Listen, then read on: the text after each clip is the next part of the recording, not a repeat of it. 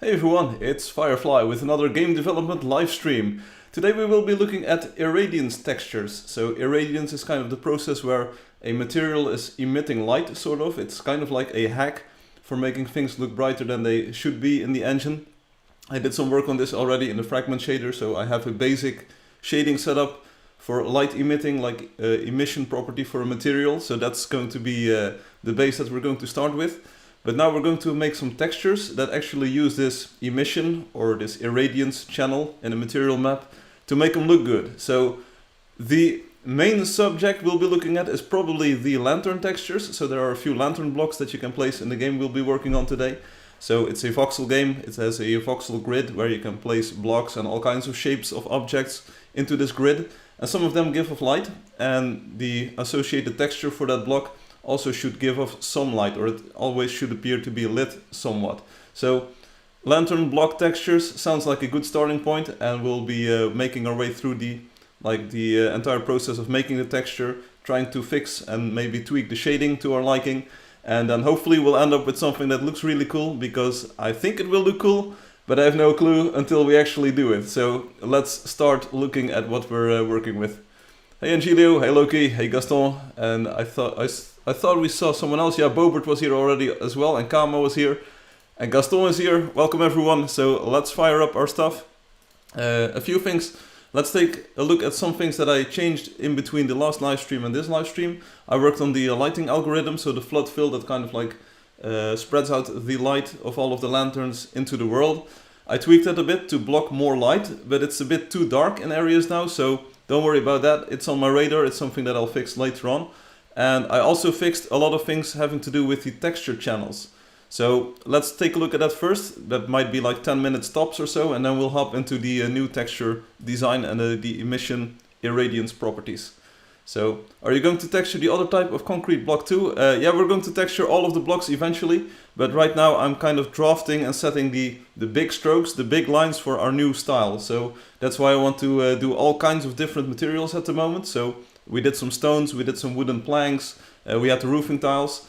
They all have different properties, so some of them are mirrored in the engine, some of them have multi-materials going on. So the wooden planks had these steel nails in them, and last time we looked at them they were a bit too sharp, and I'm going to explain why that was and what it looks like now. So it's way more subtle and it's way more accurate shading now. And the roofing tiles had this weird effect going on where the normal maps are mirrored in the engine, and they would look like solar panels, which was not the look we were shooting for. So all of these things have to be fixed, and that's why I'm just like, it's like a scatter shot, it's like a shotgun. We're just shooting stuff everywhere, see what sticks, see what we have to improve, and once we have our major guidelines set in stone, stone, see what I did there? Once we have our major guidelines for our style, we can start hammering out these textures one by one. I've already gotten a lot more efficient at this. The wooden texture, the first one took up a few hours to make with all of the wood grain and all of the normals that we had to define there. I did one for the column blocks, and it was like bam, bam, boom. Within half an hour I was up and running with a very nice column block texture with wood. So like the process is, let's do the rough strokes first, let's do the rough overall design for the style first, and then we can fill in all of the individual textures. Of course everything is going to be textured, sort of, unless we don't want a textured style. That's also something that's still up for consideration, but so far I'm enjoying the normal mapped results in the engine. So let's continue on this journey, see where we end up. I'll open up the project, so here we go. Also welcome Kan Maaike. Let's get rid of this debug window over here, and let's remove this and this. So as you can see, I made a new, this is just what I was working on yesterday, so it's still open here.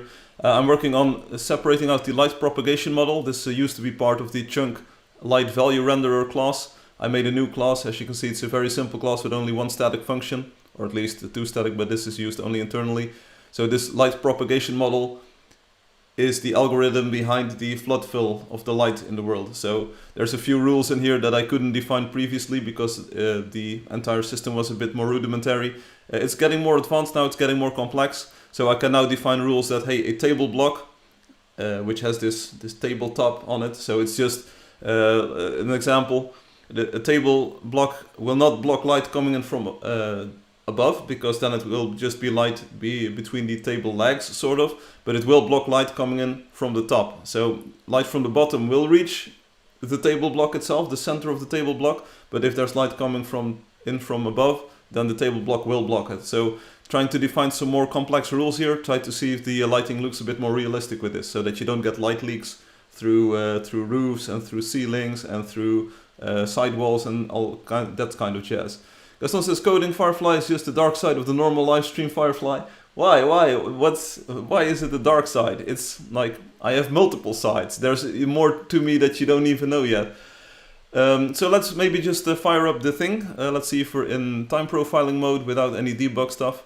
We shouldn't be crashing. I fixed I fixed a few memory leaks and bugs left and right, so we shouldn't be crashing. But let's see what happens. I mean, shouldn't doesn't mean that it doesn't. No time to waste. All right. So first of all, check out what that roof over there looks like. I will use my super fancy zoom tool here. It's just a pixel zoom, so don't worry about it too much. But yeah, you see a little bit of like dithering going on here with the light, but that's just an artifact of the way that we render things. But the roof is way more equally distributed, like the way the light falls on it. So that's way more balanced than before. And that's because the normal maps are now actually correct. So what we were looking at previously was incorrect normal maps everywhere. We had incorrect material maps going on. I will explain in a few seconds why. But take a look at the way that the nails now look on the wood. So even on the light wood, they are way more subtle and they are way more metallic-y. So if you try to find a light reflection in these, yeah, it's always like demo time. Oh, here we go. These at the bottom here. So the nails are the way they should have been. I didn't change any of the textures, so I didn't have to update the textures regarding the design at least. But I did have to fix the texture mapping itself. So here you can see the nails being shiny when there's actually direct light falling onto them. But take a look at the nails on that pole over there. This used to be visible from like 2 kilometers out. If I use my pixel zoom, because we don't have a proper zoom here. But if I actually do like a pixel zoom on this, check it out. It's way more subtle, even on the dark wood. Of course you can still see them. I mean, there are nails on there. So what did you expect? But this pole is way more subtle. It's got way more subtle details now in the with the nails. And the pole in the background there, you almost don't even see the nails. They are there, like the back pole, yeah, whatever. But you do see them, but they are way more subtle. If we get up close and personal with the pole, hey, sorry, your name is Jadovice Mechnik, something like that. Привет, как дела? Я говорю по-русски. How are you doing? This is the game development side of Firefly. But anyway, as you can see, the nails are more subtle on the wooden planks. Because the material is now actually correct, the interpolation between materials is now actually correct, and the color of the material is now actually correct. The nails here on this bottom side, this bottom panel, they are pretty shiny because there's light actually directly shining onto them. So for now, I think it's a nice improvement. It's just by fixing things in the engine, things worked out a little bit better, so I'm not hating it. And like this inside room is a bit too dark in the corners, I feel. So I need to tweak the lighting here a bit more, and that's what I'll be working on after the stream. Hey Ruan, welcome! For now it's pretty workable, so today we will be looking at these lantern blocks currently unshaded, and I want to add some textures. I think we'll start off with the big lantern blocks, the big boys. They are in the... oh, on the sides here in the wall, so these will get our texture first. And there's also a few big lanterns up here. And this is actually a good thing, so we have 4 of them over here. And the texture has this property to it where if you place multiple lantern blocks together, it actually forms a very nice circular pattern. And we're going to have to see if we can preserve that and make it look even more good, even better in this PBR style. Other things to note is that the rocks now have better shading on them. Like everything that we did texture is now actually drawn more correctly. I will explain why. The corners always look too dark. Everyone, you always look too dark. So I could disable light propagation at all. So if I just do this, so let's say light sources fake propagate almost fully. This is good, but we can just copy over this part. And then we'll have, if it doesn't crash at least, then we won't have dark corners anymore. So we'll have a lot of light to work with. It's not really necessary today because we will be looking at the light emitting blocks. But check it out, now light will leak through walls, so that's not cool, but on the other hand, it will brighten up the room. Check it out. So the room is now very bright. There's light everywhere. It's we can choose between styles. I think the other one looked a bit more convincing. It might be a bit too dark, but at least it looked more convincing. So let's run with what I had, and I will be tweaking that later on. Because one thing I found out, we're kind of doing an omnidirectional light fill, or yeah, like fill function for the entire voxel grid with regarding the light. But I think it should be a directional fill. So light that's going to shine, or lights, photons that are going to the left, sort of. So a light that's emitting to the left should never light up the right side or the left side of material of things. Like if light is going to the left, you can never light up something that's to the right of you. That's not going to happen in real life. I just can't get over how nice the lights look. Yeah, me too. This room is just so good, and the directionality on the texture and on the normals. I think this is like the major improvement that we're doing with this new shading style.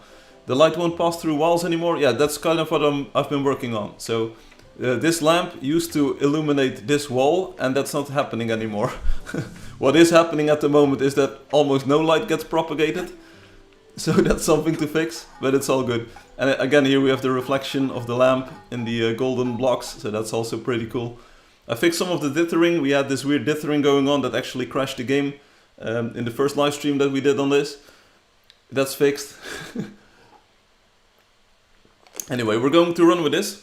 Now, one thing that I have to explain to you is a big bug that I fixed with the texture converter. And we use the texture converter to turn the PNG files that we pack together. We convert those to engine format. And there was something big and messy going on with that. Let's see if we can get into a wonder that has some dark wood. I think most of them have, so let's see. La Primavera sounds like a pretty perfect example. Here we go, dark wood. Now, I'm already getting kind of used to these nails, but with the updated rendering, the nails aren't bothering me as much. I don't think the light goes through the walls, okay? In the current version of the game. I believe it does, sort of. It kind of leaks through. It do. Gaston, do you mean it do like it is too? Is this it do about the texture, or is it about the light? But as far as I can tell, like I've got this stream preview over here on my right side, and like looking at a smaller size of this, the nails don't stand out too much, for me at least.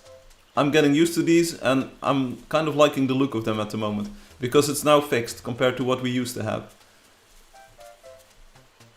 But it's still up for debate, of course, but I think we need a few more textures in here to kind of be able to compare the look of everything. Here again, dark wood with lots of nails, but it's now in the shadow, and as you can see, they're not as bright as before, and they are not as distracting as before. So overall, I'm not hating the look. I can't see the nails at 144p. There you go, Ruan, there you go. This is exactly what I meant. That's exactly what I wanted to shoot for. Like here from a distance, you don't actually even see the nails that much anymore. I don't hate it. The light passing through the wall will really help my new project. Cool, cool. So maybe I can backport some of these light changes to the existing engine. I have to see if that actually makes sense. And for instance, the nails on these regular wooden planks, you don't almost see them at all, because there's no light falling on these. Maybe if there's a lamp nearby, let's see. Well, they kind of reflect in the same way.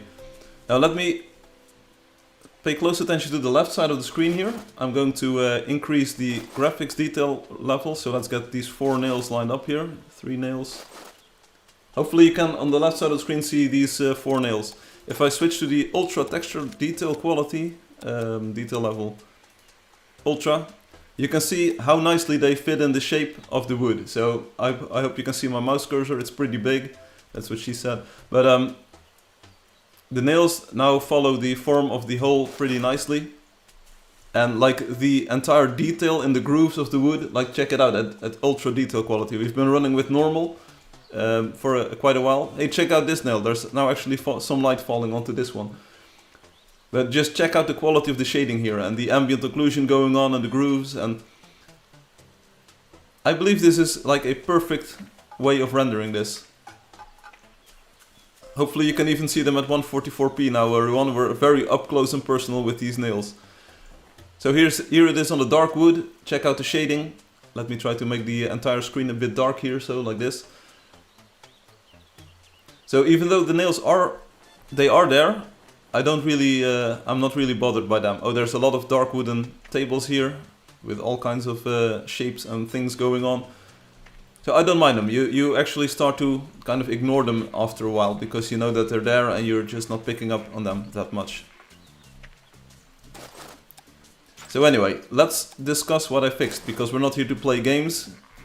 I don't have time to play games today. We're going to develop some games. Let's see if we have one more wonder, maybe with a bigger. On dark wood it looks very good, not too settled. The dark wood, yeah, is this Sanrofar? Sanrofar, one of the, yeah. So check out, we've got tree bark here, so maybe we have some wood in here as well.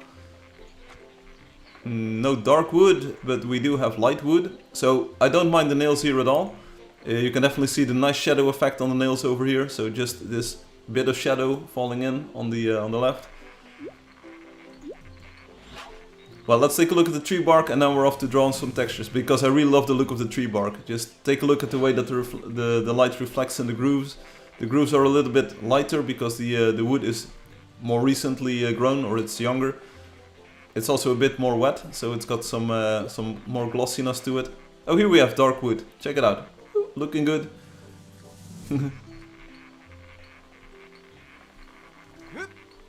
Yeah, if I press the button one more time, we'll probably get to the other side. So here we are in the north part of town. Oh, here we have a facade with dark wooden nails, dark wooden planks and nails. Okay, so check it out. I don't think it's too overpowered here. The nails, they are there and they look pretty good. Let me do a quick pixel zoom here on some of these planks. I mean, it's looking good, and this is in the normal detail quality, so you see a bit of texture and pixel interpolation going on. But if we do use ultra, one more time, ultra level, there we go, boom. Check out the quality of the shading on these. Especially if you're at the grazing angle, something like, let me get over. Okay, you can kind of see it on the right side of the column here. Just the way that the light, the ambient light comes in, makes it a little bit bluer. You can definitely tell where the sun is and what the shading is going to look like. It looks pretty good. Looks like me in real life. Are you ultra quality? Okay, so here's the thing. The textures were all of the textures we were looking at previously were rendered incorrectly. All of them, everything was incorrect. The last live stream, everything was way too metallic because there was a bug in the fragment shader where I clipped the metallic property not from 0 to 1 but from 0.1 to 1. So it, every part of the world had a bit of metallicness to it. So the colors were all wrong last live stream. Sorry about that. And all of the textures have forever been incorrectly rendered as well. Sorry about that too. So if I switch to the minimal detail level, you get these very blurry textures, and as you can see, they're now a perfect representation of what the more sharp version of the texture looks like. But this is something that I fixed yesterday. Only yesterday I figured this out. So it's not like the best texture style or anything, or texture quality. We're going back to normal at least. Here's the thing. So there's this concept of sRGB. It's a game development term, sort of, or it's something that you run into in game development. sRGB is a color standard, a color space that defines how light things are depending on the byte value of a color. So colors in our texture and colors in the vertex properties, or like our vertex colors, they are defined using bytes, and you will find that most graphics applications and most image files are 8 bits per channel, so that's 1 byte per channel. And this byte value can range. A byte is a value from 0 to 255. That's a byte. That's just a, computers work with bytes. It's 8 bits. It's the way things work. So you have this value from 0 to 255, and this sRGB color standard or color space defines how bright of a image response you would get for each of these levels. So a value of 0 means black, and a value of 255 means fully intense color. The color channels in a texture map are mostly defined using RGB, so that's why the standard is called sRGB. And let me open up my document from the last time. We'll be through with this mathematical stuff very soon, but I'm explaining why things now look so much better than before. So a regular texture map or a albedo map has got red, green and blue channels associated with this, and sRGB defines if red is at this value, then it should should appear like this bright on the display itself. sRGB was made mostly for CRT displays, so those big, huge, clunky displays that had this cathode ray tube, CRT, cathode ray tube. And it would define how many photons, like how much light should come off when a certain color was at a certain value. No, it's not math, I'm keeping this light.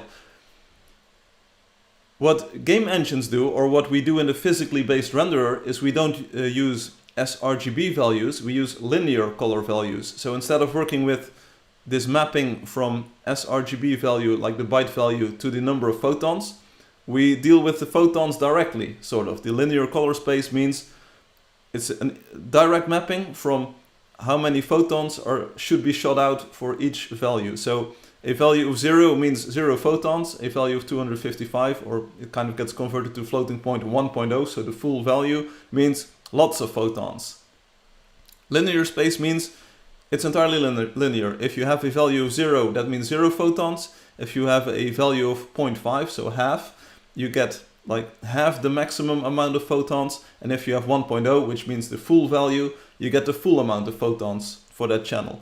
So linear color space is very easy to work with because you know you have a value and you just shoot out that many photons. Bam, bada bing, bada boom, you're done. It works wonders for the way that materials work and that light interacts, because you're actually rerouting the photons at like a very base level in the fragment shader or in the shading of the game. So you work with photons, and in the end you just say like, okay, we have this amount of photons for red, this amount of photons for green, this amount of photons, a photon is a unit of light, sort of. We have this amount of photons for blue, and we convert all of these values back into sRGB so that the display knows what to show it like to the end user. That's all cool. What our texture did was the following. Our albedo map, so the coloring of the texture, was actually defined in sRGB color space. So it's going to be a bit involved here, but this was implemented as sRGB. And that's a problem. I mean, all of the tools that I have here, Illustrator, Photoshop, almost every image manipulation program that you have out there is working in sRGB, because it's always meant to design graphics for a display. Even if you're working in the CMYK, so for press and for print purposes, the cyan, magenta, yellow and black color channels for printing stuff, even if you're working in that color space, you display it as sRGB on a display. It's good. I mean, everyone uses this. This is industry standard. And in the fragment shader, let me show you. It's already updated, so I can't really show you. But in the fragment shader, I define two functions, and they are called linear to sRGB and sRGB to linear. So whatever you do, it doesn't really matter. We can convert between these color spaces anyway. But what we used to do is we take the colors of the texture. So that's, let me open up the file again. We take this, we convert it to linear color space, so we know the amount of photons we're working with for this material. It's all good. But what happened? We used to do this sRGB conversion in the texture converter too, because it needs to scale down the textures, and you want to do that based on the actual physical lightness of the colors. So you don't want to interpolate in the sRGB color space, because then you get darker parts that appear too dark in the distance, because things get scaled down in the wrong color space. So what the texture converter did was every RGB pixel would get converted to the linear color space, and then at the end of the texture converter, it gets converted back to sRGB space. So sRGB to linear, linear back to sRGB. That's entirely good. It's the best process, and that's the way the textures work in the current version of the game. It's perfect. It's the way that it should be, and it makes sure that everything looks good even at a distance. Like, we scale down the textures in the texture converter tool from like the ultra size to high to normal to minimal to super minimal to even smaller than minimal for like a complete mip-map chain. And it works, it's perfect. The texture tool has been working for years now. It's like the best tool for the job. It's perfect, don't ever change it. But what we're now doing is not only packing an albedo map, so not only the alpha channel and sRGB colors of the material like we did in the previous engine, we now have normal maps in there, and we have material maps. And now here comes the problem, because let me open up the texture packer tool, and I figured this out yesterday and I actually fixed it. Everything was looking wrong.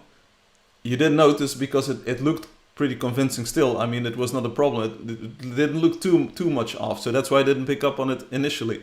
But we're now packing albedo textures, normal maps, and material maps in the same file, sort of. So this is the entire regular material texture sheet that we send into the engine, into the game engine. But what's the problem here is that the normal maps, they are not an sRGB color space. I mean, we see them as sRGB colors here because it's being projected to the display, to the screen, but what they actually are mathematical values defining the vector, so the direction that light is bouncing off of these surfaces. And that's not sRGB color space, that's a linear color space. But what we were doing was taking these linear values, these vectors in linear color space, or in linear mathematical space, sort of, and we were incorrectly converting them to even more linear, sort of. So this was incorrectly being converted as being sRGB into linear. Yeah, it's a purple guide texture, but don't worry about the colors. It's like this purple means that the light is reflecting right straight from the surface. But this is not sRGB. This is the deal. This is not exclamation point sRGB. And then you get to the material map, and things get even worse, because not only are we here dealing with any 3D vector that you kind of could say like, hey, it's a value that's going to be used for display.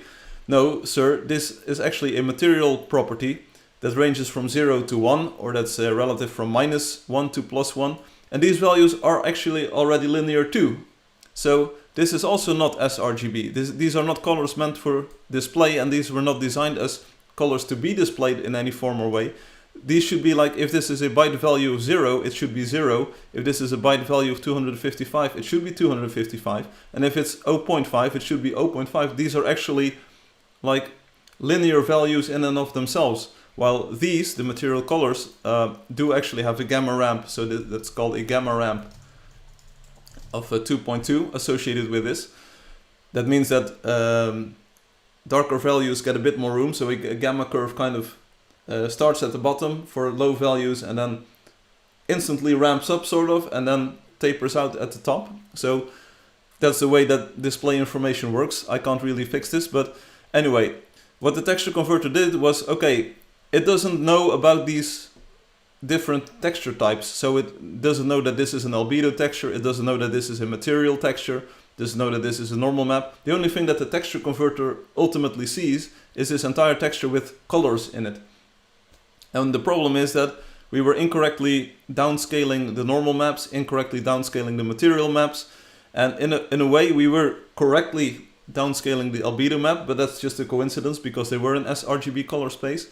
But anyway, what I did is teach the texture converter to not convert any colors, so it will treat everything as already being linearized, so that fixes the downscaling and the scaling and the value calculations for normals. It fixes the calculations for the materials. The only thing that I now had to do was to convert the sRGB color information for the albedo textures, so this part. I mean, that's the way we design these textures. I now make these linear. So instead of being sRGB, this is gone now. It's now linear. Linear 2. And then we suddenly, like, these RGB channels are linear, these RGB channels are linear, and now these are linear too. So we don't have to do any sRGB conversion anymore. We do have to update our artwork, and that's why some of the colors have changed here, pretty dramatically even, because these values got a lot darker, as you can see. If you compare it with the previous video, you will see that this texture used to be somewhat like the background here for the cinder blocks would be somewhat of this gray, sort of. And now it's like this very dark gray, but that's just an artifact of doing this conversion beforehand.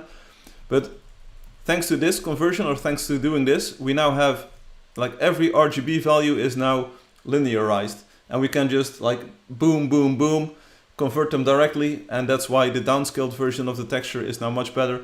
That's why the material mapping looks a lot better, because the nails, because the gamma curve was applied to the way that they were like added to the wood, they would be too bright, so there would be too much metal going on in the nails, because the nails say like, okay, this is not a nail, this is not a nail, this is not a nail. Okay, here we have like half of a nail, here's a full nail, sort of a full nail pixel.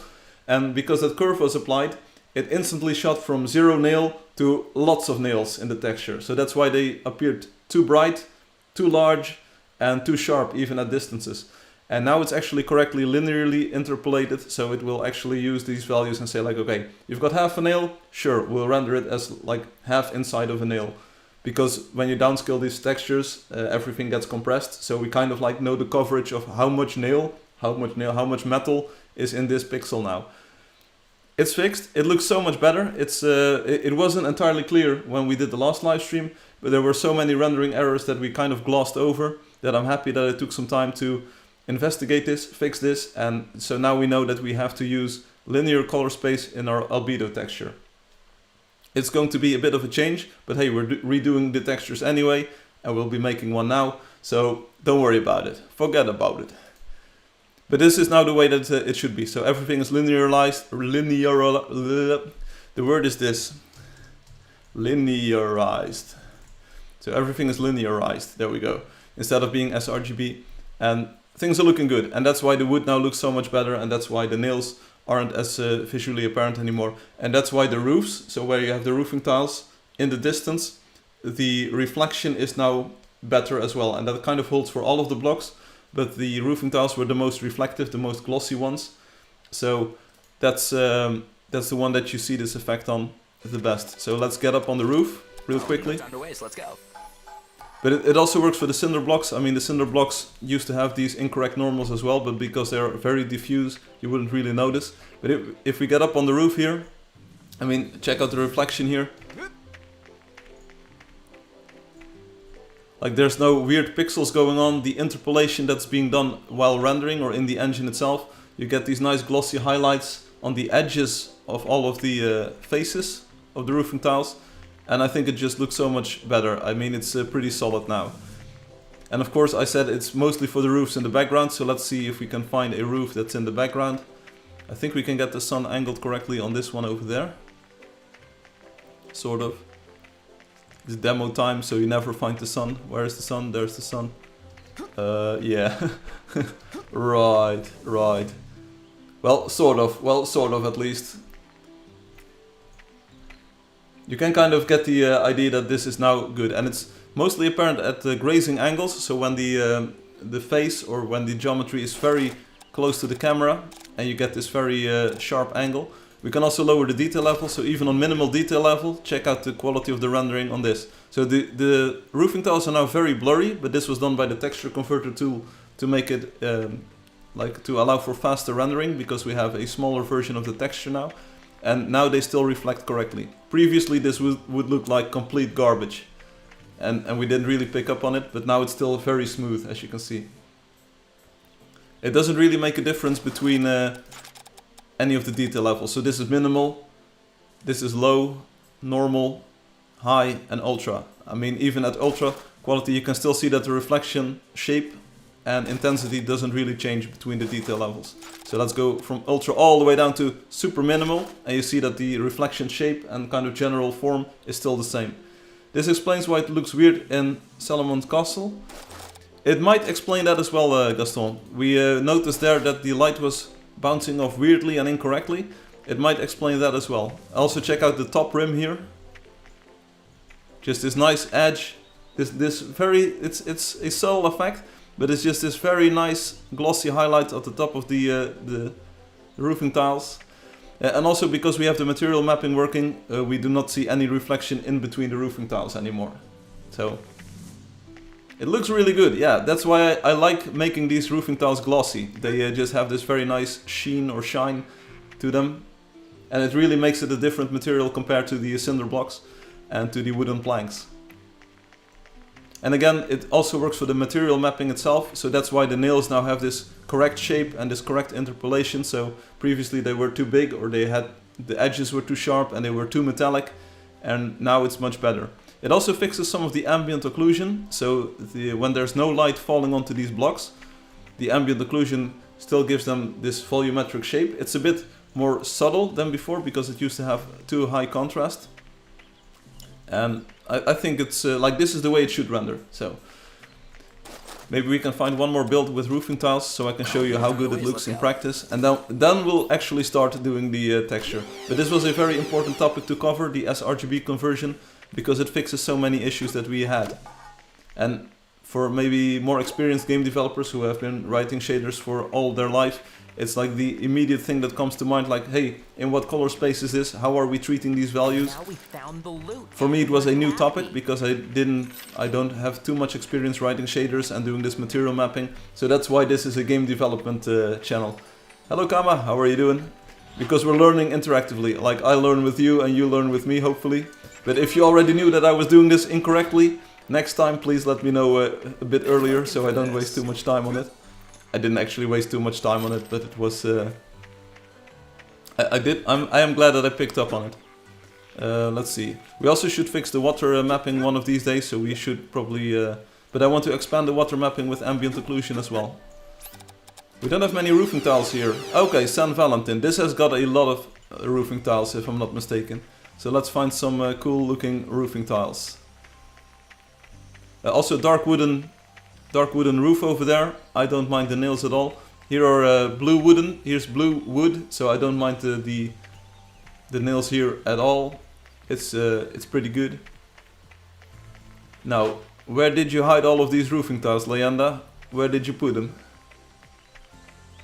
Where are they? Oh, here's a nice roof. This purple one. Let's get on the roof.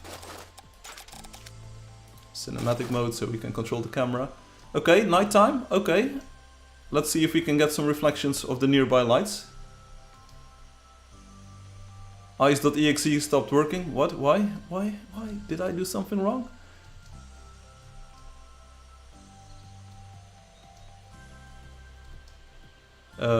Yeah, so we don't have much light coming in here. So let's go to the cinematic or the time lapse so we can maybe see them see the sun move across the roof here. Oh, there we go. Oh, there we go. Oh, there we go. There we go. I wouldn't even call this effect subtle. It's just in your face. Like one more shot. Here we go. The sun is coming up on the left of us. There we go. Yo. So thank you, Leanda, for making a build with roofing tiles. We can do the same thing for this wooden planks thing, so let's take a look at this roof over here, and you will see the sort of same effect, except the highlight will be completely different. There's also shadow falling onto this roof.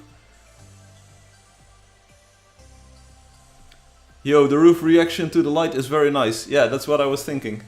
That's why I'm putting in all of this work and all of this effort to make it look nice. Okay, so we have a lot of shadow falling onto this roof, so we don't really get this super awesome specular lighting going on. I don't see too many other roofing tiles. Okay, there's a huge roofing tile thing here. I kind of want to go to the... Oh, okay.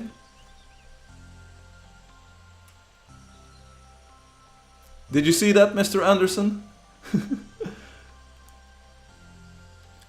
This is just a giant plane of roofing tiles, and they are red, and I like the red color. They're very vibrant. Check it out. Whoop, whoop, whoop, whoop.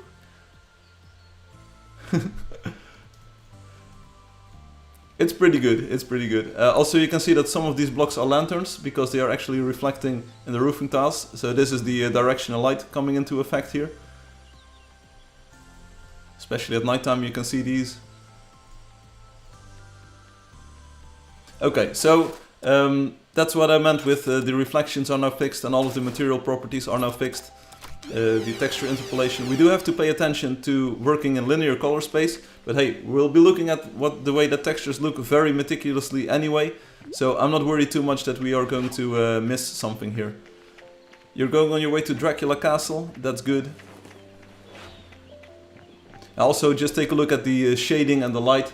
I really love these autumn colors, it's a very nice color palette, and I'm pretty sure that we don't have this fidelity and shading in the current version of the game. Just the way that the light gets added to all of these colors and that it mixes. The colors are very more well mixed and gentle, and we actually have light addition instead of only subtraction. And I also like the vampire. Check it out, the vampire has got this cool lighting on it with the red lights all around. The movie was terrible, don't worry about it. Angelio, don't worry about it. Hey, sweetheart. I could already tell you that the movie wasn't going to be any good, but Okay, confirmed. I do need to do some work on the girder blocks to make sure that the normals get flipped, because as you can see these are mirrored here. But anyway, let's not get distracted anymore. We're going to draw our textures, because that's what we're here for today. Ooh, I also love the coloring on this part. I'm not exactly sure what it is. It's got a lot of ivy on it and ruin stone. I like the coloring of it, just the way that the greens mix with the browns and with the red light here. I'm digging it, I'm digging it. Yeah, all the red reflection, it's pretty good. Also, what you see here, so this on the wall is the reflection of this light.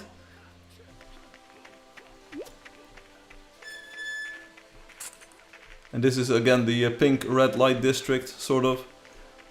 But it's all good. Oh, we have some roofing tiles here, check it out. Oh, very glossy, very much lighting going on, very wow. Whoa, I still like it. Big castle in the background. What's not to like? What's not to like? Like, just the mood and the atmosphere changes so much more than in the current game. So let's quit out of the game like this, and we're off to draw our texture. I'm now really looking forward to what it's going to look like.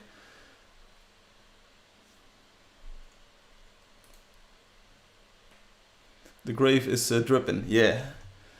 Okay, so we're going to add things to the regular texture sheet. There's the first thing that we're going to add is the big boy, the lantern block, the big one.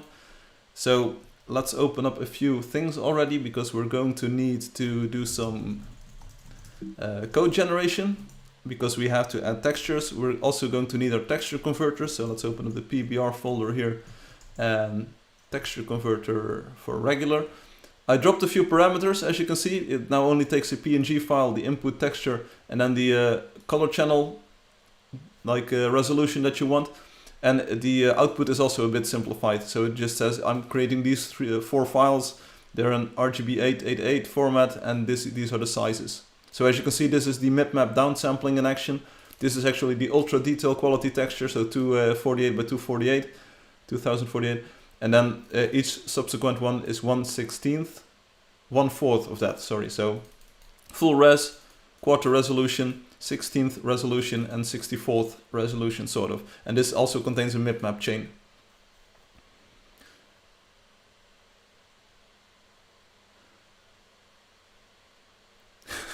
And Chile was explaining a certain new popular movie, so if you want a movie explanation, watch the chat. That's going to be good. It's Raining Man. Gaston is just making the meme here.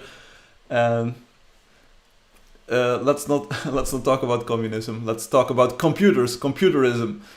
That's my jam, computerism. Okay, so the texture tool, like I said previously, it would say I'm converting your pixels to linear color space, and I'm doing all of this jazz. Doesn't do that anymore. It's just like bada bing, bada boom, here's your texture. That's all cool. We're going to add some stuff here.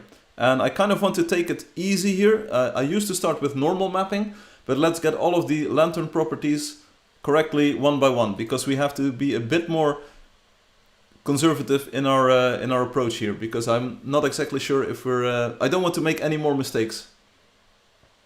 Computerism. Okay, let's take a look at what the old texture looks like. We're going to open up the PBR folder for comparison, so that we can copy over some stuff. It's going to be a block, and it's going to be called the lantern block, if I'm not mistaken. And we probably have to make a new base folder as well, because we have several different variants of it. Lantern blocks, okay, yeah, so we have the large one, the column block one. I think this includes the top panels as well. We have a red lantern and we have a violet lantern. I want to start off with the big lantern block. As far as I know, it renders a bit weirdly maybe. It's sort of similar to the column block, so we should probably keep these somewhat similar if we can. And we're going to take a look at if we can add some irradiance to this. Kama says, make one more character, please. Maybe in a future live stream we're going to make new characters, but in this one we're not going to make new characters. We're going to stick with the plan. So if you don't like me doing the textures here, tough luck. No, it's not tough luck. It's like I want to do this thing first. Like, there's a plan to the overall design and development of this game, and like the reimagining of this game. So I don't want to jump around topics willy-nilly. Let's first start with a base folder, so we're going to call this base lantern block. I'm not sure what the other one is called. Lantern block large, this is called. So this is the base lantern block large. This looks consistent with what we did with the other ones. Like, yeah, base cinder blocks large, okay. Lantern block large. And let's first make an albedo texture. So we're opening this up in Illustrator.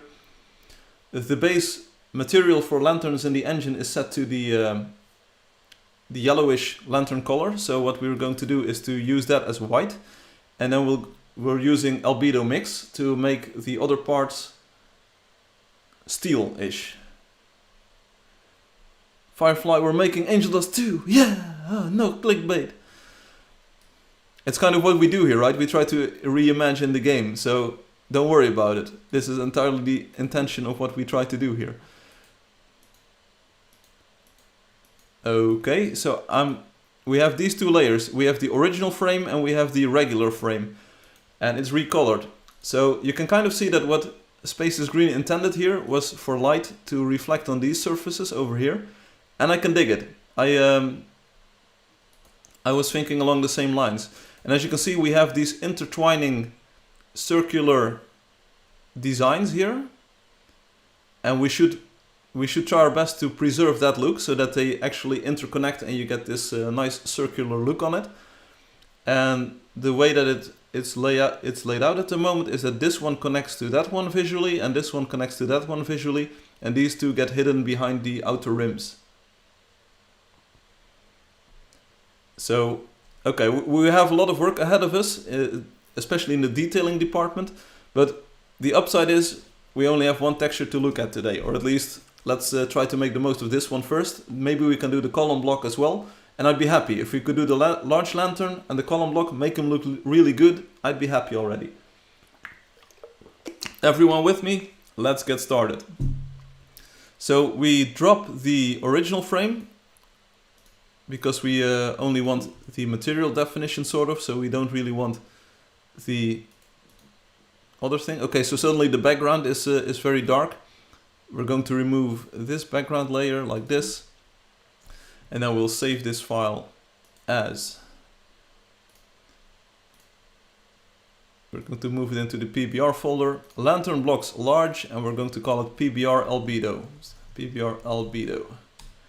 So this is going to be the color channel, the color information. I just noticed that the lamps look this nice. I didn't know this detail until now. Hey, that's why you watch this live stream, right? So if I open up Angel Dust itself, this is the old version of the game. No time to waste, let's go. I can show you. But Firefly, it runs so much faster. Yeah, that's because we're not running in debug mode. It's definitely there. I'm not sure if you can actually see that this quality, but do notice how dark everything suddenly looks. The other one might be a bit too bright, but like, here we go. You can definitely see that these circles are intertwined and they are like bundled together. We actually designed this texture this way because lights in the village walls were supposed to look like this. Like as a nod to the old design, we moved them to the top of the stairway. But it's like things have changed while the game was being developed. Anyway, albedo. So the background color, like the alright, okay, already we can see some kind of trouble start to pop up here, but ignore. How will it reflect? The light is inside of it. I will show you, Gaston. I will, do I have a painting application? Okay, let's take Photoshop. Here's the deal. This is the perfect texture for me to show this effect off. It's going to look amazing. It's going to look amazing. Check this out. So let's fill this with white. Ignore my cursor for a moment because that's just the way that these Adobe programs interact. Check it out. This is the lantern block, right? Just a small picture before we start. So here we go. This is the lantern block. Boop, boop, boop. This is sort of the back thing. Bear with me. These are the edges of the cube. There we go. All right. So this is the lantern block. We have the texture applied on top of this. So it's kind of like this, this kind of design, sort of with the grating going on. There we go, and we have this center portion. So this is kind of, and then this is the shaded part, right? So, and this is where the light shines through. See, this is the lighty portion. This is light, this is light, this is light, this is light, and this is light. Okay, so we're on the same page now, I hope. So what the engine does is the following. At the center of each cube, at the center of each voxel, because that's what a voxel is, it's like this 3D position or cube inside of the world. At the center of each box, it will calculate the light. So the calculated light is going to be in red here. Let's use a nice red color. The center of the cube, so this is the exact center of the cube, it will say, okay, this has a lot of light going on, because this is the center of a lantern block. It's actually a light source, so there's a lot of light radiating in all directions from this block. So let me add some arrows here. There's light reflecting from this block in all directions. Super cool, amazing. What the engine subsequently does is it calculates the light direction that is falling on each of these faces.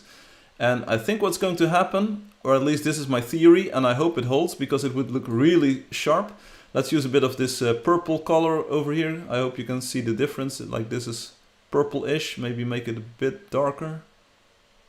Okay, so it's not bluish. Here we go, a little bit of a bluish color.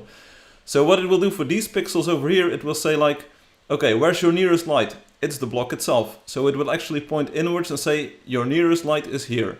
For this point it will say your nearest light is right inside of you. And it will also say that for this pixel, and it will also do that for this pixel.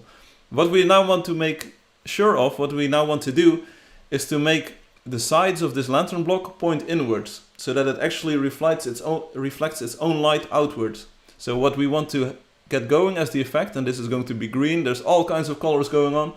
The idea is that this light source, so the center of the voxel, radiates outwards to the rim of the lantern, and that reflects like this into our eye. This is our eye, check it out. See, that looks like an eye, yeah? Yeah. It's our eye. So that's kind of what we want to do. We want to make sure that the light from the center of the block reflects via the outer rims into our eye. I have no idea if this is going to work. It should work.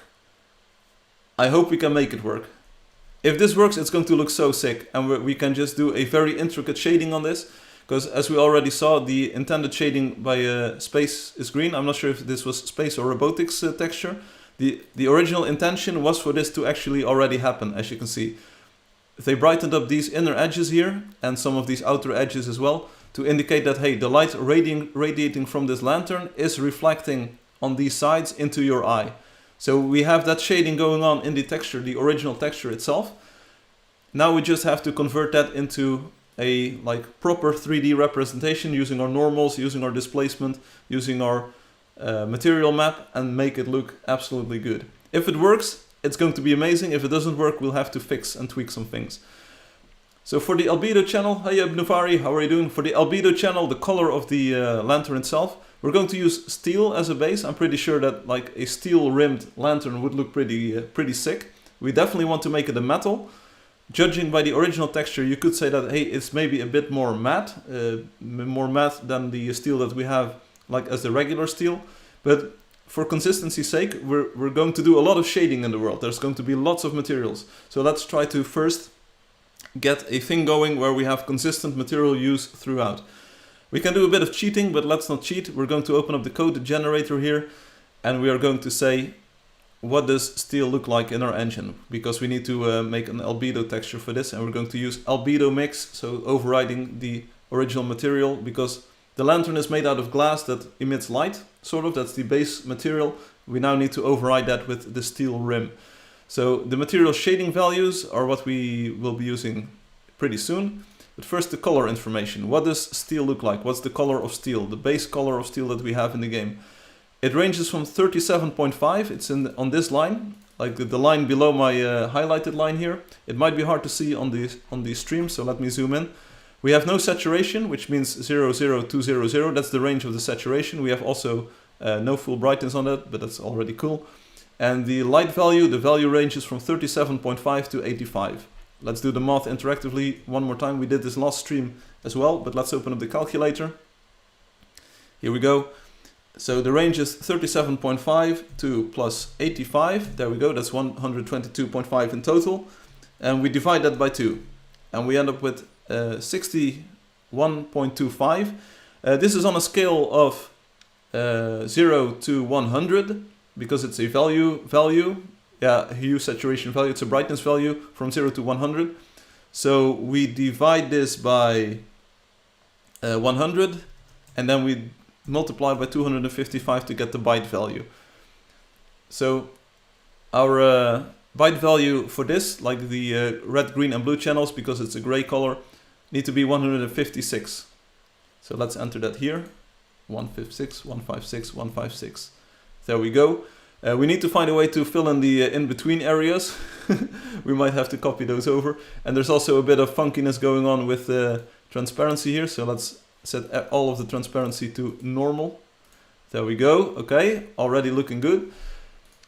But if you've been paying attention, and no one is typing it in chat right now, but that's not a problem. If you've been paying attention, I now assigned an sRGB color value to this albedo channel. And as we previously discussed, albedo maps now need to be in linear color space. So instead of using 156, we have to convert this to linear color space. We had already made a material value calculator for making relative value changes. I also added a sRGB to linear converter here. And hey, look and behold, the value from the other texture from the wooden planks, it had steel nails in there, is still in there. So if we have an 156 sRGB byte value for colors, in linear color space that is 87. So it's a lot darker. It's almost halfway as dark. So there we go. But that's what we're going to have to work with. This is the base linear color value of steel. Now we need to find a way to fill in these edges. So maybe we need to copy the layer from the original frame like this. Get this one. And okay, there's a lot of detail in there. So where does this come from?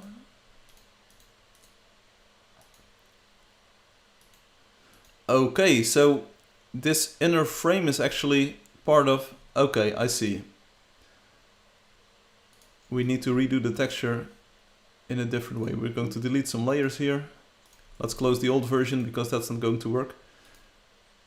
We delete the original background layer like this. Get out of here. And then we set the regular background. Apparently the texture works the other way around. Our value was 57 or 56? 87, okay. My memory is, I need more RAM. Firefly needs more RAM confirmed.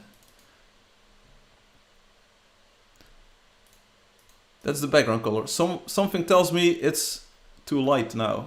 Let's check. Oh, we didn't save this one.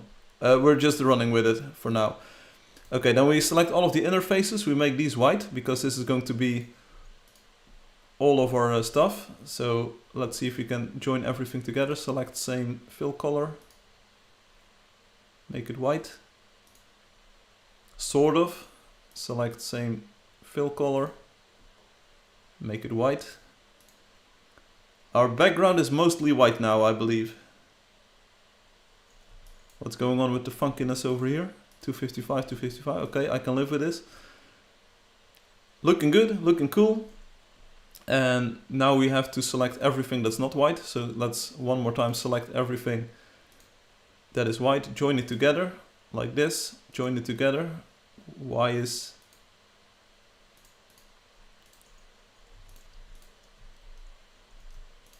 this globe? It has a different color. Join, there we go. This looks very clean now. Yeah, if we remove it, this is the, so let's make a new layer for this and call this the light. Put your faith in the light. There we go. Lock the layer and then we can just hide this layer. There we go. See this? So like all of the detail is just instantly gone. There's no funkiness going on anymore. We just have this background layer of 878787 and it's looking good. let's overwrite our previous texture. So let's move over to the PBR folder. Lantern block large PBR albedo. That's good.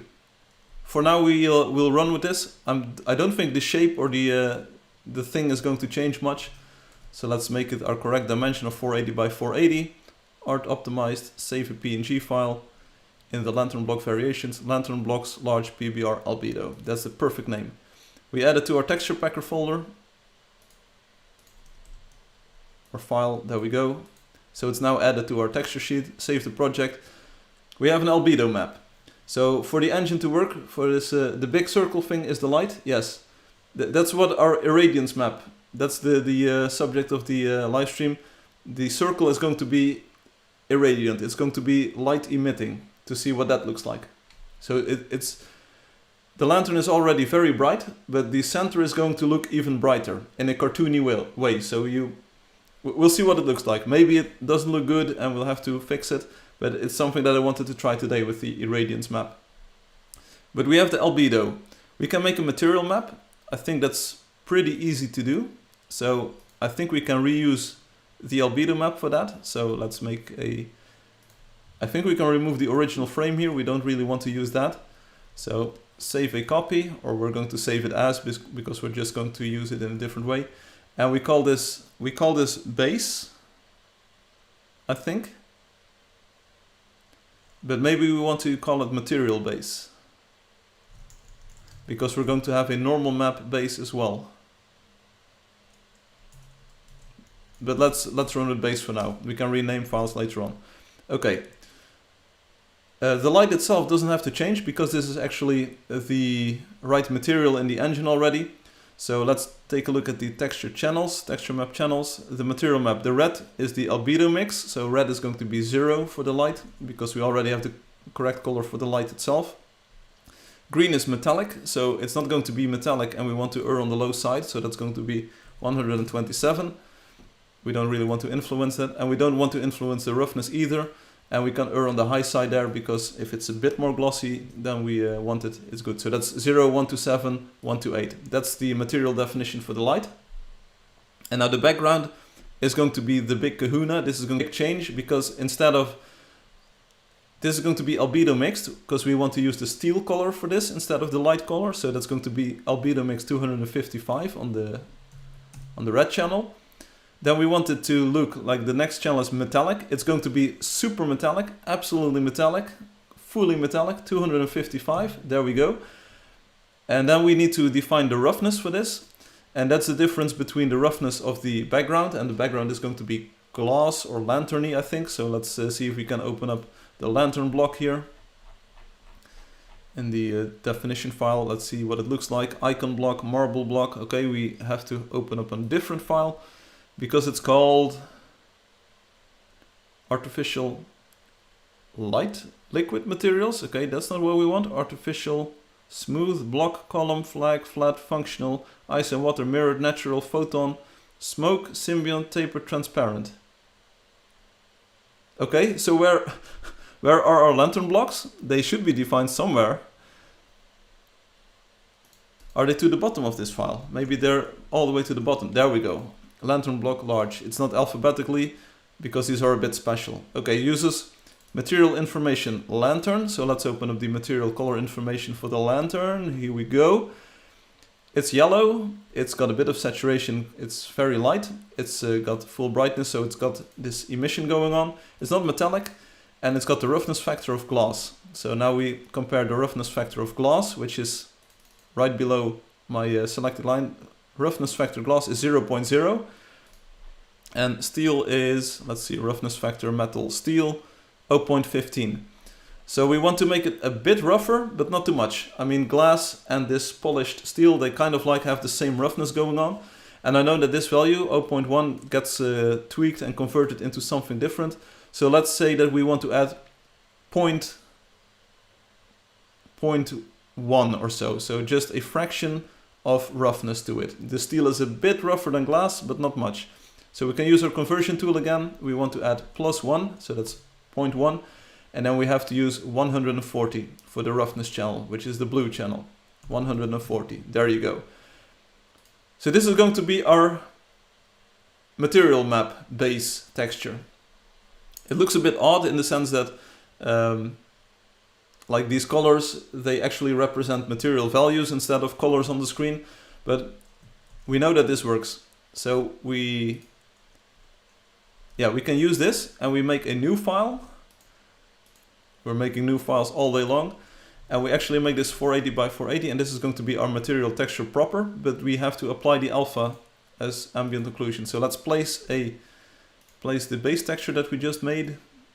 We're going to use that as the literal base here, and we're going to make it 480 by 480 centered in the artboard like this. We can already save this, and we call it lantern block PBR material. There you go. So now what we have to do is to make the ambient occlusion. We can do that in the PixPlant tool, and we need to make the normal map. What I want to start off with is a normal map that's completely flat. So I just want to see like what does the thing look like now. Then we're going to add the irradiance to see what that looks like. And then we're going to actually draw the normal map to make like all of the intricate details and the shading work on this circular shape. Do you want mine, Ruan? You lost your pen. Do you want mine? I have one in the back here. So okay, here we go. We want to make an ambient occlusion map. So we have to make a displacement map. We're going to go with a very simple displacement map. Let's say that the light is slightly behind the steel for now. It's just going to be a very small difference because the steel isn't going to be that thick, I think. Maybe we will go with the thick steel. We'll see. But for now, let's make the light just lie a little bit behind the steel. So let's go with 250, which is just off of complete white. And then we make the background completely white, like this. Can you see this on the stream? It's just a subtle difference.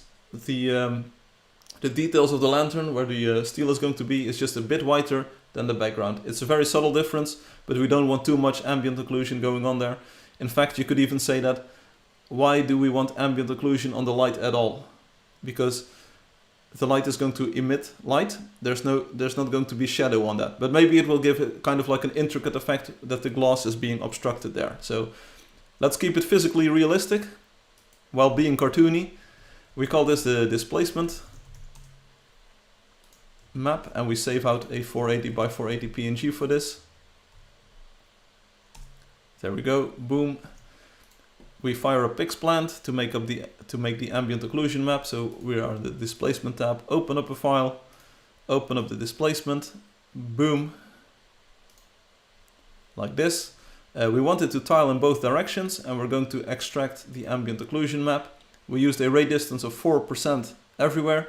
As you can see, this is sort of like where light is hitting the surface and where it isn't hitting the surface. As you can see, these dark nooks and crannies get a bit darker, and the other areas where light can fall into or onto the shape unobstructedly, that's going to be entirely white. So this is our ambient occlusion map. I think it's a bit too dark, so maybe we should redefine or refine the shading on this a little bit, but let's not worry about it at this moment. We're going to take a look at what it looks like in the engine in a few seconds. Tweaking can always be done. So we're going to save this as the ambient occlusion. We call it lantern block large PBR AO, if I'm not mistaken, PNG file. There it is. For consistency's sake, let's take a look at what the displacement map. Okay, so the displacement map has these dashes, and the AO doesn't have the dashes. It's all cool, I can live with this. Now we add the ambient occlusion to our material map. So add transparency, place the map. I'm going through this pretty quickly. You'll get the hang of this eventually. 480 by 480 in the center of the artboard. Doesn't really make that big of a difference, but I like to be meticulous about this, as you know from the last live stream. So this is our material map, 480 for the lantern block. Let's call it as, let's save it as PBR material. It's going to be added to the texture packer sheet. So there we have it. Let's fit all of the textures in. So our texture is getting a bit bigger now, but we're adding a lot of stuff, of course. And also take a look at what the material texture itself looks like. You can kind of compare it, like, let's go with a one-on-one view here. If you take a look at the nails on the wood, you can see that the nails have this very light yellowish color as well, which just means that it's going to be very metallic and it's going to override the albedo channel. So that's why it's yellow. It's red and green are at their highest values somewhat. So that's going to be a pure yellow, and then the blue kind of defines how rough is it going to be, and the blue value will vary from 0 to 255. So it's always going to be some shade of yellow. So see observe the color, well, not difference, but like the equality of the color of the nails in the wood and the rim of the lantern, sort of. So that's where we add metal to the texture, to the material. Right, so we have the material. We have 1, 2, 3, 4, 5, 6 textures. Previously we used to have 7, so we need a normal map. But we're going to cheat the normal map for now. We're just going to make the normal map entirely flat for the time being. So let's use all of the layers here. And a flat normal map was 128, 128, 255. So that's that purplish color coming in. Coming in clutch. We're going to save it as the normal. And we will save a 480 by 480 completely purple file. There we go. Save it as the normal map. Save this file. Close Illustrator. And it should be added to the texture sheet. So it's not going to be an interesting normal map. We're not going to see all of our shading effects just yet. But hopefully we can at least see the metallic rim on the lantern. And we will work from there. We have to define our texture on this in this file, so we have to say the lantern. Where is the lantern? Oh, it's over here. We now have a texture for the PBR style, so texture name PBR style is going to be lantern block large PBR, like this. Then we run the code generation to update our texture definitions for the materials, and we run our texture converter to make the texture. There we go. Texture is converted. Code generation is still running. Alright, so as you can see, it updated the texture sheet information library because the size of the texture has changed. It updated the texture sheet PBR regular materials because we added some entries there, and the materials have been updated to include this texture. So let's fire up our game and see what this currently looks like. We're not going to have super fancy shading just yet, but hopefully we can see a steel rim around the glass no time to waste. Let's lantern itself. You can sort of see it. See it there? You can sort of see them. Shall we get up close? Let me get rid of the mouse cursor. I'm not sure if it's Photoshop or Illustrator that's pushing this cursor. Seems to be Photoshop, so let's ignore that. Close down Photoshop. We're going up there. Right. Right. Supposedly this is now metal. So this is the large lantern block. These are steel stairs. Okay, so that's why the material kind of looks the same way. That might mean that it's working. It might mean that it's working.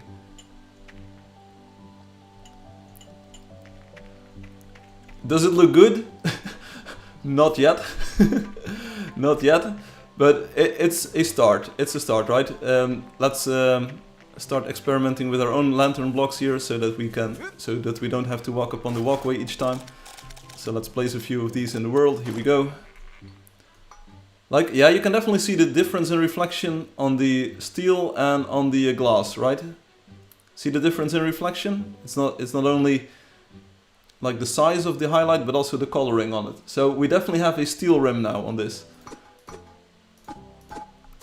There we go. We have the circle. You can't unsee it now, but it's there. It's definitely there. It's a cool circle, bro. First thing that we have to do, which is what I notice now, is we can add the irradiance. So we can make it give off light.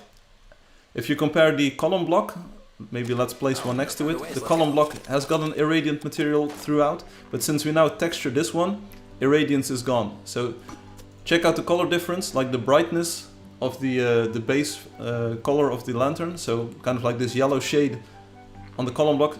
Compare it with the lantern block. you will see that it has no irradiance at all. So this is just a yellow color. It's not giving off any light. If you go into the cinematic mode, into at like 1 o'clock or 12 o'clock midnight, check out like the column blocks to the left, they give off light. They have this irradiance property to them, so they are much brighter than the yellow in the lantern blocks. I hope you can all see the difference between the shading. So this is where the irradiance comes in. We're now going to have to add this irradiance property to the lantern block, to the texture itself, instead of the material. Like, see the difference in shading between the column block here? It's much brighter and it's actually giving off light, seems like, instead of being this flat, dull yellow color.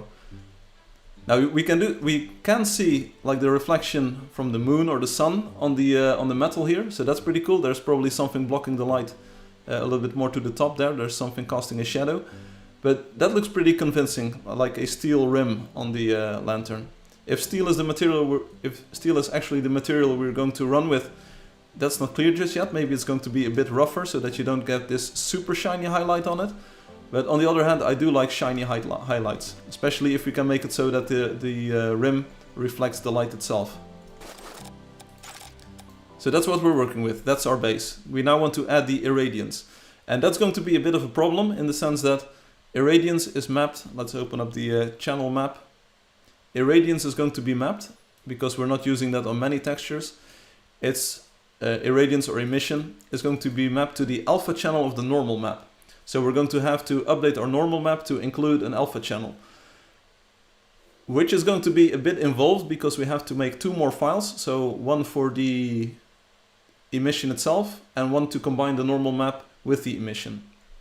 But we can do this. I mean, we've come this far. We can do this. So maybe we want to rename this file lantern block large to base normal, and then a kind, or like, let's call it normal base. That's our normal base. We kind of want to rename this one to material base, so they're grouped together, like this is the base and this is the combined texture. I think that's what we want to do. So let's replace this file with the correctly named one. There you go, update it, no problem. We can do this for all of the blocks because we are still in the early stages of this. Let's rename all of these to material base instead of just base, because we now also have a normal base. Material base, open up this one, replace. I'm quickly going through these. If you're playing along at home, don't worry about it, I'll give you some time to catch up. Roofing tiles, we call this one material base as well. I like structuring things this way so that you, because we're in the early stages of defining this style, the earlier we define the naming scheme and so, the less problems we'll have in the future. And we don't have to rename as many files.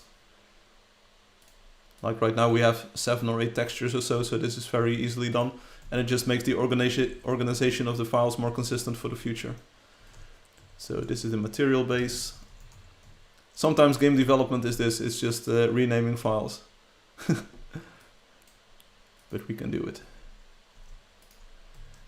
We don't have to save any files because the files themselves, the contents don't change, it's just that the naming scheme changes. Like, it's easier to do this for 8 files than it is to do for like 100 files, where we eventually end up. So material base for the pole sides.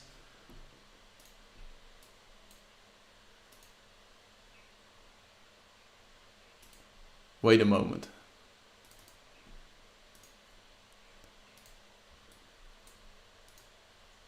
I was doing that incorrectly. So, very error prone, this process. This is cool, this is cool, this is cool. Now we do the block decorations too, because we're at it. Rocks PBR material base. It's a much more natural name, and it sorts the files a bit more naturally as well. So I'm a big fan of doing this. Takes a bit of time, it's a few minutes. Material base.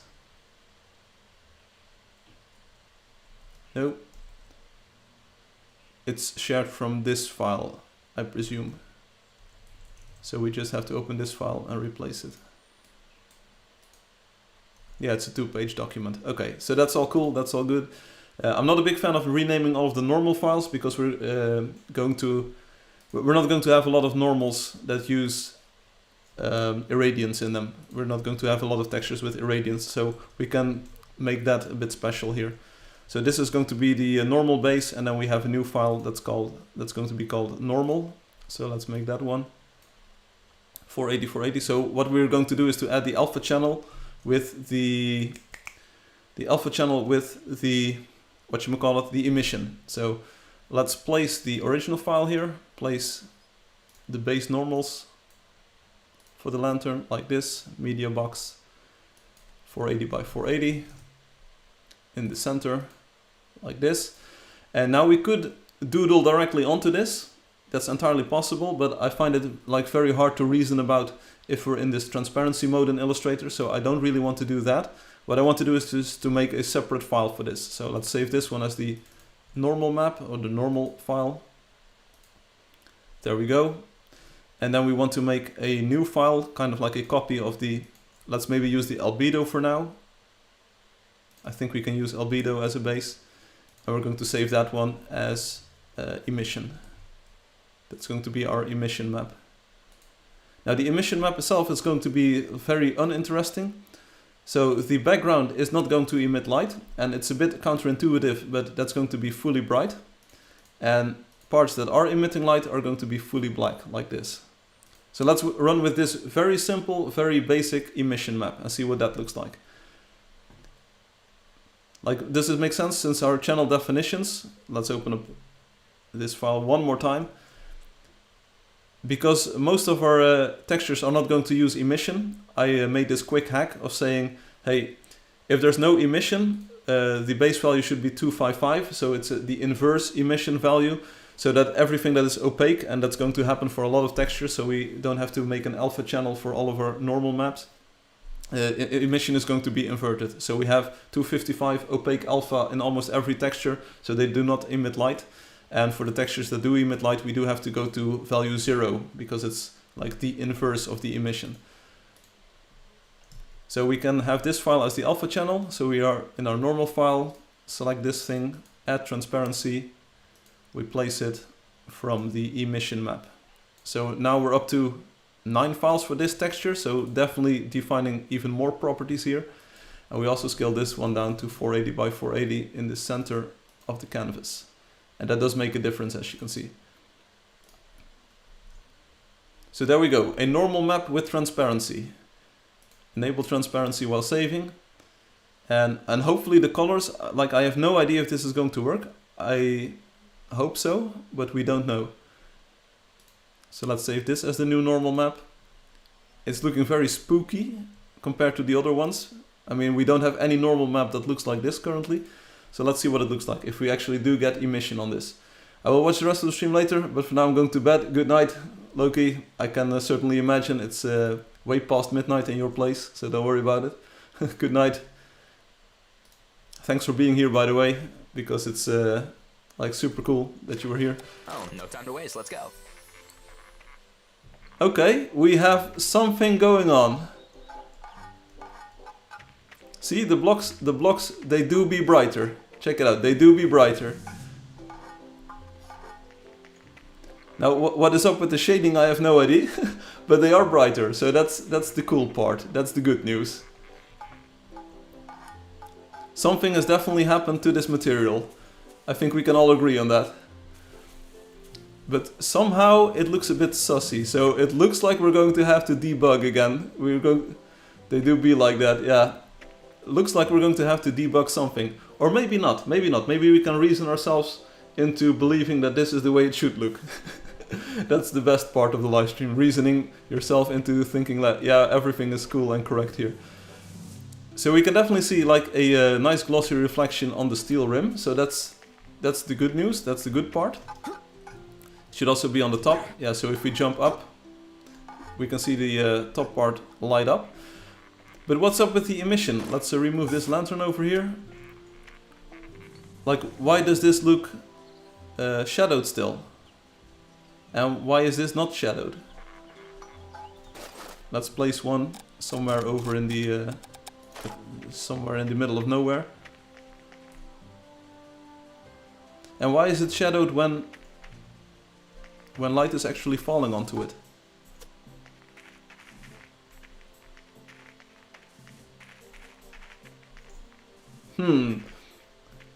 Everyone says I can't find my digital pen. Well, I can't find out why this is looking the way it is. So, welcome to the club. What's up here? What is not working? It's cursed.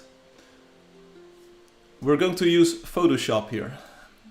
I'm not a big fan of Photoshop, but we're going to use Photoshop. We're going to open up our texture file, the one that is being written by Texture Packer, because I suspect that the normal map gets reset to 0 on these.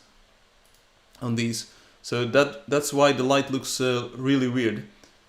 The pad took it. It's entirely possible that the pen is gone due to the pad. So we're going to open up Artwork, Textures, PBR, Game World, and here we have the PNG. So I believe that here's my theory at least. It's a nice effect. Maybe we can actually abuse this effect for something, for a texture in the future. I'm going to use the color picker tool, like this, the eyedropper.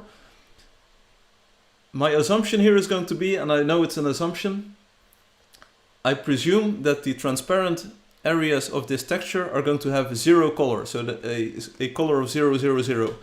I believe that Illustrator might optimize the texture to discard color information if the pixel is fully transparent.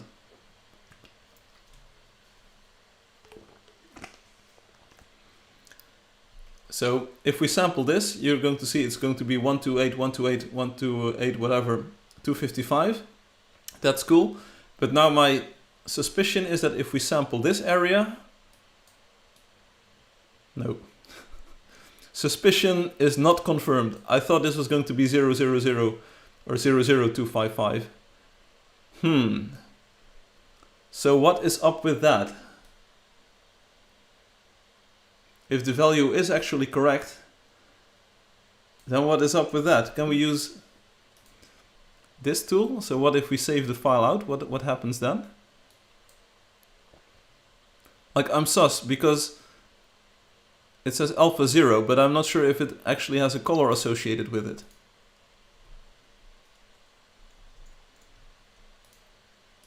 I'm going to do one quick hack here. It's all quick hacks here, but don't worry about it. So instead of making it entirely 0, let's make it 1, 1, 1. Or maybe, for clarity's sake, let's go overboard and let's go halfway with the emission. 128. Let's try that out. I just want to make sure that we're not running into a 0 alpha is 0 color situation here.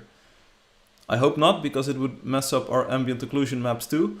But let's just run with this. So as you can see, they're now halfway transparent, these areas, and they actually have a color associated with them.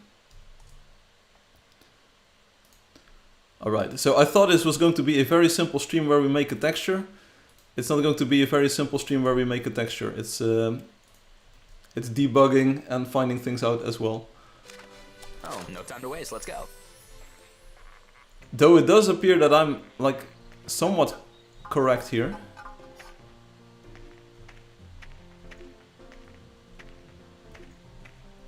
Because now they actually look like they're giving off light. If we go to midnight, all the midnight runners. Yeah, check it out. So they now actually appear as if they're giving off light.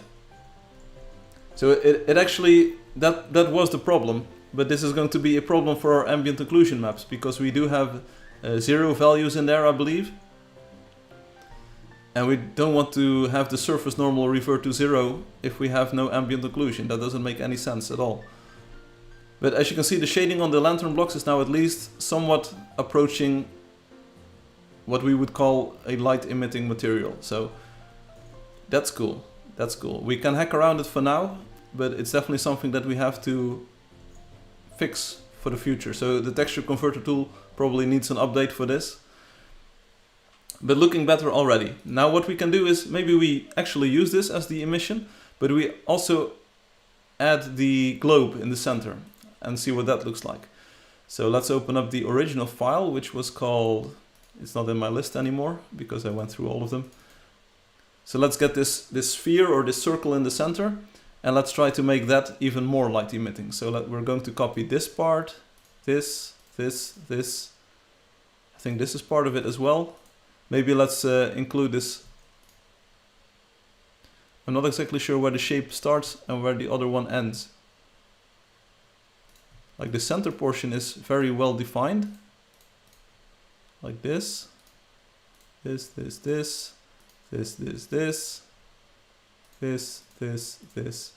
this. And this. Looks good. Let's call this center. Boom, there we go, and we make this a single color. We're not going with like fully super black because that's not supported by our tool apparently. I want to make this RGB. There we go, 1, 1, 1. Don't worry about it. And we unify the shape like this. Okay, since we're working in an inverse, fashion here, it's looking a bit weird. And Gaston said it looks like the normal one for me. Okay, so what we now try to do is to make the center even brighter. So we have this center globe that has a bit more emission tied to it. So let's reopen up our normal map. It's called normal map, but it also includes the emission. And as you can see, the center is now almost fully transparent, but it does have color associated with it. So it's a bit of a hack, and we'll have to fix this in the texture converter. One more thing that we have to fix, but hey, that's just life. If you're Firefly. Let's fire this up and see if this looks better or worse than what we had before. Let's go. There we go. So you can see we have a sort of a bright spot in the center now. It's not like too noticeable. Do we still have Photoshop open? Yeah, so let's quit Photoshop. And our mouse cursor should disappear, but it doesn't. Don't worry about it. So there's a bit of a brighter spot in the center. It's subtle. I mean, the emission itself is very subtle apparently. But it might be something that we want to keep. Maybe we have to size it down just a wee bit. But maybe the effect is pretty cool to have this center emit a bit more light. Kind of like hinting at, hey, there's actually a light source behind this lantern in real life. And maybe we just drop this effect altogether and go with a fully shaded lantern. I mean, that's also a possibility. And we can take a look at what it looks like here in the walkway, in the roof. And I think that looks pretty convincing too.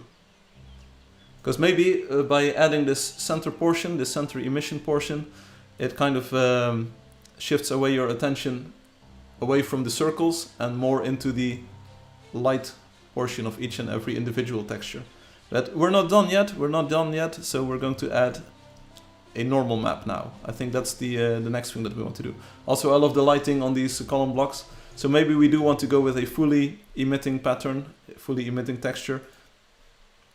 Maybe this is like too much of a detail that's actually distracting. It needs to be brighter, never mind, okay. Yeah, we can take a look, we can work with this. Like if we want to go back to fully light emitting, that's entirely cool. So now we need to draw the normals. And we also need to have a better displacement map. Let's take a look at the original texture one more time to see what kind of shading we want to go with. So there's definitely a sort of effect going on here where the rim has this inside edge to it. So things are angled inwards, which makes me believe that well, since we are placing these blocks next to each other, we don't want to angle the outward rim because that way it visually connects nicely on all sides. So we kind of want to go with a flat rim on the outside. Let me try to open up Photoshop and make an illustration here. So let's say kind of what, let's use a brush. Please, brush. Okay, so if you take a look, like we do want to have a sort of rim on the inside edges here, like this. That's what we want to go with. It's going to be a bit involved, but again, bear with me. Try my best to paint this.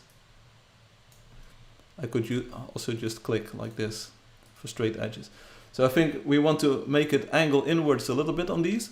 And like, what about the decorations themselves? So if we have this profile going on, like it has some flat portion to it apparently. So it's not like entirely like this. It's not a profile that's elevated. We could try to go with that, but maybe that's a bit too much. It appears to have like a more flat portion in the middle, like this. Oh. Yeah, it's kind of hard to convey what I want to say here. But like this is a flat portion, this center line, and then these are angled outwards, sort of. I think that's the sort of shading we want to go with. I had the idea of making this like have a very nice center line and then angle outwards from there, like this, sort of. I hope you understand what I'm going for with this. I think it would be a nice shape too. So having a flat rim on the sides and then having this sort of angled, like very sharply tapered decoration on top of it. But maybe that was not the intention of Space and Robotic. Maybe it should just be a flat, more flattish kind of shape. And I can live with that as well. So let's get a feel for how we are going to draw this, how we are going to define this.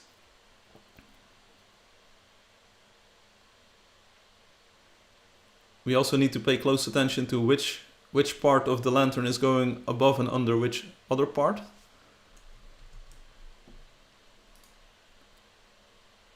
So let's open up our albedo. And let's open up our normal base. Normal base, where are you? Over here. There you go. Okay, so the normal base doesn't have too much detail associated with it right now. Oh, we do have the light. We do have the light layer. Okay.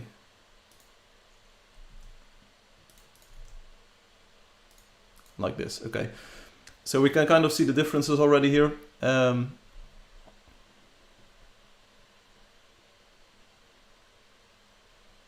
Let's work on this.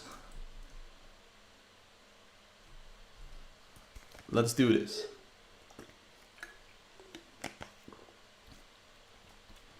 So if you look at the original texture, you can actually see that the outside rim is also a bit darker. As if it does have some kind of edge going on to the sides. I think a flat shading might look nice, but like the original intention definitely appears to be to have some depth to this. So a naive approach would be to get this shape here. A naive approach would be to do the following. Let's move the light to the same layer. Then we subtract the foreground. Let's see, it's minus front, like this. And then we use the 3D extrusion feature, like this, extrude and bevel. And we take the front look, wireframe, and we add the classic. We do want to preview this though.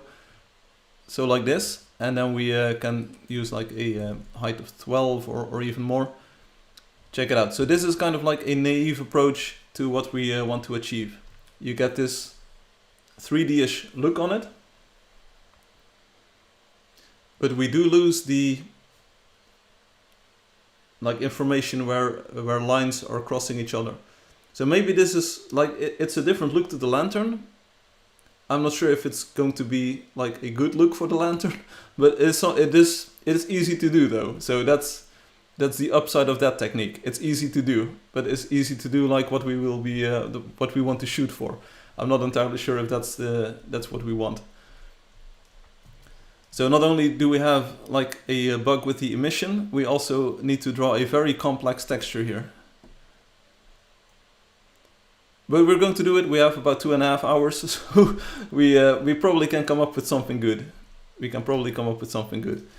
We definitely want to have this as a reference, so let's open up the normal map one more time, the normal base, and maybe we just make a new layer with the reference file. Let's call it layer reference. And we place the original artwork here.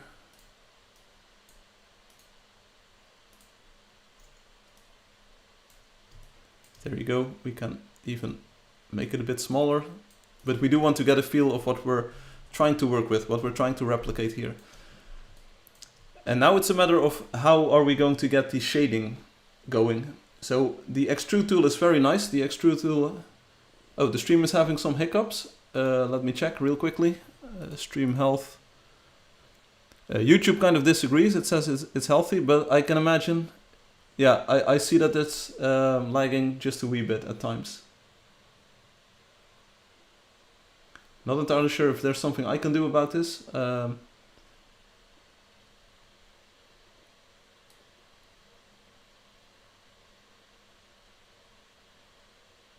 Okay, it says, suggestion, add more keyframes. Can I do this interactively?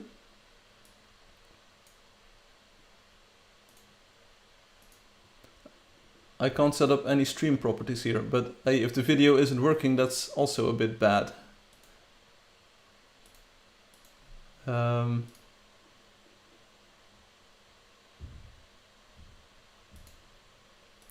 Yeah, it definitely says the stream is laggy. I can see myself, like the video being choppy as well.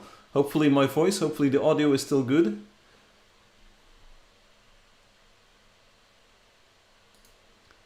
But it's something that I'll probably have to fix for next time. Yeah, I don't know why it's lagging. But it's definitely sending out too little keyframes at the moment. Too few. I don't think I can change my stream settings at the moment, so that's a bit bad.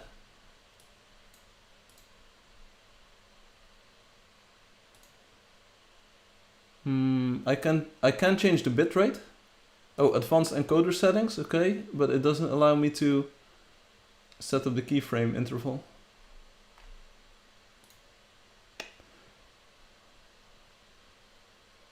I'm also not sure where the problem is. Like, is my computer the problem? Is my home connection the problem? Or is YouTube the problem?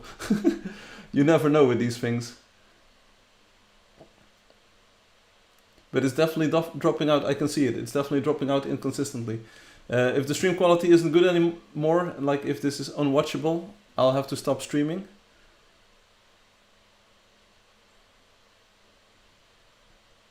Because I'm not going to stream while no one is able to watch. I think it's getting better now. Let me check real quickly. Maybe some other computer is, or some other system is overloaded here. This one is running at mostly idle, so that doesn't seem to be the problem. So then the problem should appear to be, or would appear to be, my home Wi-Fi. But I don't have anything running in particular, as far as I know. Maybe I can check on this screen. I hope it doesn't pop up on this one. One moment, I'll be right back. I hope, at least. I hope I'll be right back.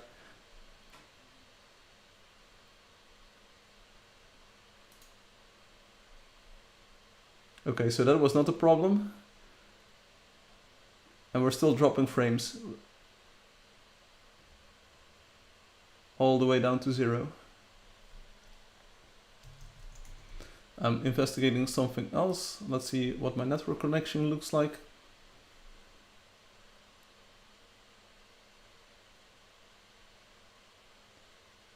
So I'm not entirely sure. Like if I watch my own computer's output, it does appear to be consistently good. It is pushing out bytes. OBS is now also saying the stream is healthy. Okay, there we go. That's a dip. All the way down to like, yeah, there's definitely something weird going on with the connection here. Can I fix this? I have no idea.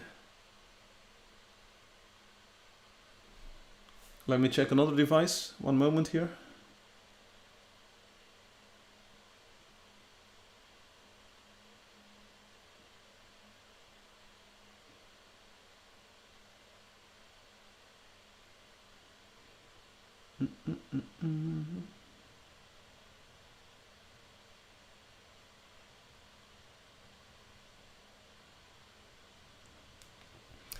Right. So the stream keeps being laggy. I have no idea what causes this. I have no idea what like the problem is here. Do I want to continue streaming? I can continue streaming like there's no tomorrow. We're going to have to draw the texture anyway, so maybe I just continue streaming in the quality that we have. So let me, like I will admit there are dips in my transmission, in my throughput, but maybe it will pick back up. So let's just keep on streaming. We're back. We're keeping on streaming. I'm just going to draw this texture, even if maybe no one is able to watch. Maybe we'll have something for like the future. Maybe somehow this will eventually work. I'll have fun, everyone. Thanks for notifying me about the stream health. I'm just going to stream. I'm just going to do this, and hopefully we'll end up at a place where we can use some of this in the future. So maybe I will be able to get portions of this live stream. I will see. But thanks for being here, everyone. I'm going to draw my texture now. Have a nice Sunday. We have a reference. We have our background and our light definition. So we probably want to recolor this for now. So this is the light. Light is always going to be, maybe we just use the right color for the light, and then we just lock it, and then we just recolor the base layer like this. What we're doing. Right. So what do we want to have? We want to add some semblance of depth to this in our normal map. And usually I would say it's going to be easy, but this is not going to be super easy or anything. And we might have to copy shapes left and right between the original file and the new file. So let's keep the original file around. Unlock these layers so we can actually select things. There we go. So the shape and layout of these files are the same. And let's start drawing. So the outer rim seems like a very simple point, right? So we have the reference. This is the background in black. And let's make a new layer, normal BG. And normal stands for normal instead of like regular in this case. We're going to define the value for this. Yeah, so the stream is still being choppy. It's not my CPU, it's not like the program itself or anything. It's just very laggy. Maybe I can lower the bitrate. Maybe that will make things a little bit better. So let's go to half of the bitrate here. Like this, and maybe it will be able to keep up using that. So things might be a bit more blocky and the quality might not be as good. So let me write this down as well, that I have to reset the stream quality and the keyframes. So those are two things that I have to do. So reset to a higher level and keyframe interval. Let's just write this down. Hopefully the stream is now a bit better. It's half of the bitrate that I used before. So the game might look a bit choppy, but there's not much going on the screen at this moment. So hopefully you'll be able to see, and having more interactivity and smoothness in the video itself is going to help a lot compared to having this very stuttery experience. So let's run with this for now and let's see where we end up. Again, so we have the background normals, like the black color, like this, and we have a new normal BG layer that we can enable later on. But for now, let's work on the normals for the rim. So normals outside the rim. Normals, let's call it normals rim, that's also good. So we want to have this kind of shading going on where we have this inwards angle and the outwards angle. Seems doable. So we're going to take our pen tool and let's work in white. Oh, also for the reference layer, let's not only have the reference texture like this, but also let's place our normal map. It's in artwork production reference files, normal samples, I believe. Can't be completed because of an unknown error. Reference files. Yeah, normal samples, that's the one that I want. Can't do this. We can't have nice things today. So let's go to Documents, Artwork Production, Reference Files, Normal Samples. Then we'll just open it up and copy everything over. We're still going to use it as a reference file. Anyway, there we go. So we have our normal map and we have our reference texture. And we're going to work on the rim, the outer rim first. So if you take a look at the original file, get a feel for how much shading we want to actually add there. Maybe start with the outside.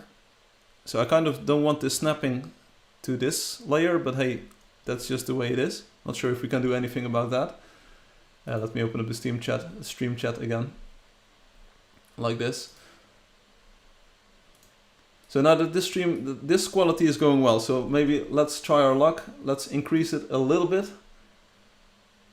so that the video quality is a bit better. So this is halfway between what I had just set up, and this is hopefully also very workable.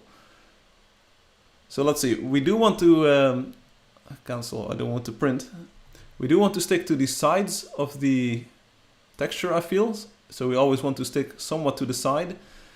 And then we kind of also want to always stick to this portion. Yeah, so maybe let's add these lines first. So let's call these guides for the rim. So let's make these connecting lines. I think that's a good idea. Have these connecting lines so that we know what we're working with. And we'll make them a white color so that they stand out. So let's just connect these so that we have some guides to work with.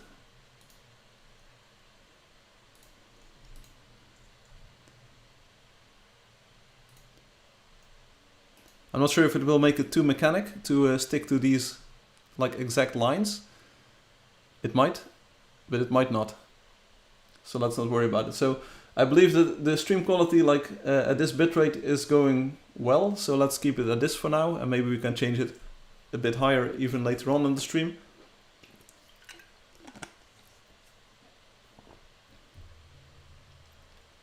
Now the big question becomes, do we want these guys at all?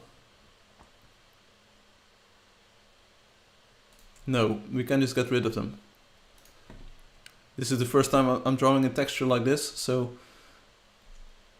I'm going to have to make a few decisions here that I haven't made before. We do want to start here, and then we want to have something somewhat of an angle inside, like this. And then we want to make it like stand out like that. Go to the anchor point there. Boom. So this is like the outside rim. It's kind of like the same height as in the original texture, I believe. I'm not entirely sure if we want like these parts in there, but we can always remove them if we decide to do so. And then these will be angled outwards. Let's call this, let's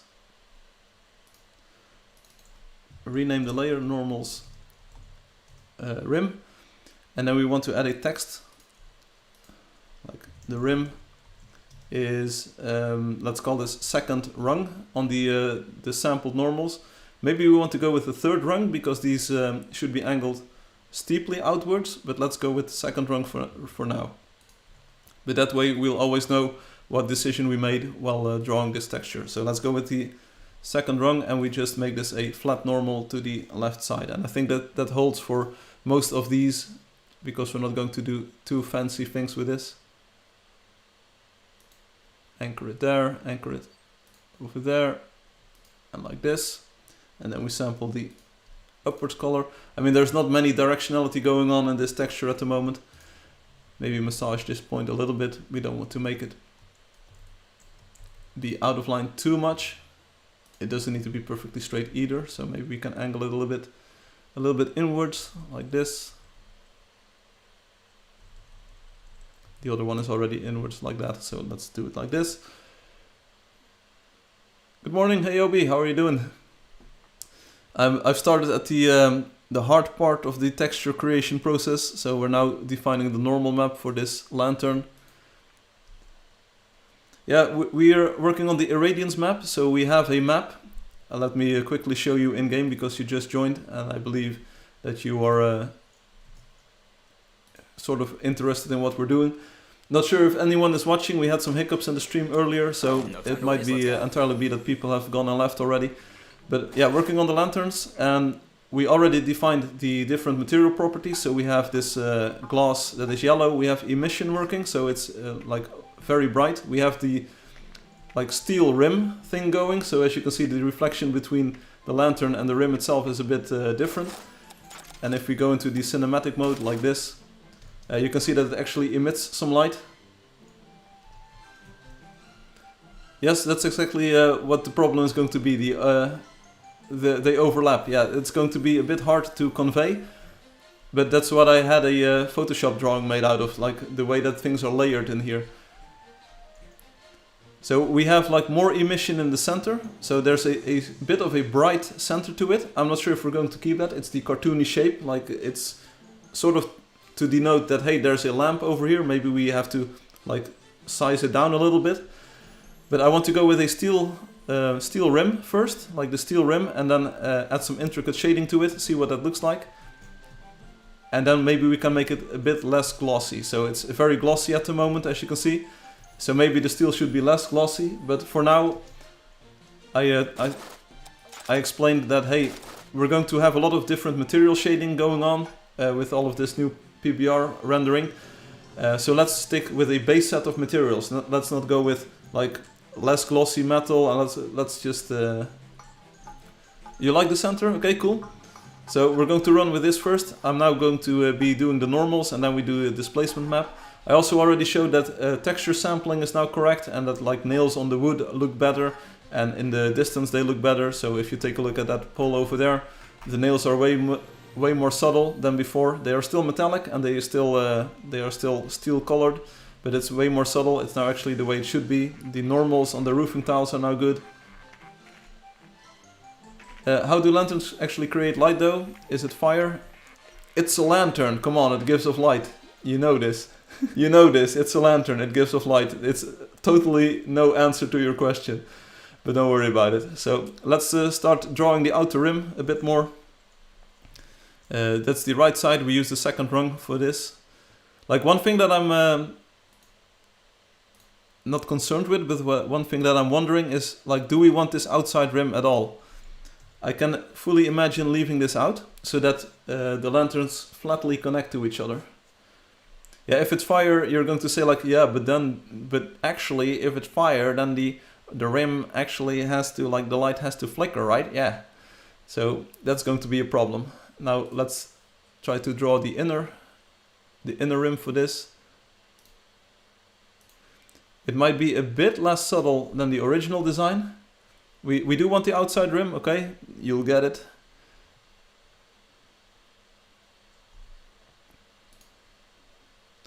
Let's keep on drawing. Inside rim on this portion. I'm glad you joined. It was getting a bit lonely, but don't worry about it. If you have to go, you have to go. And I can imagine that, like, a lot of live streams one after another is taking its toll eventually. Oh, no. This intersect, I like it. Sure, sample this. So there's not a lot of directional shading that we can do with this, I believe. We just have to live with the fact that this rim is... Well, it's not going to look boring or anything, but it's not going to look like super spectacular either. It's a very consistent magical fire. Yeah, that's exactly the thing that I was shooting for. Consistent magical fire. That's what I do, baby. Hey, if you want to go back to bed, don't worry about it. You can do so. Let's try to get this shape to look good. Maybe we just extrude it like this. Oh, the stream is choppy again. Yes, I've had problems all morning, so I will lower the quality again. Thanks for reporting. Stream is lagging a lot. Same here.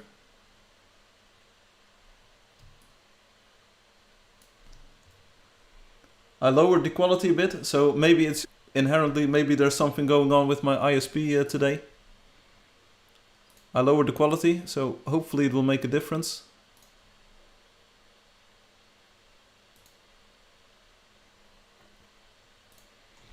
I considered stopping the stream, but then I was like, okay, maybe there's some parts that I can still salvage, so maybe let's not do things too rashly or irrationally. Does this look good? You can just do a 2-point line. What?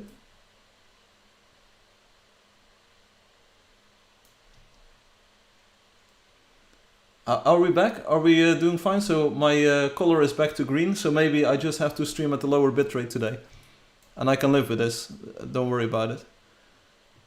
The normals for the rim. Okay, so then let's add the center portion as well. Let's disable our snapping thing.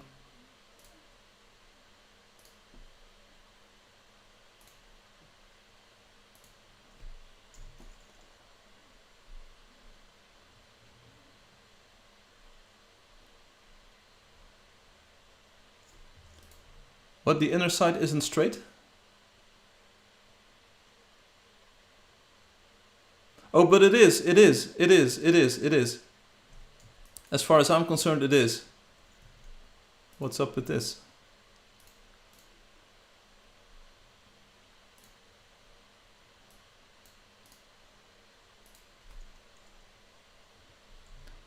I want to add the decorations on top later on.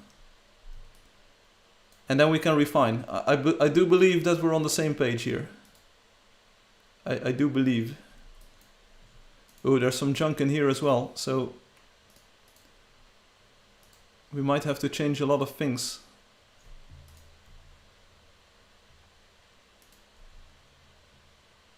Oh, it's actually overlapping. Oh.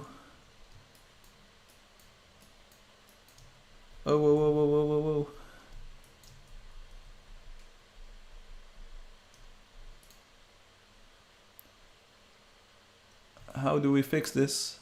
Help! My artwork, my beautiful artwork.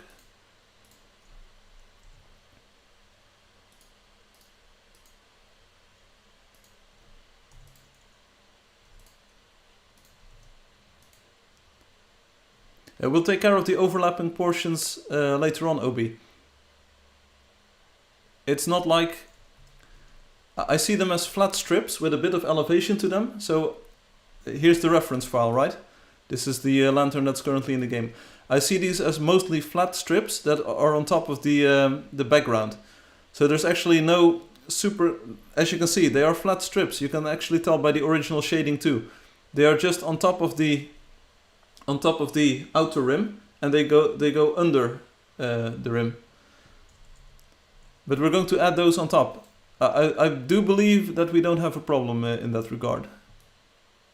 We do have a problem with the shape not really connecting here, so let me draw a few patches over here. I hope Space is Green is watching, so Space, next time please connect your your stuff correctly.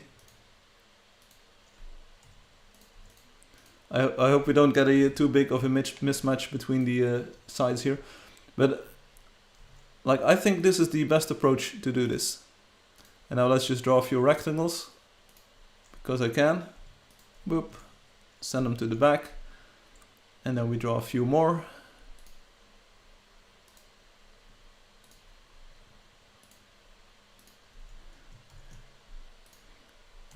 But let me know, like it was a good suggestion. I mean, stay sharp and vigilant.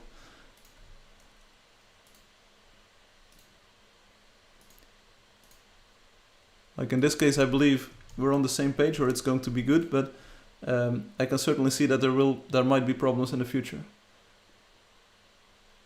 The strips have some variations on the sides. Yes, that's entirely what we're going to be shooting for. But this is the outside rim.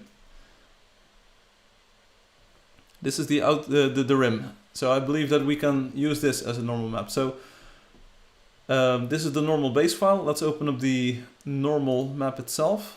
And let's iteratively go through this. So does this still look good? Does this look like what we want it to look like? Yes. Let's save this out to our folder. shoot it into texture packer like this.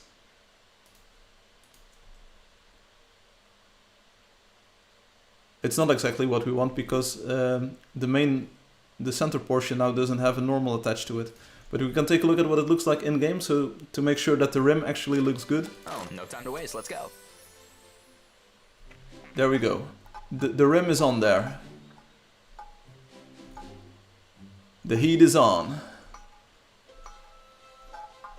It looks pretty sexy. I mean, the normals for the center portion are incorrect. Hello Kama, how are you doing? But we do have this steel rim thing going on the outsides at least. One thing I'm a little bit concerned about is that the fact that they're not actually it's not actually reflecting the inner light as much as I hoped or as expected. So maybe we want to make the rim a bit more sticking into the side. Does that make sense? So maybe instead of making it the second rung, we actually use the outside rung. So make it angled more inside. So that way we would get like this face would have this shading applied. Let's do both at the same time. So these two would be angled very steeply inwards. These would be angled very steeply outwards. We haven't used this kind of shading just yet, but it might be what we actually want. So let's go with the fourth rung. Let's already update our comment. Because what I want is for this light to actually reflect the light that's inside of it. Do we actually have a fifth rung as well? Yeah, okay, so we kind of have to make sure that we stick to the fourth rung then. We can go even steeper. This color is correct. And let's see, stick to the inside a bit. This color is correct. And this color is correct. And then the downwards color. Yeah, so don't go too far overboard. Then we fix up the patches. This is going to be that color. And there's a patch over here. Just this very teeny tiny blue. Doesn't really matter too much, but there we go. Let's not enable that layer. Right, so this is the rim again. And let's see what it looks like. I want to see if we can get it like to reflect light from the block itself. If we can't get it to do that, we're just going to refer to the second rung. Convert this. Oh, no time to waste, let's go. There we go. We now do see, I believe we now see the rim reflect light from the block itself.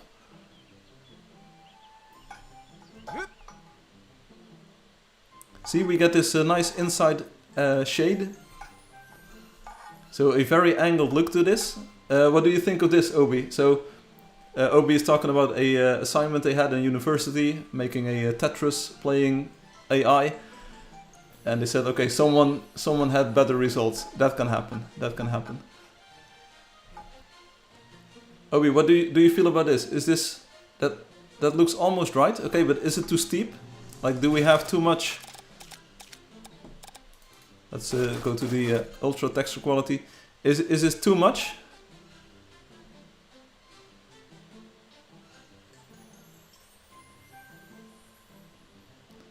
Why is it so gray on the outside rim? Because that's just reflecting environmental light. That's just like very steeply reflecting the skybox. It's glossy, and it doesn't do like environmental reflections, but it does do skybox reflections. And like the center portion is unshaded because it doesn't have any normals attached to it at the moment. But I'm looking at the rim, like is this the depth? Sort of the depth effect that we want the rim to have? Or is it too much? Also, is it looking too artificial? Also,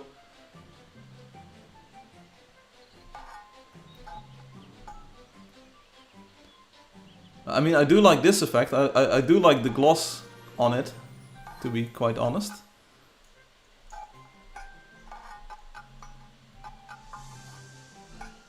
But it does give you this this center portion that has this super duper light effect going on. Let's see what it looks like in the time lapse. Let's see what it looks like, what it feels like.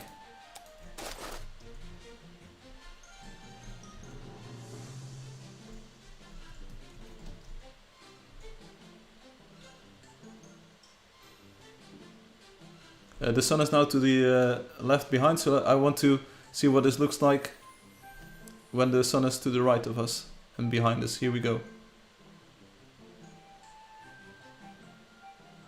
There was just a very subtle thing going on there.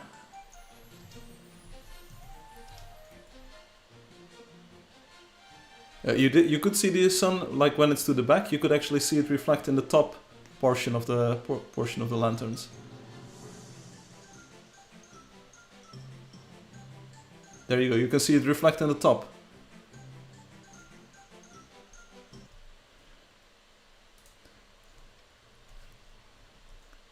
We can tone it down, but maybe let's just go with this extreme look on it, because I kind of like the light coming in from the sides. Like I said, we could also like completely get rid of this, and then they would connect visually much nicer, and I believe it would make the shape. Check this out, we can actually take a look at what that looks like.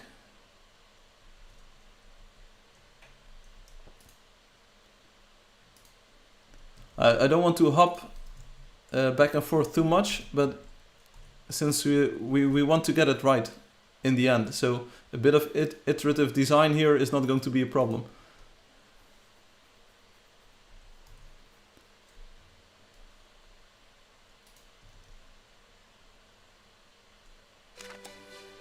Like I think this makes the shape, like it makes the shape simpler. Maybe a bit too simple, but we don't have the overlapping rings just yet. But I do believe that like visually this connects much nicer. And I like sort of like the inner gloss that you get from from this.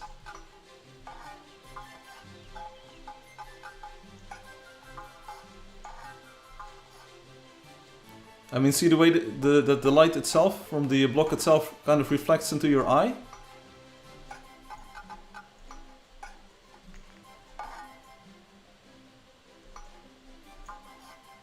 I kind of like the effect. And I like the way, let's take a look in the walkway. It does make it a very flat, flatly shaded metal piece. But like it does work here, it does work perfectly fine here. So it's just a recessed lantern in the wall here. I don't mind the look of this. So maybe we should just fix the normals in the center portion and see what it looks like. I should say make the inner rim even larger.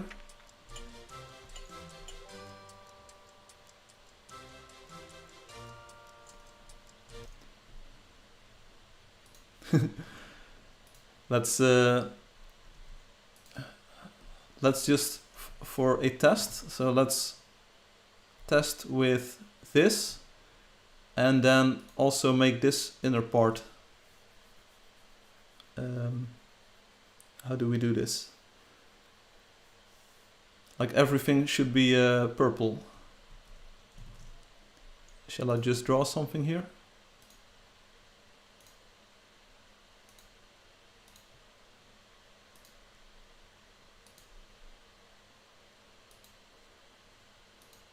Boop. It's not perfect, but I want to see what this looks like.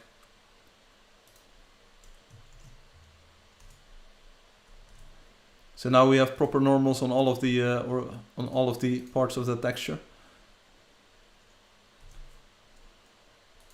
Like it's iterative, and these are very hard textures to get right. And we have the emission going on, like the irradiance. Like now you can see the inner rim at least being shaded in the correct shade, sort of. So you can sort of gauge the contrast a bit better.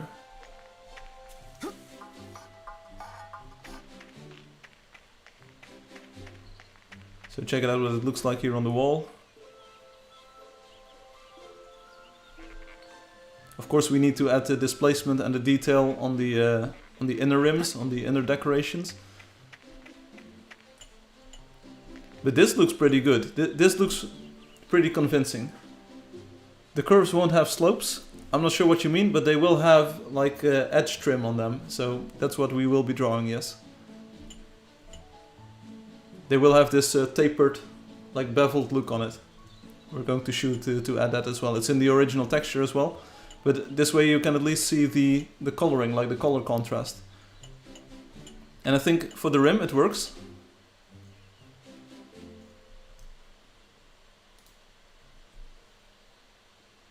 So I'm not a big fan of the outside rim, to be quite honest. I think it breaks up the blocks a bit too much and it kind of detracts from what the block is trying to be. You think we need the outer slopes?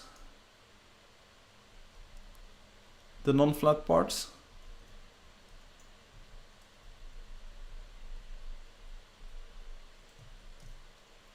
So this then, you think this is this is the best part?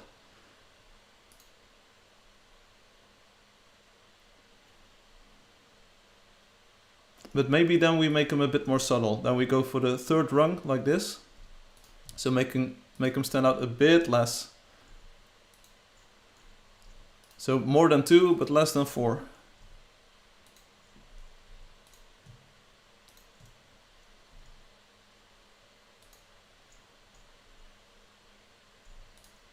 How does it look in the walls? We can check.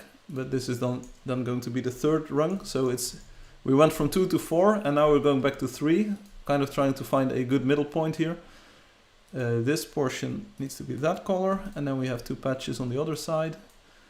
This one and this one, and they need to be this shade of pink, like this. Boop.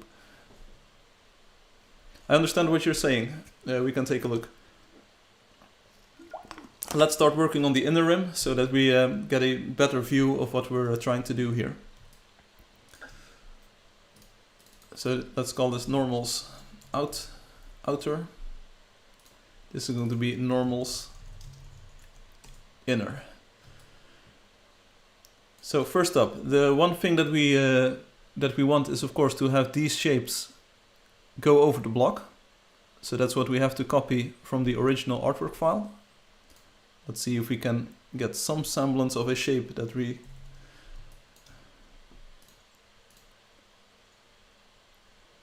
Okay, it's not perfect, but at least like if we make these black and we don't give them transparency or make them like any obnoxious color, something that you wouldn't expect here. So for instance, yellow, there we go.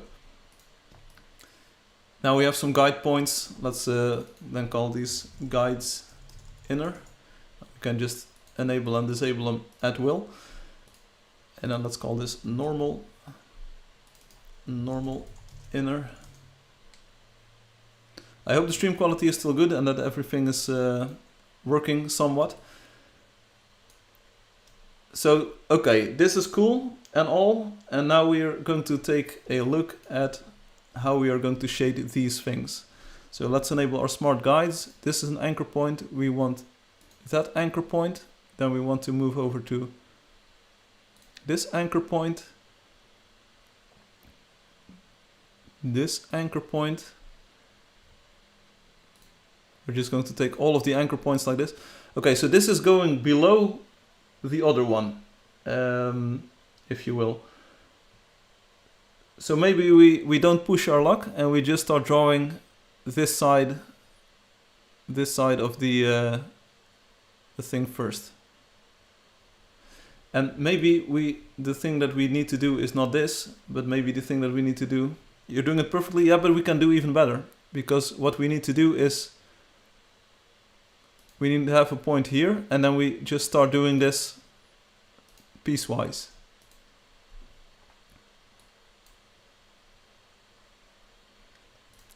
But we also want this sort of cartoony shade to it, so we need to do a lot more work than what you previously saw. We need to make these perfect individually, like this.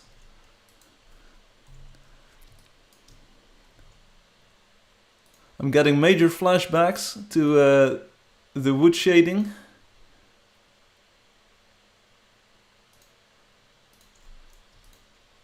Major flashbacks, but don't worry about it. It's what we do here.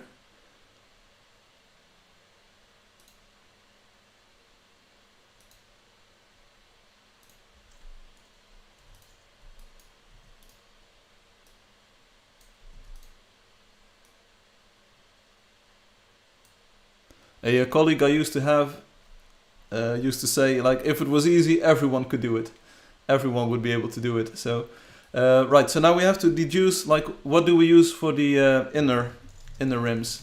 Do we use the first or the second rung? I believe, like, the more that we angle these, like, the more we angle these, the more light effects we're going to see. So I kind of want to, I don't want to go lower than the second rung at the moment, because then the shading will be too subtle. I kind of want to try and see if we can get the light sources to reflect in these rims as well. Let's call this one outer rim then, because... And that also gives a bit of a subtle texture to the outer and inner rims then. The one is more angled than the other one. It's super much work, but we're going to do it. So second rung, and this one is angled inside, as you can see. This one is a little bit over to the left. Don't really want to go with 45 degrees, but we don't really have a lot of colors to work with here. So do we want to shade these equally, or do we want to make up some in-between color?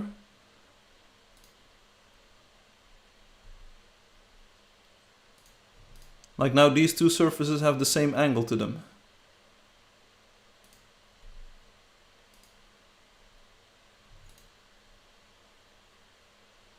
Hey, all of a sudden we do have a different color appear. Oh, because I sampled this one incorrectly. Shade them equally. Purple, purple. We could also say that this one is more bottom oriented. Like this is one is actually more to the bottom, and this one is actually a bit to the side, like this.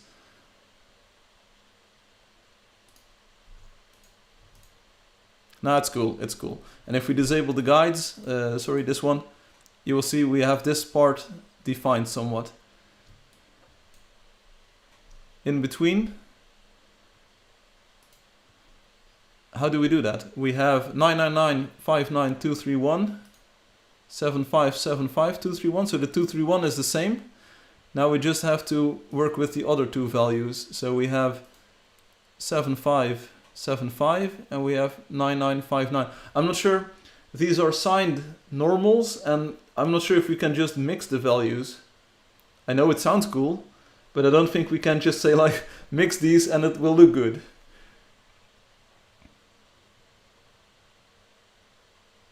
Is the A tool where you can just click and point in the direction you want?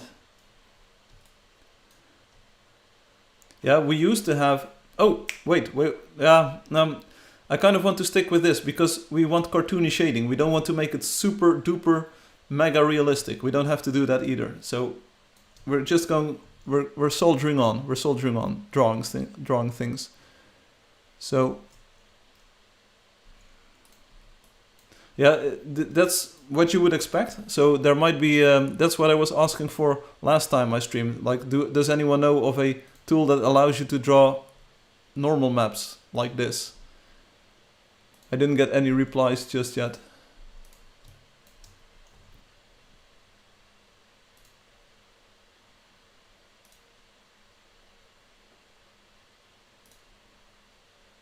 So let's maybe make this angle outward a little bit or make it smaller. So I'm not aware of any such tool. It would be nice for this specific kind of work. There are pixel tools. Like if you are doing pixel art, there are some tools that are like that. But it's all cool. There you go. Check this out.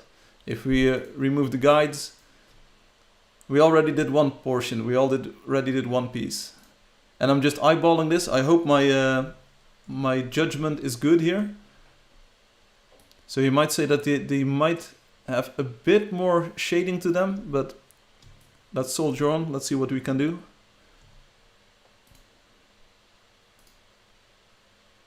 So now we're going to do these upper portions. So maybe I should make the angled portions a bit thicker. But we also need to be somewhat consistent at least.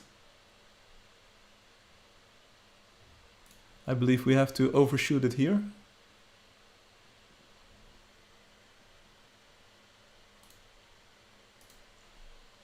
Like this.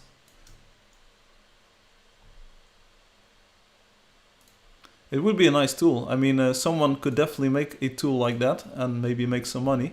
On the other hand, there are not many people that I know of that do normal mapping like this by hand, because it's just such an involved process.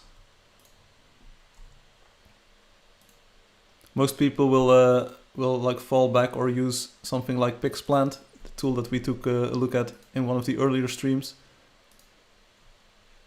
And you can see that even I am not using Pixplant at the moment, because it's just like the results we get from hand drawing these normal maps is just so much better. And that's not a fault, absolutely no fault of the Pixplant tool itself, but it's just a consequence of having our cartoony style.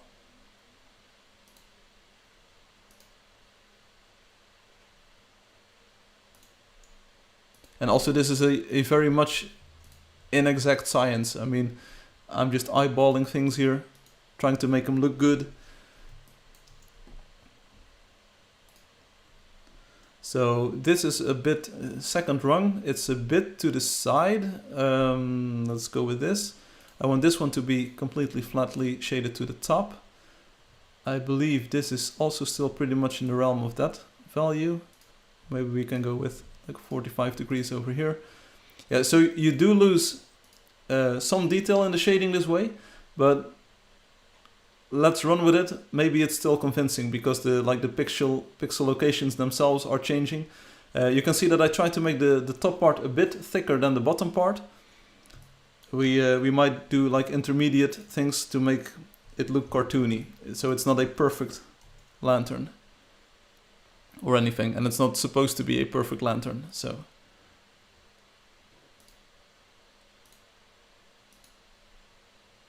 like this, boom.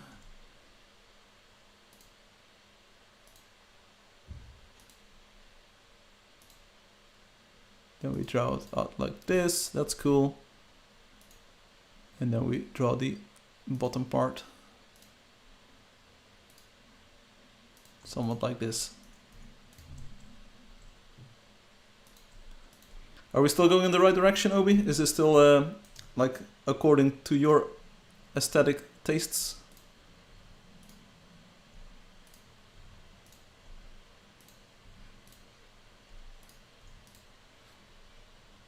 Something like this, there we go.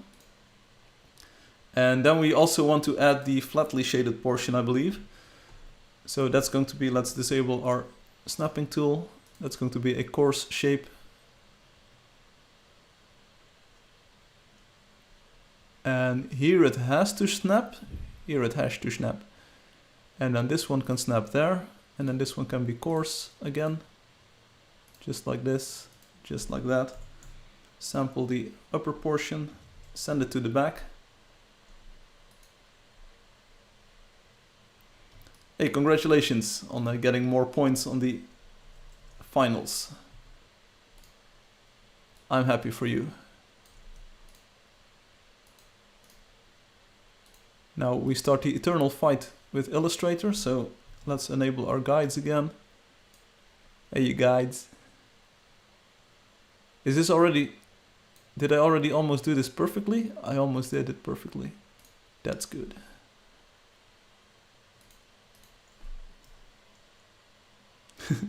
Hey, it ends with a 4. Like we said, Tetris is based on force, right? May the force be with you. One more time.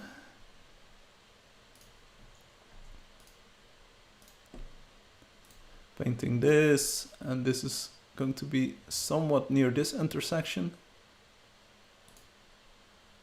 This one is going to be somewhat near that intersection. Now we can just click this all the way through. Check it with the guides. Space, space, space. Space is green. the drawing machine, but he did make a mean error here.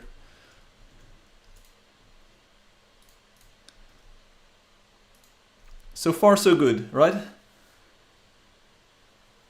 You press Command U, it might be Control U on Windows, Command U, and then you disable those point snapping things.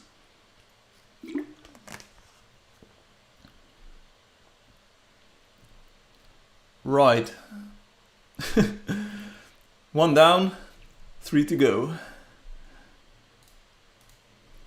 But we're getting better at this, And the guides are really helpful in deducing where things should start and end, so I'm not complaining too much. Those jagged edges are an intentional artistic choice. Yeah. I'm going to have to disagree with you on that one, Peter.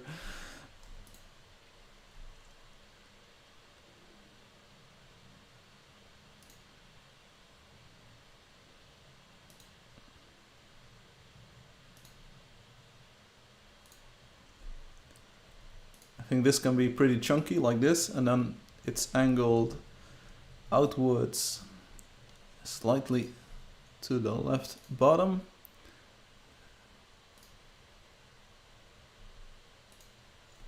Yeah, it would be madness to use the same shading value there. Time to look at it in game. No, that's the trap. That's the trap that you want to fall into. But we're not going to do that because it's a waste of your time to do. Let's first draw some more points. I believe we can we just get away with one portion here? Nah, let's make it 2. Just a bit more detail. Let's not get too lazy here. That's the trap. If you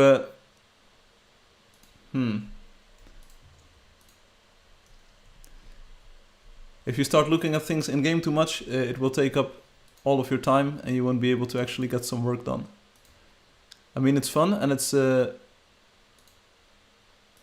very useful to do, but in moderation,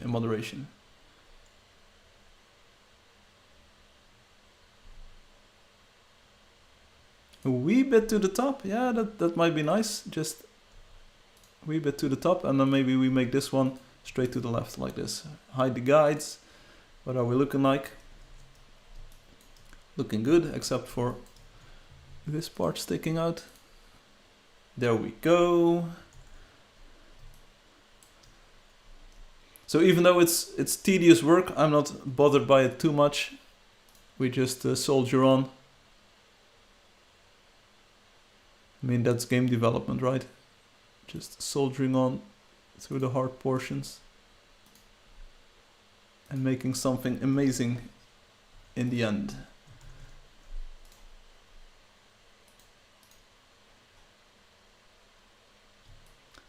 Yeah, it's bait. It's bait. You think you want to look at things in game, but you're just going to be wasting your time, basically.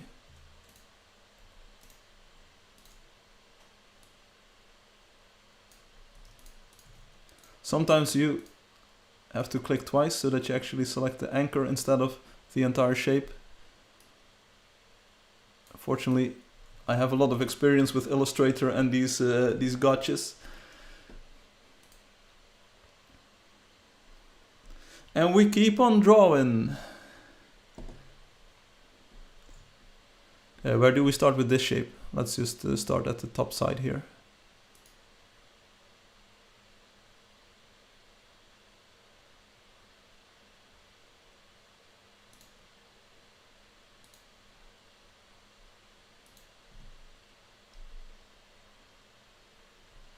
Yeah, you have to make sure that you actually only select the anchor point and not the entire shape.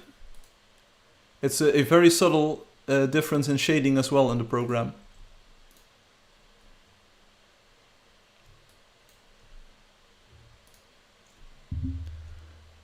Obi, do you agree with the shading on this? We don't have like much angles going on in this section, so I'm kind of making these strokes a bit broader. Because I don't see a good way of making this better.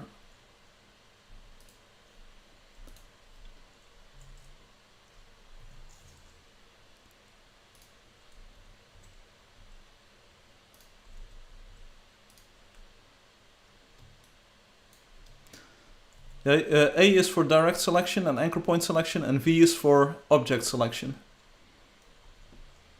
Yeah, it felt like I was kind of rushing things a bit too much.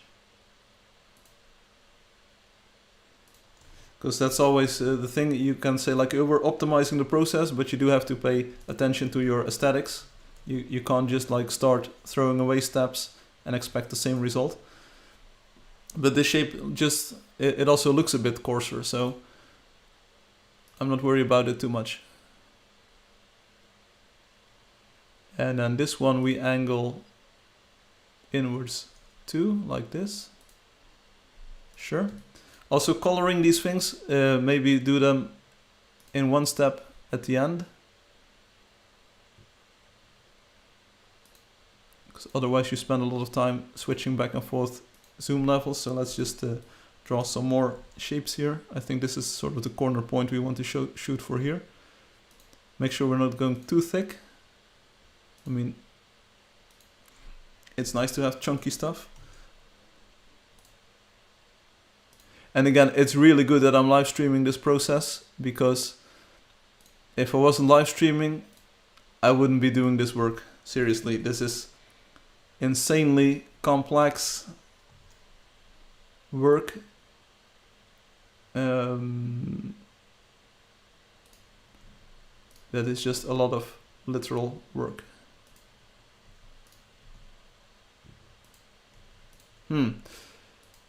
Like, it would be nice to have some in-between shades here. Because I do believe, like, maybe we make this one blue then. But it's a bit of a cop-out. Like, maybe make both of these purple, like this. But it's a bit of a cop-out. I believe that we could have better shading on there. Stream is getting choppy again. Okay, yeah, we are at very low bitrate already, so there's not much I can do about that. I'm sorry. I hope in the end we have something that's watchable. Somewhat. So much for me telling me like I'm only doing this because I'm streaming, because the stream itself is not even going along nicely. Alright. The bottom shapes are a bit too thick. Well, if you take a look at this part, like the top of this one and the like bottom diagonal of this one, I believe they're pretty much the same thickness. The color is a bit dark, so maybe that's why they are very... it's also the color difference. Like you have to look through the colors. It's in normal map. Like, I do want to see what we look like currently. I will give you that. So let's take a look at what this looks like in game. We need to make sure that these areas are filled as well. So let's patch these up. Let's make a layer like patch. Lol, we need to put lol in there. Patch, lol. So then we know to remove this layer later on. And let's just quickly draw over these sections. With some broad strokes like this. Boop, boop, boop, boop, boop, boop. Maybe this is too cursed. I'm not sure. Yeah, so we need to move them. Oh, these are actually on the outside, so this is going to be overlapping there. It's actually very realistic. This is a very good shape, as you can see. And then we draw one here as well. This one is overlapping from this side. And then we just draw over all of the things. It should be going under here. Okay, that's good. So anchor to these. Like this. And it's going over that one. So this is our patch layer for now. Patchy the Pirate. Let's open up our normal block, normal map, with the emission applied to it. So that's kind of like the point of this video, to have this emission, this irradiance map. But the emission map was very simple to create. It was just a sphere inside of the texture. Here we go. I hope it looks good. Oh, no time to waste, let's go. Bada bing, bada boom.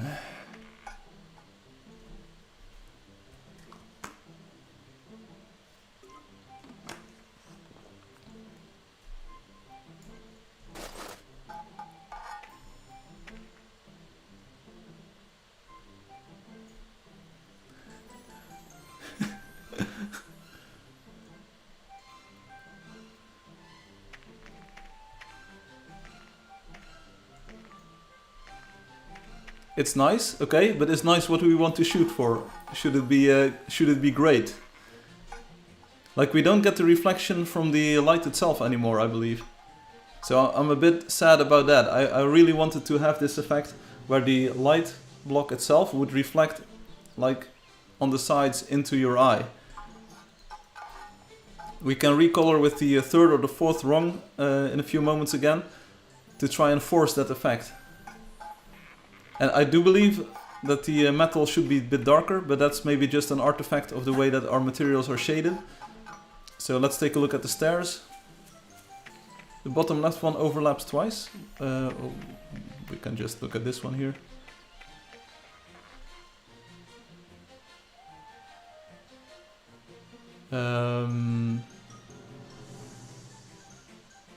Yeah, the bottom left one overlaps twice, it appears, and then the upper right one doesn't overlap at all. Did we make a mistake here? Because it might be nice to shoot for consistency there.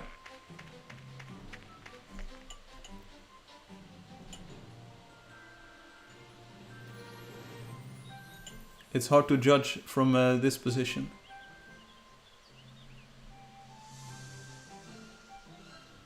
It's not really weird. It's not like weird per se, but it's maybe an artifact of the way the original texture was laid out.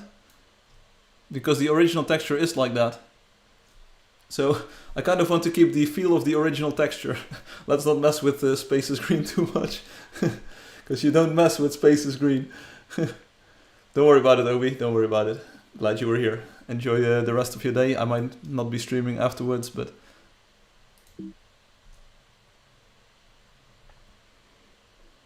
Let's keep on drawing the other sides of this.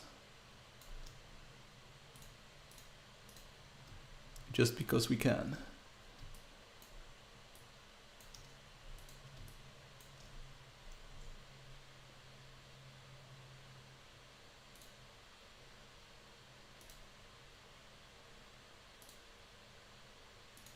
Intersecting here, just drawing these shapes all day long. Oh, don't worry about it, I will see you then.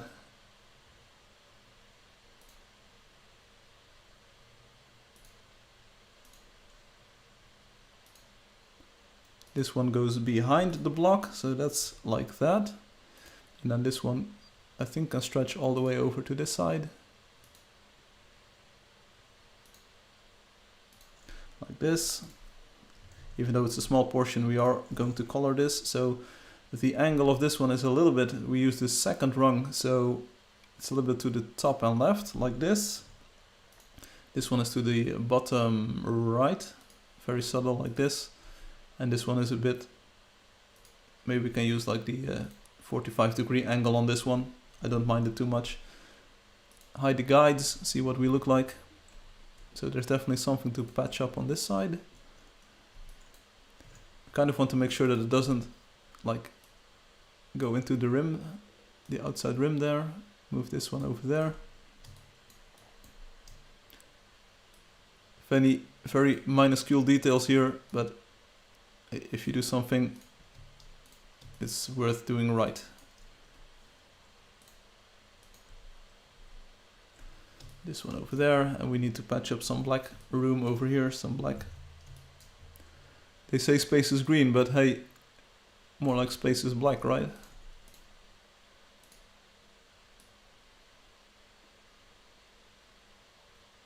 It doesn't really matter, I feel, what we angle this at. Okay, it does matter what we angle it at. Kind of want to intersect this shape.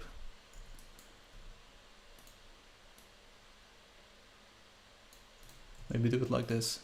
Yo, looking good. Oh, oops. And then we need to take a look at what this junk is all about.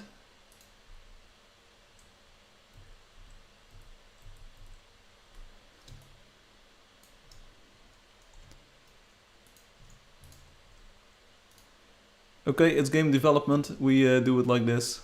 And then move this one a little bit out of the way here. Intersecting. I can live with this. Then we fill in the top portion, like this was connected nicely. Yeah, that's connected nicely. Then we get the top portion filled in. From here to here, you can go into the shape. To here, to there, to there. Sure, that's good. So we have just a few portions left. Okay, now we need to send this shape to the back. Like that, that's looking good. Then we do this top portion, which actually overlaps into the outside world. So let's start drawing shapes for that portion. Make sure that we have both in view at the same time. We start here, make an anchor point here. Now I'm pretty sure that we have to align these with the one below. So we need to find a way of making this connect to the other one. And let's just paste one, move it upwards like this. Maybe enable the ruler so we can actually drag the canvas like this.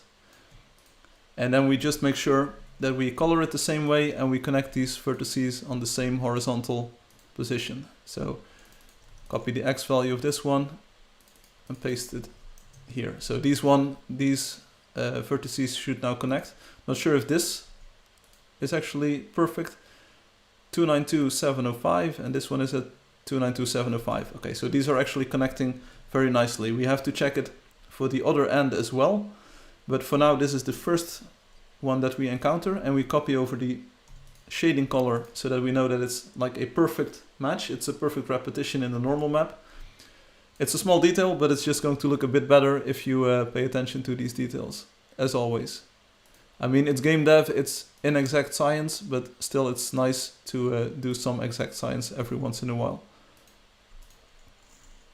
Especially on textures that players, like each and every single player is going to see these lantern blocks because they're in the village center. So everyone will see these. See these. Right. Keep on drawing. Let's anchor it here. I'm not entirely sure if I'm hitting the physical approximation of all of these shapes super correctly, but we make the most of it. This intersects on the guide here. We probably have an anchor point.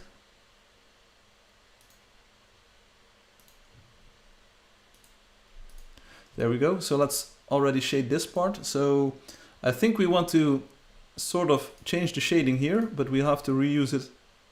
We use the second rung, by the way. So yeah, that's the second rung color. This area is shaded more like that, and then we have the 45-degree angle here. Yeah, we do kind of suffer from a limited resolution in the normal map range that we can use and sample. Still though, we're soldiering on. Maybe we can add some more detail later. We are using a cartoon shading style, so it doesn't matter too much. I mean, it's good to pay some attention to what we're doing, but like it doesn't have to be super physically correct shading. Now we check it. Now we check this other overlapping portion with the vertices of this part. Hey, welcome back. So again, this one is at X 34925. This one is at 34925 now. It's just a very subtle detail, and this portion we visually connect to. Boop, like that. We can remove this shape. So now we know that these will connect super perfectly, and we copy over the normal map, from this one to the top. There we go. So we know that this these overlapping pieces, this here at the top and this here at the bottom, visually will connect perfectly. Not only in the albedo texture, because that's of course a very coarse coloring, but it will also overlap in the normal map, which is the most important map for this texture, I feel like. So we connected this portion and this portion, and once we draw the right side portions here, we will connect them from there. So It's the same normals with the exact same pixel layout near the edge. So it's a minor detail, but it's going to look a lot better this way. Let's do it like this. And this is just a lot of drawing stuff again. But that's what we do. I feel that this shape is somewhat moving over here, so let's do it like this, and we have to fill up the gap in a few moments. I can't wait for the part where you apply the texture. What?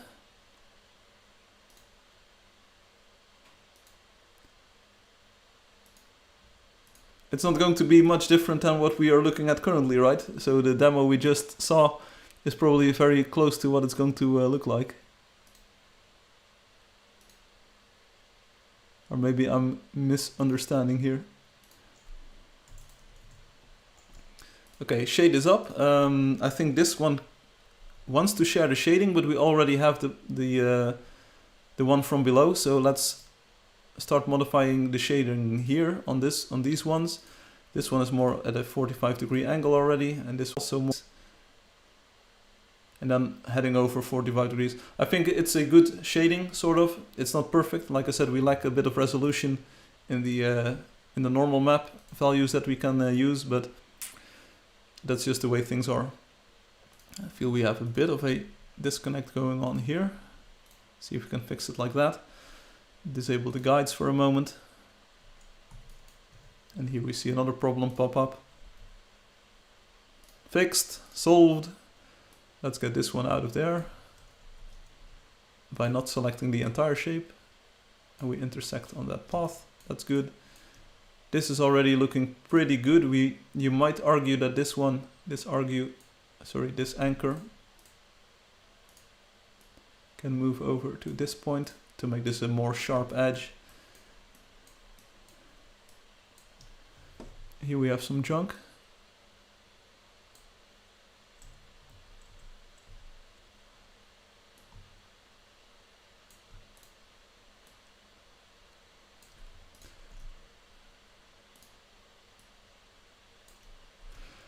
Fighting Illustrator all day long.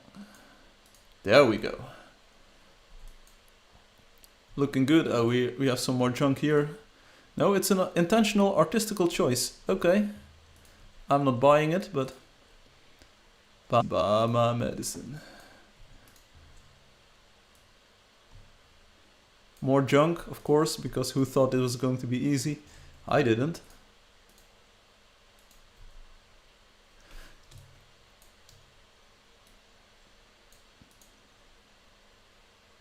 What were those angles on the intersections? Which angles on which intersections? What are you talking about? Yeah, you know the ones that I praise, the ones that I'm thanking.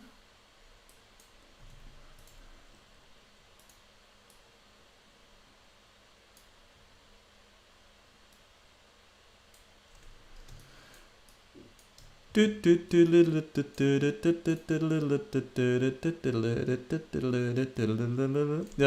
like the better the source material is, the better things are going to look once you start tweaking them. But hey, it's not Space's problem anymore. Now it's my problem, so so don't worry about it. Forget about it. It's just the way how that we roll.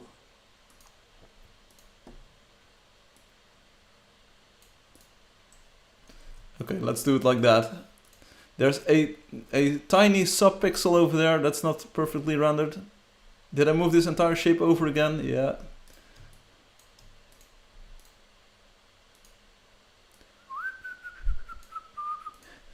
Sometimes it feels like a circus. I mean, and in a way it is. I want to have only the anchor like this. Sure, there we go. Finally, looking good. Yeah, Space made the texture in 5 minutes. He was like, okay, phoning it in. Now, knowing Space, he did a good job.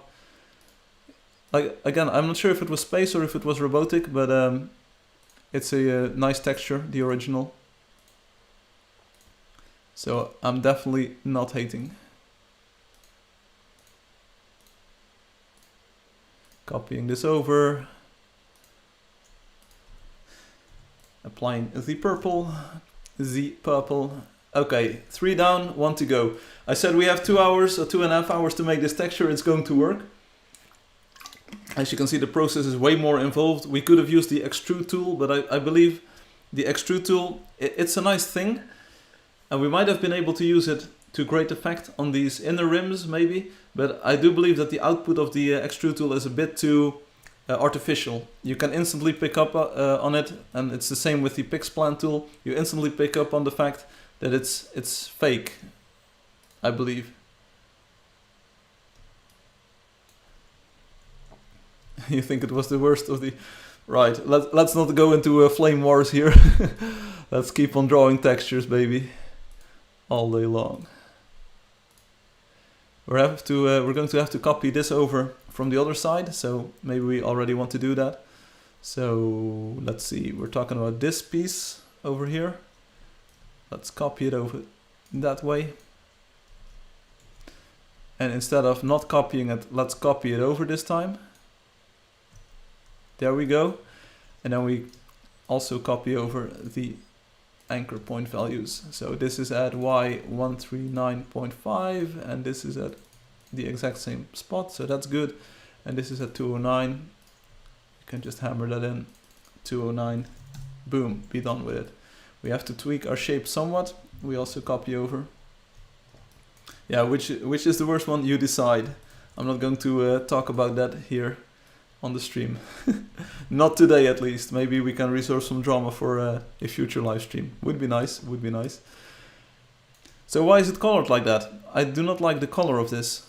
It's angled straight up, I believe. Okay, and that's cool, yeah. We are actually looking at the upper portion of a inner rim here, so I can live with this. I think we do this in 3 portions. We don't have to have super resolution over here, I believe.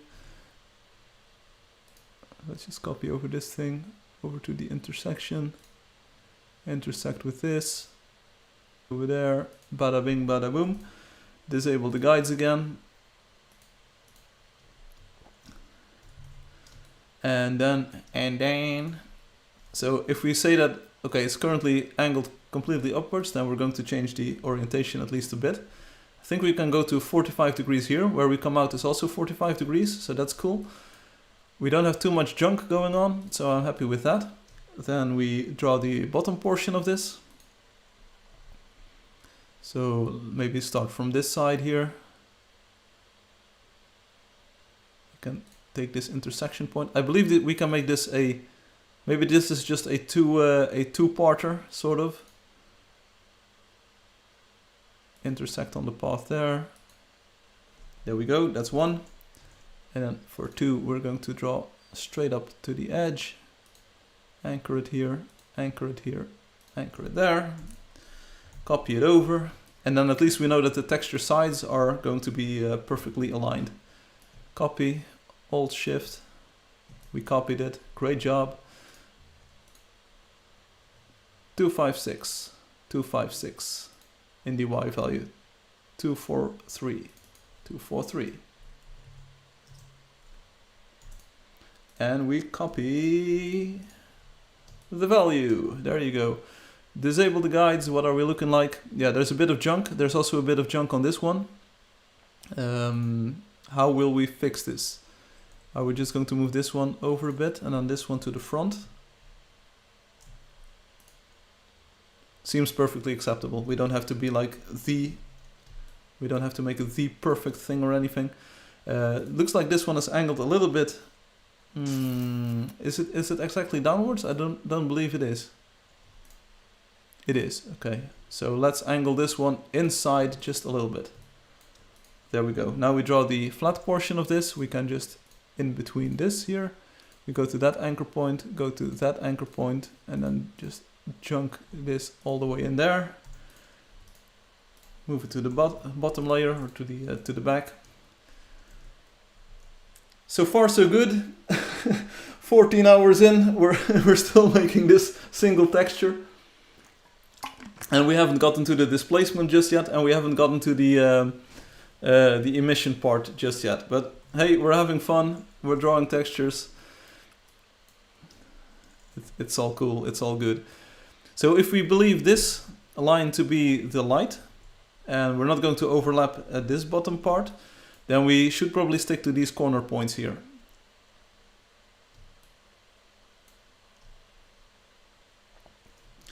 Yeah, this is also a trick. Doing the worst textures first, or like the most involved textures first, is a strategy you could employ for this, because it's going to make other textures look relatively easy in a way.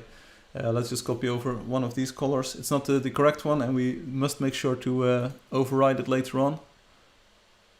But it's something we do at the moment, so that we can see what we're actually drawing. But also this is what, like, the first texture that has this emission property to it, so we have to find a good artwork process for this. And once we have a good artwork process going on, we can just start hammering out textures again. And if the results are worth it, because that's what we have to do today, we have to like imagine, like, is this going to look good? If the results are worth it, we'll just have to do this. And don't be a crybaby about it. There's a lot of things that I already did on the game that were like not super duper fun or anything. Okay, so we need to end up at 45 degrees here. So does this feel more natural, having this angle over there, or do we want to have it like this? I think this looks better. But the roofing tiles look absolutely cool now. There was a bit earlier in the stream, Obi, on what I did to make the roofing tiles look even better. It's got something to do with the way we were downsampling the color information, so the normal maps themselves, and also the material maps. That's why the nails now look good. So definitely try to rewatch that portion if you have the time. It's about sRGB and linear color spaces. It's a bit of a technical topic, but it was definitely a good talk to have. Because I figured that out yesterday, and it made the rendering so much better. I think I painted myself into a corner here, sort of. Okay, we can get away with it. I think the shape looks pretty natural. And then I believe that it's going to be a very long stretch, but I believe we can just make it in one piece.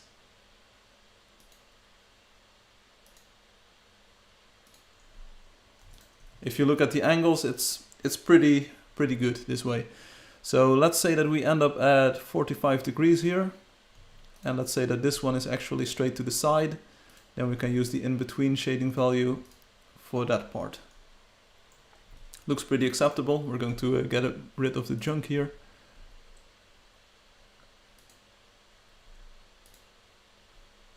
Pretty good. Pretty good. There's a bit of junk on the bottom side of this shape, so can we get rid of that? Is the big question.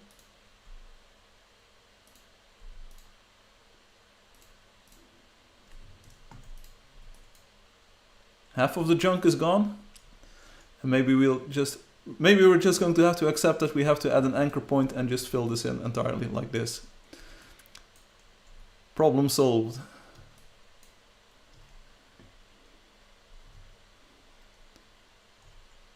And now we just draw in the flat portion. So we do have to stick to the rules here.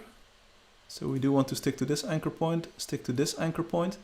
Then we move into free territory, move to this anchor point, go back inside of the lines, and get out of the lines. Boom, there we go. There's a bit of blackness over here.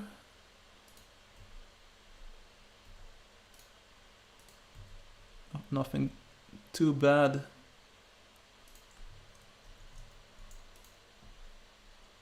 Done. I believe this is a very usable normal map, but what do I know? We need to watch it in the engine. Here we go. Save the emission combined with the normal map. Save the texture. So you can't have any clue what this is going to look like in game.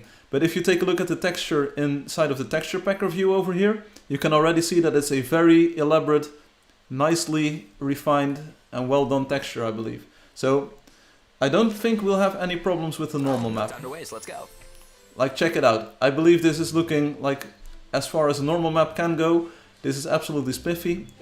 Pay close attention to the overlaps where the circle connects.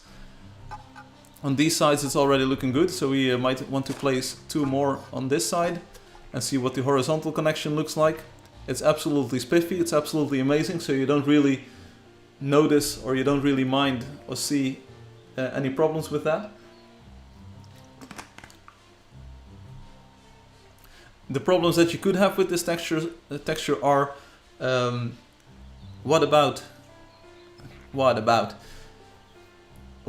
the thing going on with the inner reflection? So do we want, like, if we make the rims too angled inwards, then light will be reflecting offward of the outer rims. You can kind of see it happen here. I'm not sure if this is going to stream well. You can kind of see the light, see this big mouse cursor, the light is actually reflecting in the inner rim, the outer inner rim sort of, but it isn't reflecting in the inner rims themselves. So I like this effect. I really like the effect of the light shining into the texture itself. Why is the reflection in the gold on the right side? What? Yeah, it's a bit involved. When you have multiple lights, everything is going to be better. Everything is going to be good. Yeah, I'm working on the light propagation. That's something that I still need to do. But I like the effect of the light illuminating itself in the texture. So I kind of want to exaggerate the rims on the thing. The inner rims, like the outside angles, they don't really bother me too much, because now we have this very nice connection on top of them. So that's probably something that we want to keep. I mean, the outer rim angles, I think that's a good idea, because now you can actually see the circle laying on top of that. So that's good. There's a few tweaks that we have to do. We have to make a new ambient occlusion map, because we now have to define displacement. Oh, take a look. Take a look at the relief that this is now like giving off. Just standing here, let's zoom in a little bit. You can definitely see the 3D-ness and like the overlap in this already, even without the ambient occlusion. Go check out the star lamp. You mean this one? I like this. Yeah, I like this too. It has this dimensionality to it that we didn't see before. In the roof, it's perfectly serviceable as well, I believe.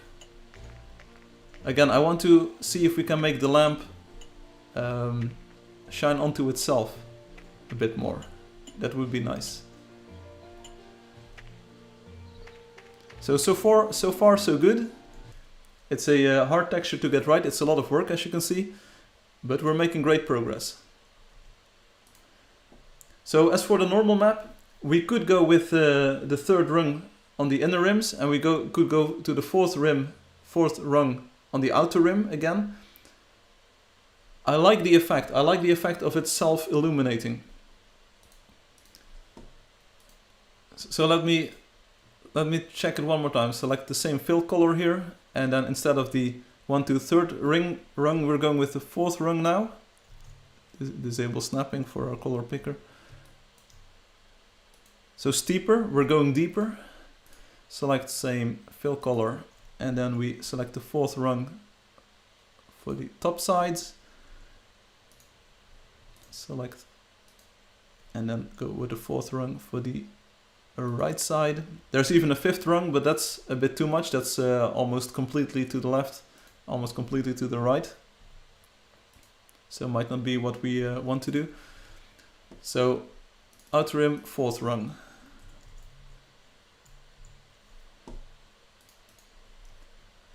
Let's just freestyle this, see what it looks like.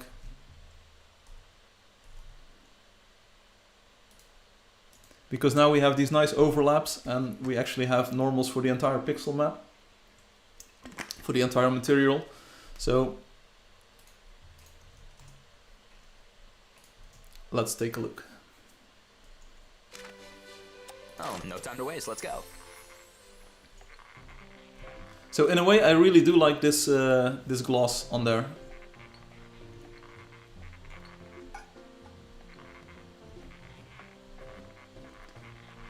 But now you can ask yourself, like, is the 3D effect, is it too strong? Do we give too much of a depth appearance to this? If you see it here on the stairs, it definitely does give off the vibe of being a very thick outline on top of the block. So maybe the third rung, like more subtle normals, maybe that was the best idea that we could do. And maybe we have to scale back the inner rim to the first rung. Maybe we are just making this have too much depth to it. That's entirely possible. So what happens if we scale it back to the second rung?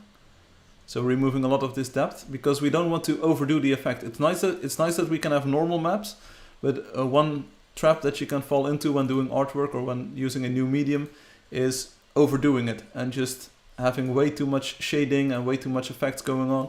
It's something that you see in Photoshop as well. Like some beginners at Photoshop will use like all of the effects that you have available in a single image, and it's just too much. So let's maybe say that we are an expert graphics designer and we use more subtle coloring. Here we go. Because we don't want to distract players too much with adding dimensionality to the blocks. So as you can see, flatter now, much flatter. And there's no difference between the flatness of the outer rim and the inner rim. So you could already say that, hey, maybe this is what the original texture conveyed as well. But I think that the inner rims, like the inner decorations, they should have a bit more or a bit less depth to them than the outside rim, because it's a more subtle detail. It's not going to be as coarse. So let's see what it looks like on the stairs. So yeah, way less depth going on here. I think the other one was a bit too much. So let's scale back the inner rims as well. Maybe we just do it like this. So this is the second rung on the outer rim, and then the inner rim, which is a bit thinner, it's going to be the first rung. So sometimes you have to go crazy to know that you don't want to go crazy. I hope that somewhat makes sense. We have to recolor a lot of colors here, but we're going to do it. So this is going to be this base color, but we're now going to recolor it to this one. And on the left side we have this color. Select same fill color. And right now it's this one, if I'm not mistaken. Yes, so we move it inwards one. That's good. Next up, this color. That is this color. Yes, so move it inwards one. Select same fill color. This should be this color. Yes, and make it more subtle. Select same fill color. This is straight down. It wasn't straight down. Then what color is this? Slightly angled. Okay. Make it more subtle. Do we want to convert one of these to straight down? No, because we are using straight down in these normals. Select the same fill color. This is straight down second rung, and we move it down to the first rung like this. Then we move over to this one, same fill color. Down and to the left, second rung. Indeed, move it to the first one. Select same fill color. This is this one, yes, to downwards and left. And then I think this is the last color that we have to replace. And is that like straight left? It's not straight left. Is it? Okay, so why is it not straight left? Because we are using straight left on the actually straight left portions. Okay, so here we go. The normal map is more subtle now. You can already see a huge difference compared to using the second rung, as we called it. Oh, cancel, cancel, cancel. Now all of our files are gone. Okay, our normal map is still looking good. We actually saved it, so that's good. Save the combined one. And yeah, you can definitely see, maybe in Texture Packer 2, it's more subtle, but it's more in line with the other blocks, I feel, color-wise and depth-wise. So let's run with this for now, and let's not worry too much. So fire it up. I'm going to see if I can increase my stream quality a bit, because once we're in game, we need a bit more bits per second, so maybe my internet issues, whatever they were, are already solved. So here we go. In-game, hopefully this will work. No time to waste, let's go. Alright, more subtle, but I think this is better. This is, if we take a look at this side, for instance, like the reflectivity of the material appears to be just a bit less than what we had before, so it was very reflective earlier. Not entirely sure why that was, because the normals should be normalized, so they should be reflecting light as usual. But I feel that this is more of the steel look that we were going to go with for these lanterns. So not too much distraction going on with the steel frame itself. And let's see what it looks like in the stairs. So again, maybe the subtlety, the subtlety is the mastery here. Yeah, you can see that it's metal, you can see that it has layering to it, and we're going to improve the layering a bit with ambient occlusion. If that's actually going to make a difference, I'm not sure, but we can certainly try. But I believe it better matches the surrounding materials now. Because these lanterns, they have this like different metallic shading to them. So you can definitely see a huge difference in the way that they appear in-game.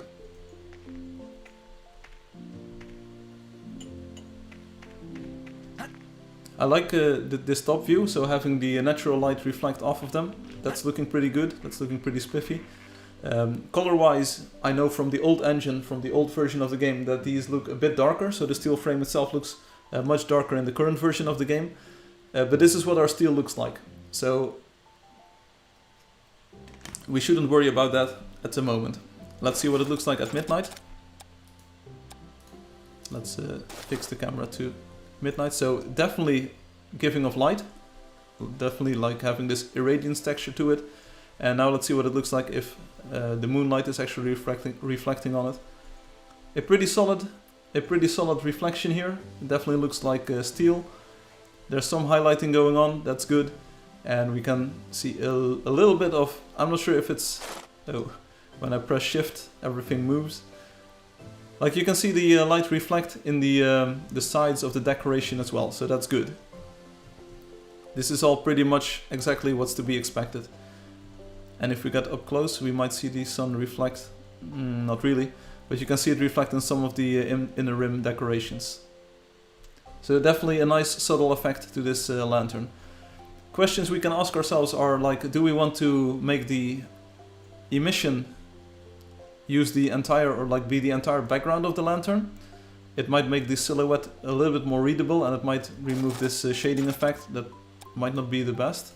So I mean, like removing this circle in the center that's more emitting than the outside rim, or the outside, something to consider. Here we have the sun moving along the lanterns, so let's see what it looks like at the top face as well. Are we getting some metal reflection? I believe we are. And now the sun is to the left and to the back. So far I think the detailing on the rims itself, and I think the normal map is absolutely stunning, is absolutely perfect now. So let's close this one, let's not mess with this too much. And let's make the ambient occlusion map now, which is going to be a bit special. Special in a way to make, because we have all of these overlapping shapes. So I am not entirely sure how we are going to shade all of these and like what the best approach to this is going to be, but we can try to make somewhat of a model and see if the model is correct. So it doesn't have to be like super perfect, but we do want to add some overlap and some shading onto these inner rims as well. I will take a short break. I will have to get some more water, and then I will be back after the break for about like half an hour more to make a new ambient occlusion map, and then we'll call it quits for today. So let me set this up. I'm still here, but I'm going to talk here. Be right back at what is it? Be right back at around, like, give me 5 minutes or so. So that's 11:45 UTC. There we go. I'll enable this. Be right back at around 11:45. So it's 55. Sorry. 55. So that's in 5 minutes. I'll be right back. And the stream is choppy again, I think, so I'm going to lower the stream quality again. Lots of problems today, not only the content, but also the technology. I'll be right back, see you then.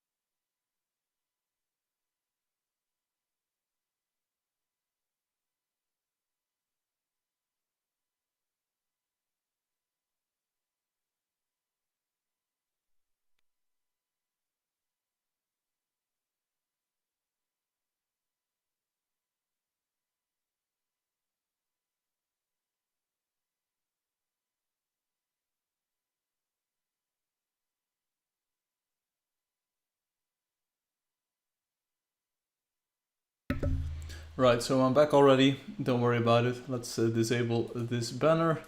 Go back to the desktop view. Okay, so here we are. One more time. I think the normal map is now absolutely fine for this texture. It's more subtle, way more subtle than what we started with. But I think that's the right approach. I believe you have to be very careful to not overdo these normal maps, because we're going to have a lot of shading, a lot of materials, and it's like subtle is better. So Obi, I lowered the stream quality again. It's choppy. I'm not sure what's happening. Oh, no time to waste. Let's But go. hopefully, if I stand still, things will look good somewhat. So I toned down the normal map a lot. So there's not a lot of like direction anymore. So from the third and fourth rung, I'm now back to 2 and 1.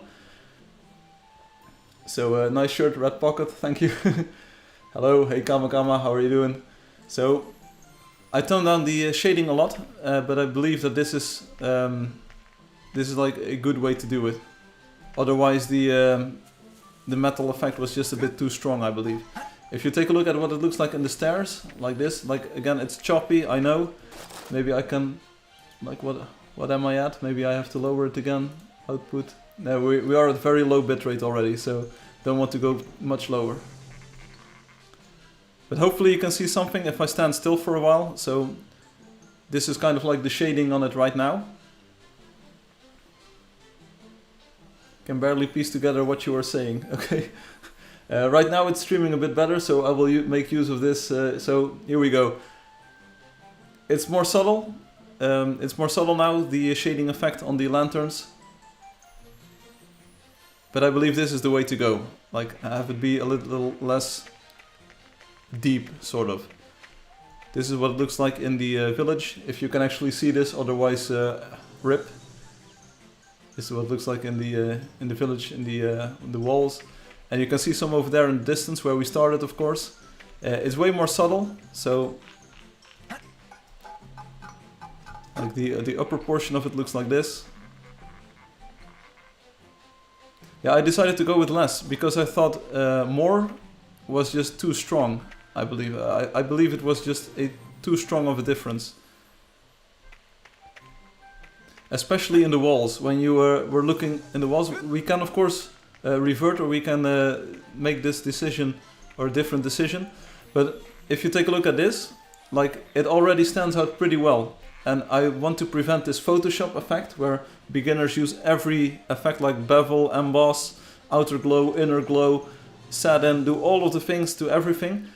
I want to make sure that we don't overdo our shading initially. So let's first get maybe, these are steel stairs, so I believe they use a flat metallic texture.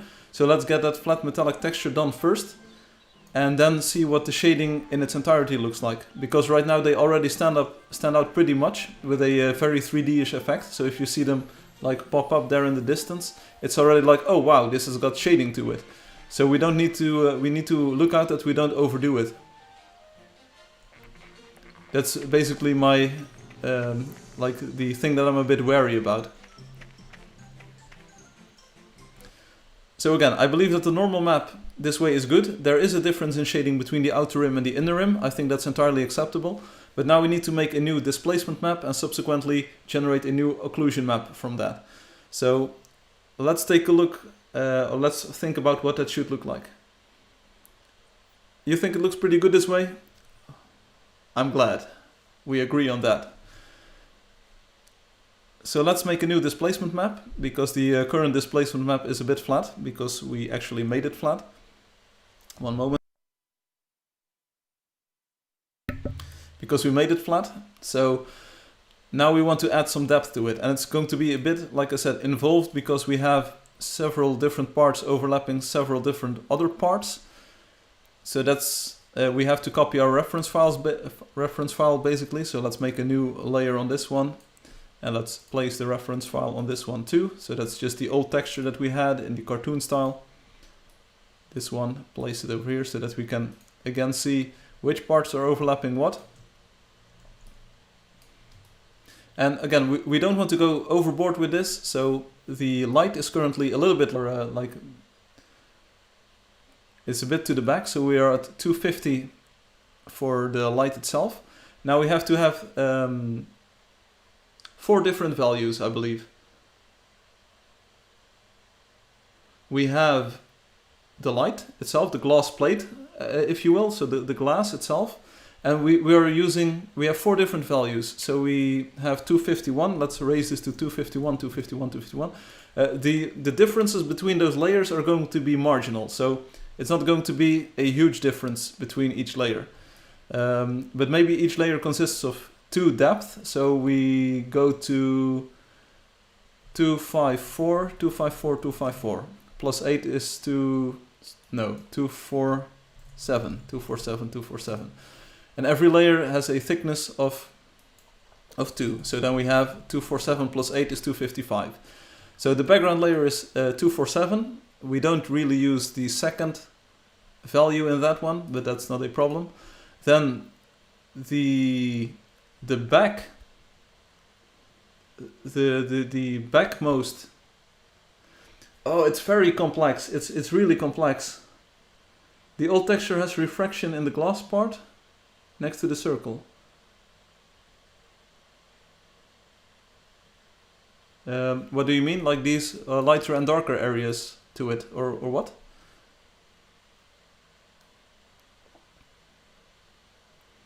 It's a bit of a effect to simulate the glass, so I'm not sure if we want to copy that, because the shading of the glass is going to be glossy in and of itself already.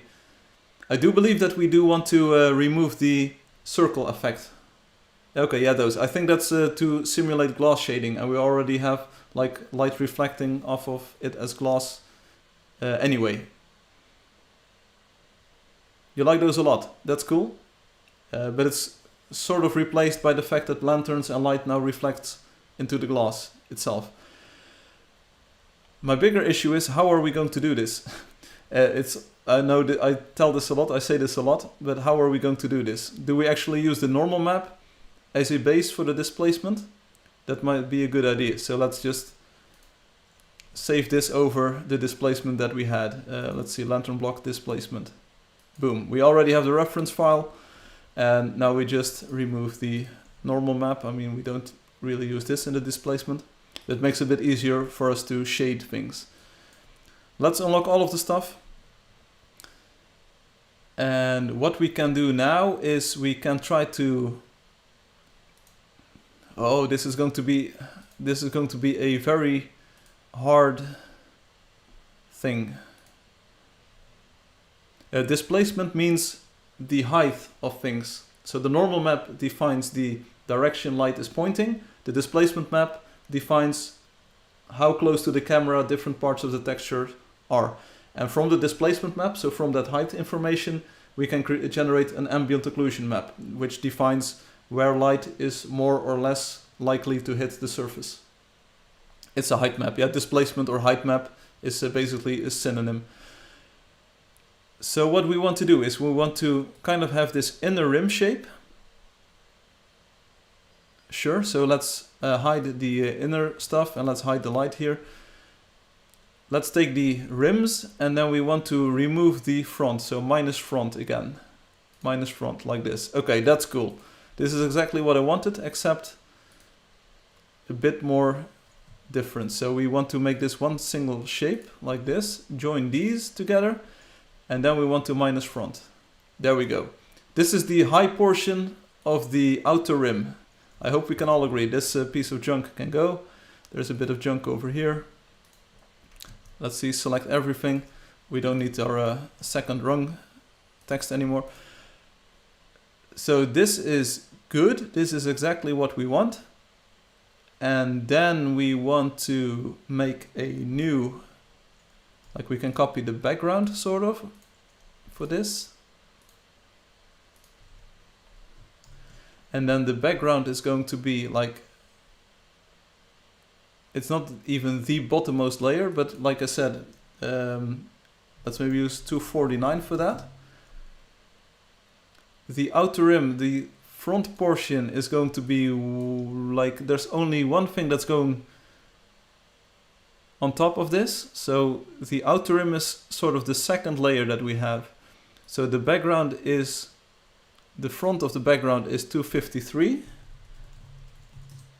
And then the background of this is going to be 252. A very subtle difference, but it's there. I'm not sure if this is going to shade correctly, by the way. So that's also something we have to be on the lookout for. Now we are not doing anything with this inner portion just yet. So that's hard. That's hard to get right. Oh, this revert.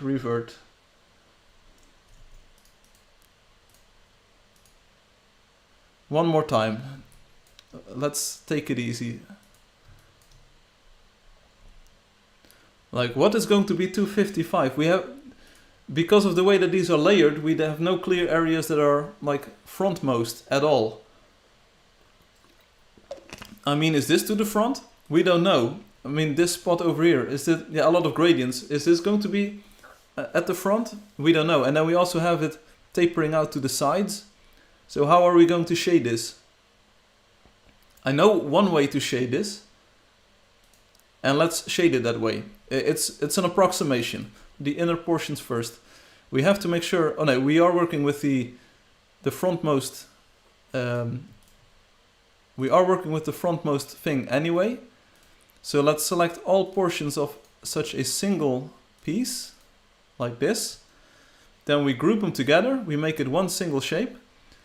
We assign a certain background value. So let's remove all of these swatches. We're going to use the swatches feature here. Select all unused. Boom. Trash it. Yes. Gone.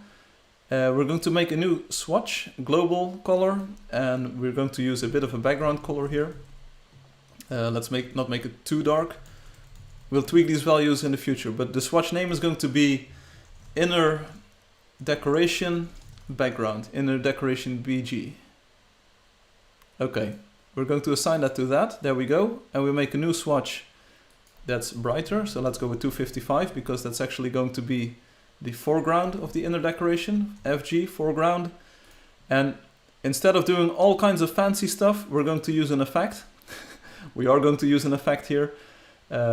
We have to make sure that the borders are aligned nicely here. So we do want to get rid of these anchor points. This needs to be a very clean shape at the edges, at the least. And we're going to use an effect called inner glow. Boom. And then as for the color, we want it to be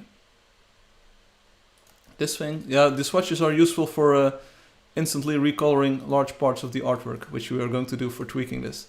And we are going to use the blur feature like this, sort of.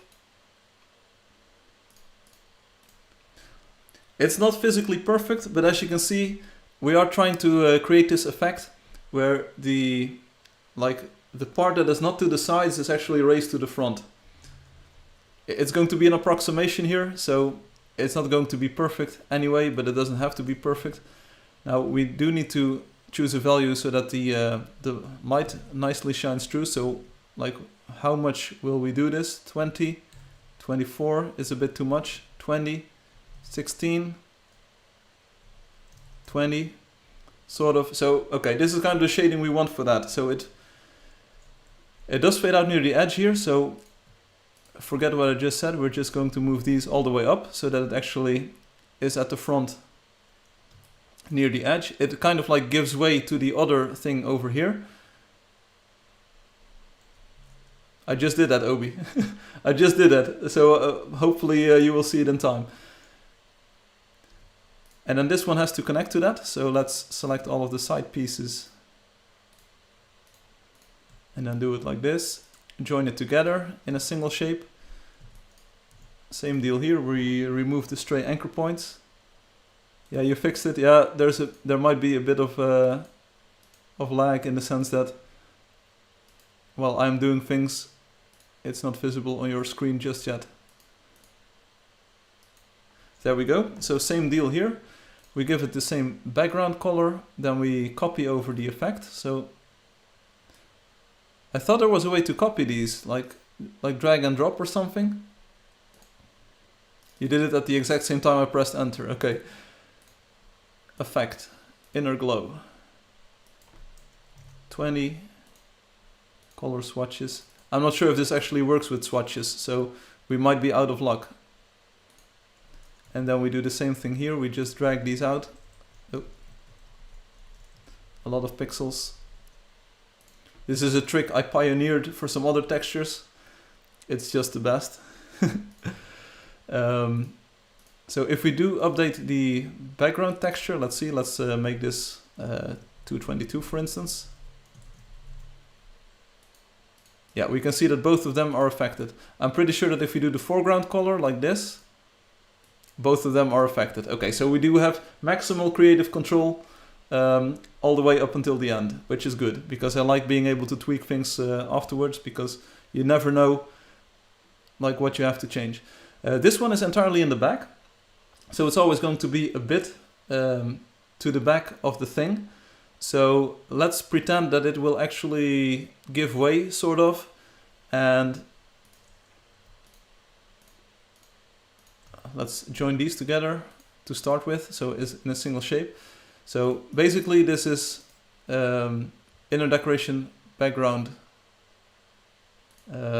is the middle ground. Let's call this MG middle ground, and then we now make a new swatch which is going to be a bit darker, 189 for instance, and we're going to call that's going to be the actual background. So this is going to be a bit darker, and this actually inner glows 20 pixels to the color swatch middle ground. There we go, like this, sort of. It's not perfect, like this is not entirely what we want, but it's also to simulate the bevel on the decorations themselves. So we're selecting all of these portions over here, and then the inner portion as well, make it one shape. It's going to be the background, inner glow, 20 pixels with the middle ground swatch. Like this. Makes sense? So we're now racing through these. We're speed running again. It's an approximation. We don't even know if we're even going to see this effect once it's in the game. So let's not waste or use too much of our time on this. We do remove the stray junk over here. Junk be gone, junk be gone, junk be gone, junk be gone. Select this point, this point. Okay, one problem here. We didn't have this with the other ones, did we? Why? Or do we have the problem? We might have misaligned these shapes by stretching them out. So what we have to do is move these 2 points back. And what we then want to do is, how do we stretch these out? Maybe just add 2 anchor points like this.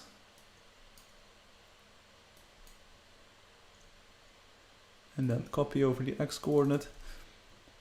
So this is not something that you can expect someone to do for all of these textures, but since we're streaming, I kind of want to make this look good. So then let's raise these a lot, like this.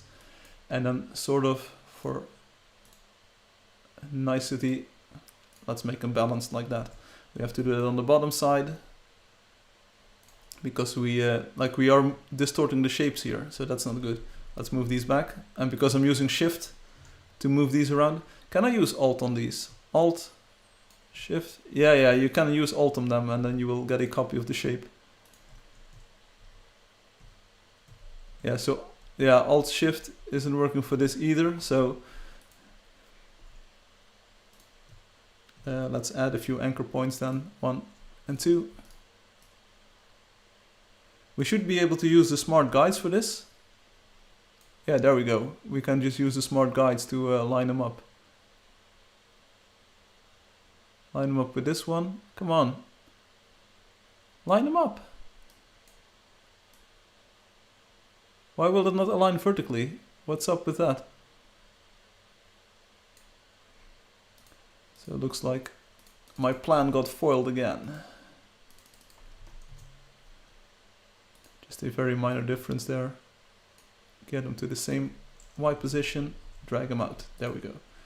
The middle of the one you just hit should be higher. I don't believe so. I don't believe, because if we make this to the foreground, it should actually be behind this one. So the shading, this should be a single shape. Here's the thing, this should be a single shape. We must connect these paths together somehow. So good comment over there. So how do we do this? We take this anchor point. Yeah, let's do exactly that. Yeah. Move this one over here and move this one over there. So what you kind of want is to have this higher portion visually connect with the other one because they're to the back of each other. Sort of like this. See what I mean? So now you get this nicely elevated center portion, but it still goes under the other one. Because when this is not the ambient occlusion map just yet, this is the other thing. Oh, and then we have another one going under this one. Huh? Revert.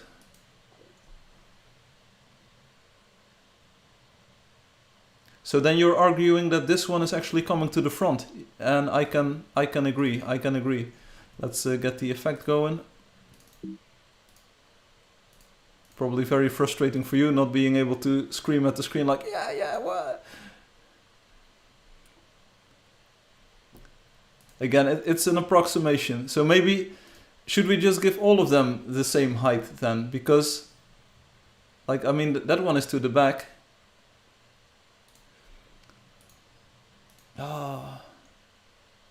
why did we do this texture? Why couldn't it be a simple one? Like, why do we have to make ourselves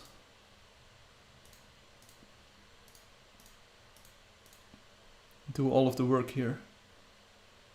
I mean, this one is in front of the other one, so we should probably make that one lighter then.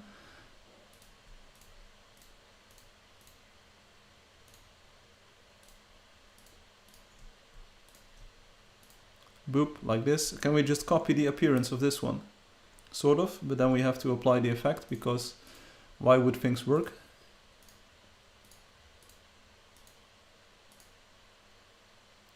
Sure, but then you would expect this one to be at the bottom, but it's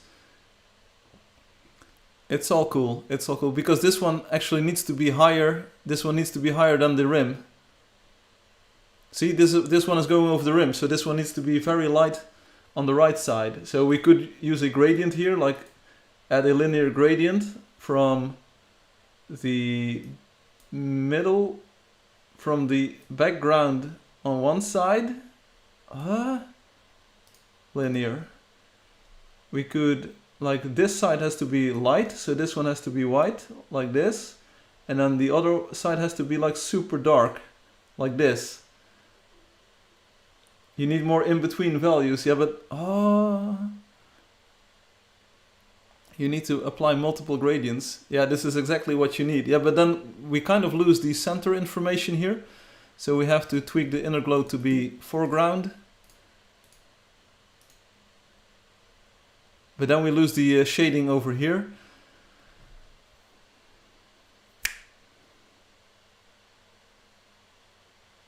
Dun dun dun. It's way too much work. It's way too much work for this. Seriously, I do not believe that this is the way we want to approach this, because it's just way too much work. Let's make a single approximation. Like, we're going to shade all of these equally. And then we'll have to find a way that works for the rim. Yeah, you need to pull the ends away. I get exactly what you're saying, but the problem is that we have all kinds of shading things going on in between. This is just the worst texture to have to make. And it's taking up so much time.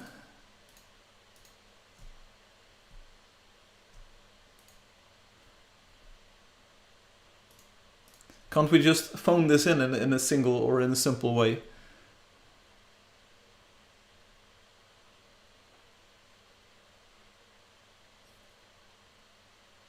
Yeah, so here's what we do. I have the solution. I have the solution, I think. We can use gradients. So yeah, this is going to be a linear gradient. We have to remove all of the glows. We remove all of the glows. So effect, can we just remove them? Edit, object, remove. Edit colors, tracing, color settings, object.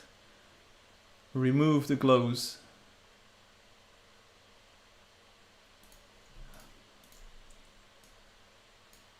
Remove the glow. Remove the glow. Remove the glow.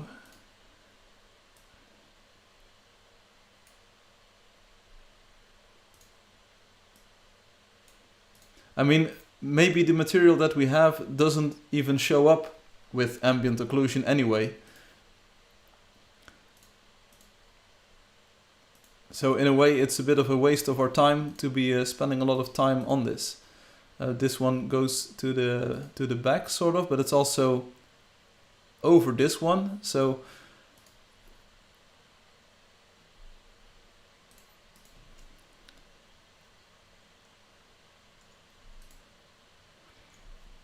like, maybe this is an Escher shape, and maybe there is no solution to the problem anyway. Yeah, if it doesn't show up, we're spending a lot of time on something that's hardly relevant.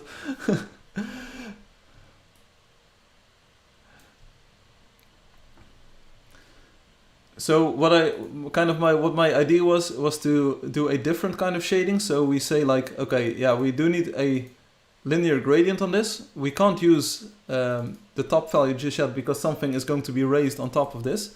So let's go to 230, 230, 230 for this. It is the foreground, of course.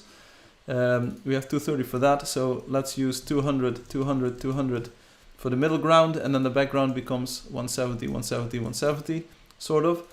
And what I want to say is like, okay, so foreground, background, middle ground. Let's arrange these. So this one is going from the foreground on this side to the let's see, background there. So working with gradients is even worse than what we were working with before, but don't worry about it. It's a live stream. We can do this. So this is going all the way from the foreground to the background, kind of like in this this direction. So that's good. Then we have this one, which is going, apply linear, which is going on the left side. Let's angle it at 45 degrees because it is at 45 degrees. It's at minus 45 degrees. There we go. So this one is going from there's one in front, so that's the middle ground. It's going from the middle ground to the background on the right side.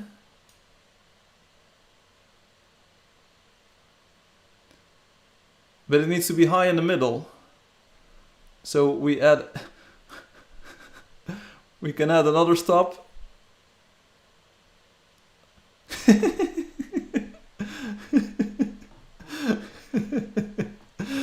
Oh, why did we do this texture? Come on. It's not too bad once we actually get the logic going. So remove this stop again.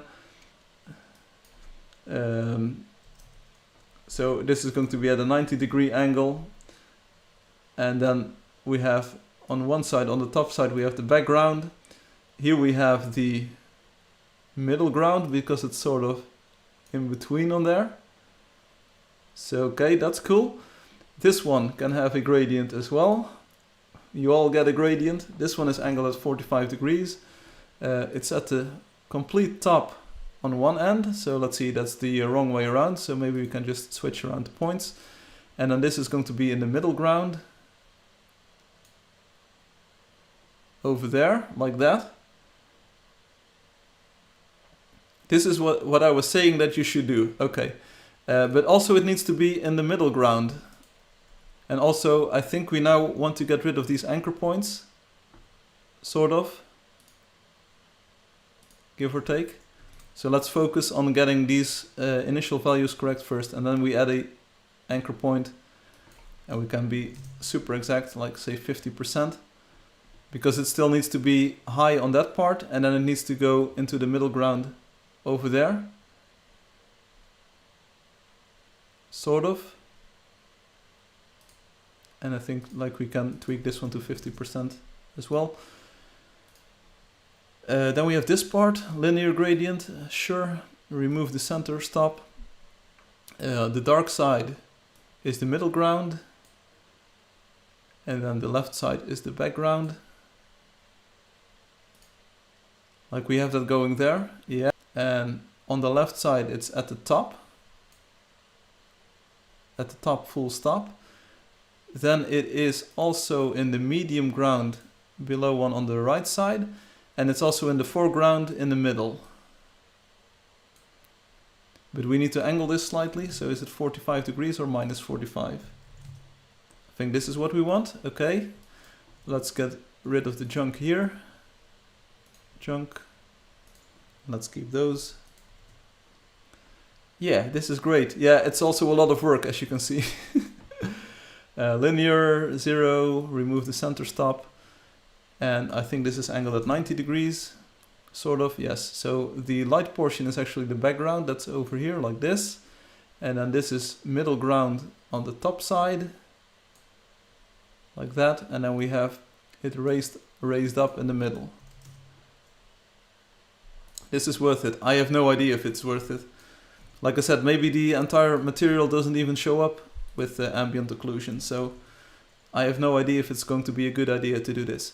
Okay, so cool. And then we have this one, linear gradient.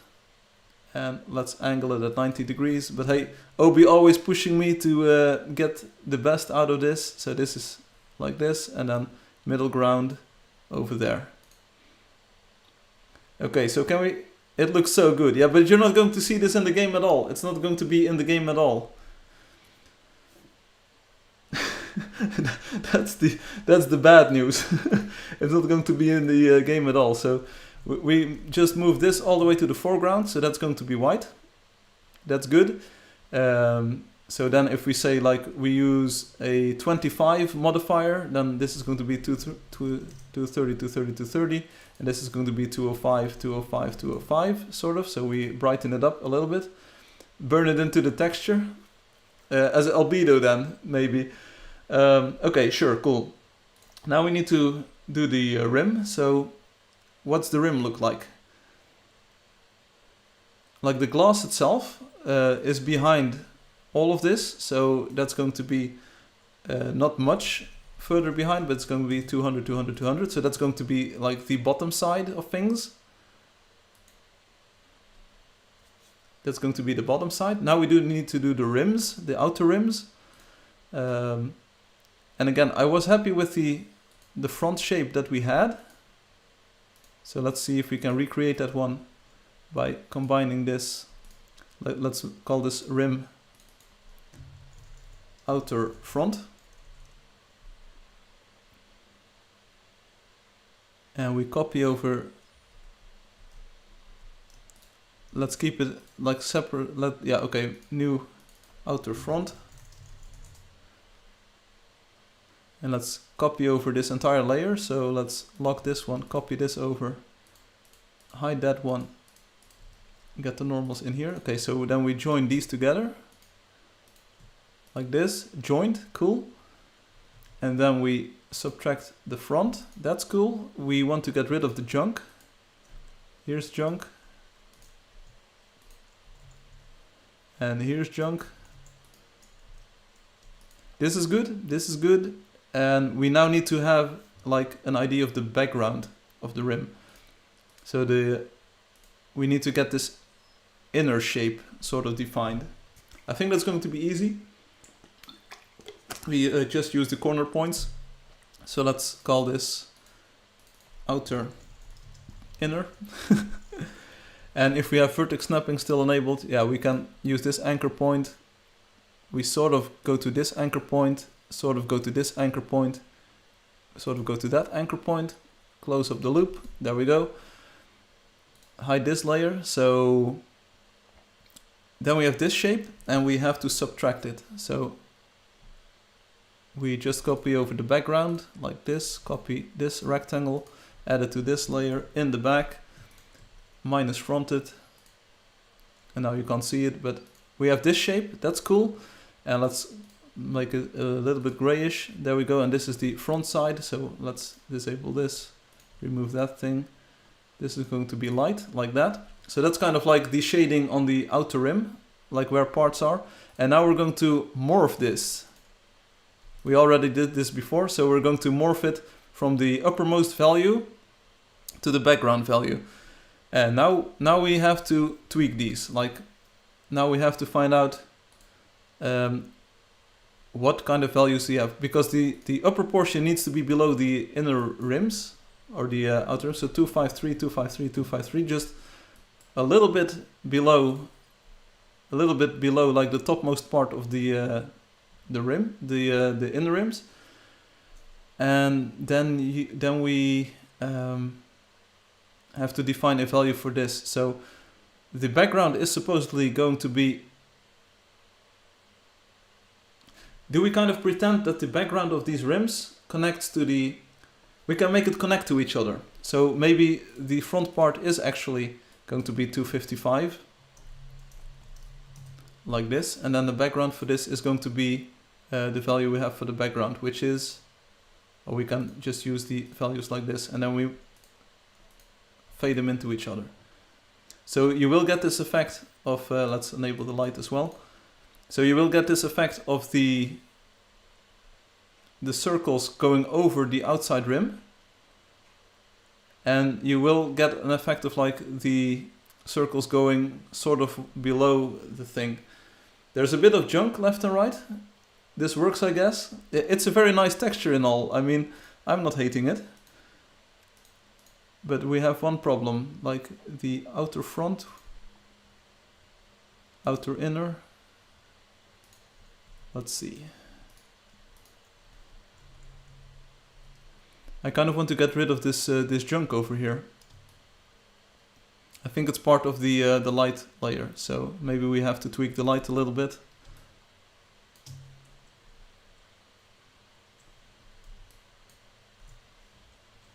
Just a ton of junk here.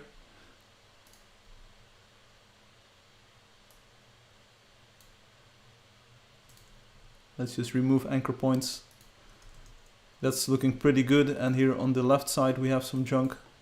It's not too bad, I mean I can live with this, sort of.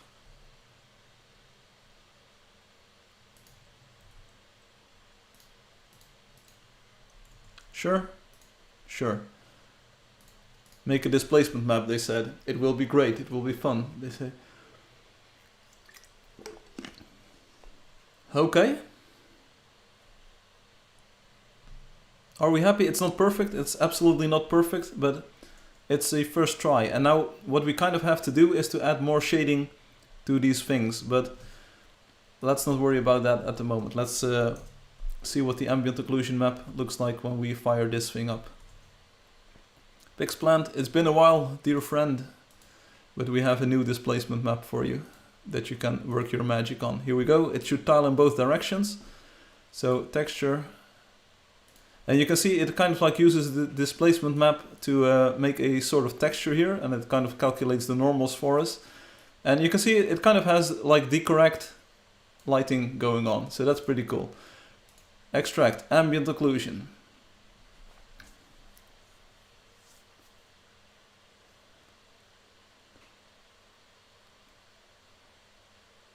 Is this correct? Is this the ambient occlusion map that we want? There's a bit of junk here. I do not really like these sharp edges over here, because like the center of those portions should be better. But we can see what it looks like. Maybe, like I said, maybe we don't even see this. So let's save it as the ambient occlusion map. I like the junk. Open up the material. Yeah, this is it, right? Yeah, we have the displacement map or the ambient occlusion baked into this one. So save it as the variations. Texture packer. It adds texture. So we might run into a problem here if the ambient occlusion map, this one, if it actually has values of 0, then the normals will be messed up, or the material definition will be messed up. So let's see if we have values of 0 here near the edges. It's something that I need to fix in the texture converter again. It's just causing a ton of problems these days. Oh, it's a grayscale texture. Well, let's just hope that we don't have any 0 pixels in there. The texture? Yeah, we did. So let's see if we get this ambient occlusion going. We could see it a little bit in the edges of the light already, so hopefully we'll also see a bit of ambient occlusion on the inner decorations on the rims now. I think that's definitely the case. You can definitely see if I zoom in, and I hope the stream isn't lagging too much. It was lagging a bit. I'm going to zoom in quite a lot. You can see the ambient occlusion right next to my mouse cursor here, to the top. You can see a bit of ambient occlusion from one of the decorational rims to the other. That's cool. And you can also see some ambient occlusion from the outer rim onto the inner decoration here. So we're really zoomed in, really pixel peeping this texture. Yeah, there's also ambient occlusion going on here to the right and to the bottom over here. So I think we have the effect that we want, sort of. This is like a change. This is another block. And you can see some ambient occlusion going on in the lighting effect itself. So just adding a bit of detail, interesting texture to the edges of the glass. So Obi says, I like this, that's cool. I really dislike the inner circle. I really dislike the fact that it breaks up the clean lines that we have going. Now just add the texture to it and it's perfect. What? Add the texture to it? What do you mean? Add the texture? This is the texture. What do you mean add the texture to it and it's perfect? What are you talking about? Can you let me know what you mean with just add the texture and it's perfect? This is the texture. Oh, check it out. Here the ambient occlusion does interesting things with the way things reflect. See this? you get this kind of like bubbly feel to it. Isn't this just color with the maps? Huh? What are you on about?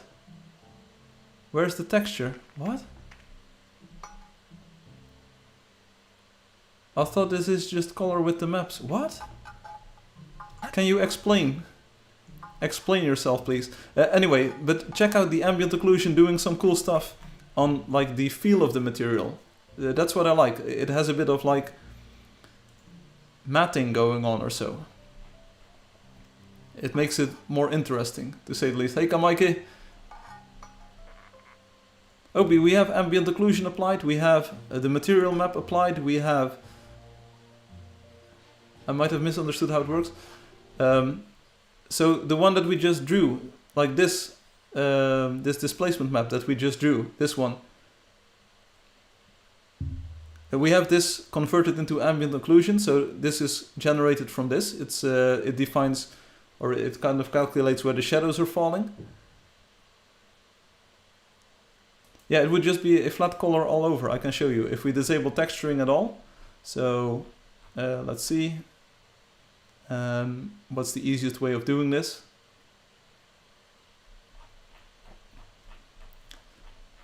There's no easy way of doing this at the moment.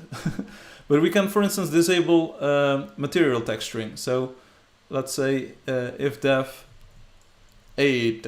Now we run without a metallic map, and now we run without ambient occlusion and all of those things. So now we just have like a normal map. So the normal map still works. As you can see, the depth information or like the different reflections are still going on. But we no longer have a steel definition. Like we don't override the albedo map and the roughness and the metallicness of these things. So can we compare the old one with the new one? Yeah, you can always compare things. That's not a problem.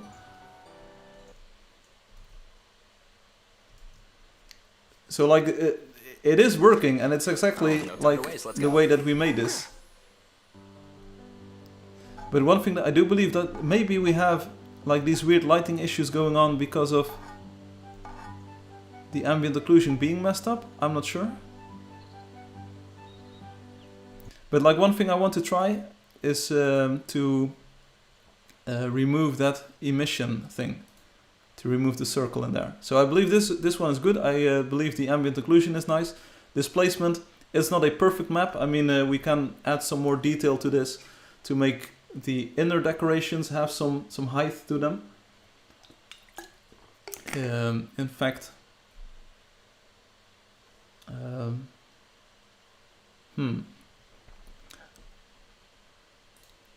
we could duplicate this layer, hide the other ones for now, and we could kind of simulate this. So if we make this all gray,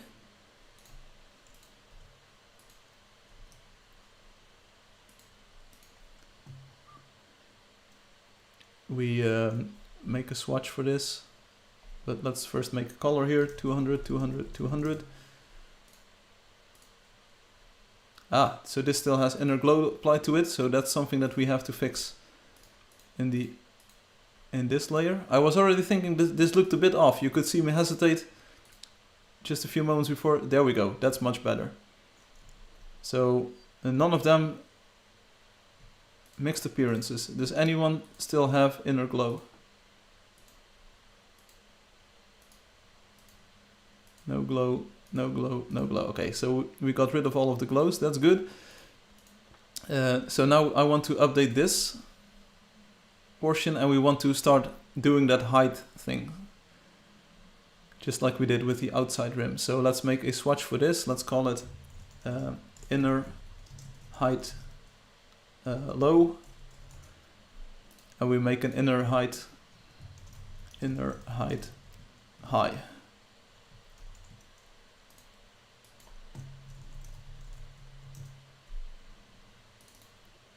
Global color. There we go. So let's assign low to all of this. Then we do apply inner glow to all of these. Can use the same settings as before. We use the high swatch now, even though it looks similar. There we go. So this is kind of like height information that we sort of lost while doing the other thing. We're going to have to massage some of these shapes. So let's add anchor points here and make sure we extrude this shape. Like, I'm not sure why only one of these works every time, but I'm not complaining. Drag these out a bit. Like that, that's good.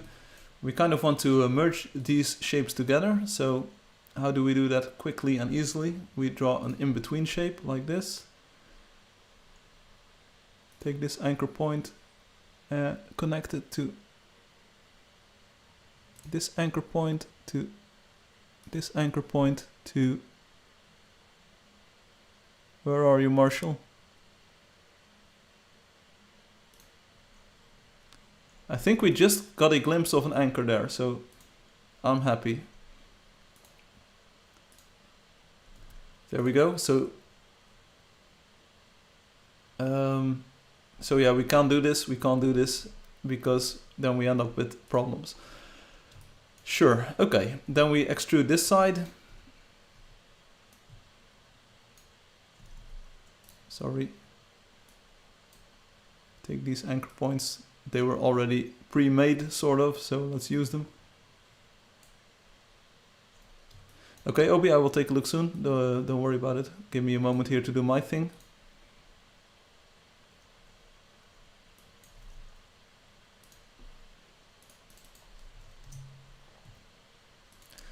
Drag these out to the side again. Here we go. This one, it's the same treatment. So it's not going to be perfect, but it's at least one more layer of detail and of attention that we are adding to this. I kind of want to try and see what it looks like. The cursor is so hard to see. How can we fix this?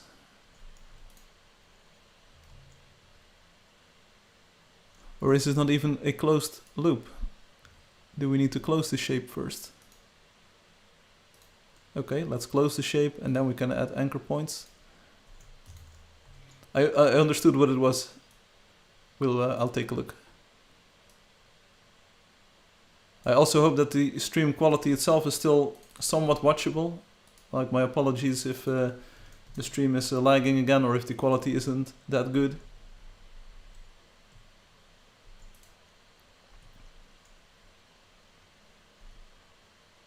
And now this one.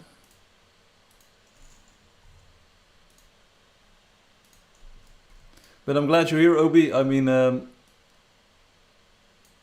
wouldn't be doing this without you probably. But like I said, in the or somewhere along the stream, it's an important texture to get right. Every new player of the game will see this texture, and it's also very defining for the way other textures are going to look.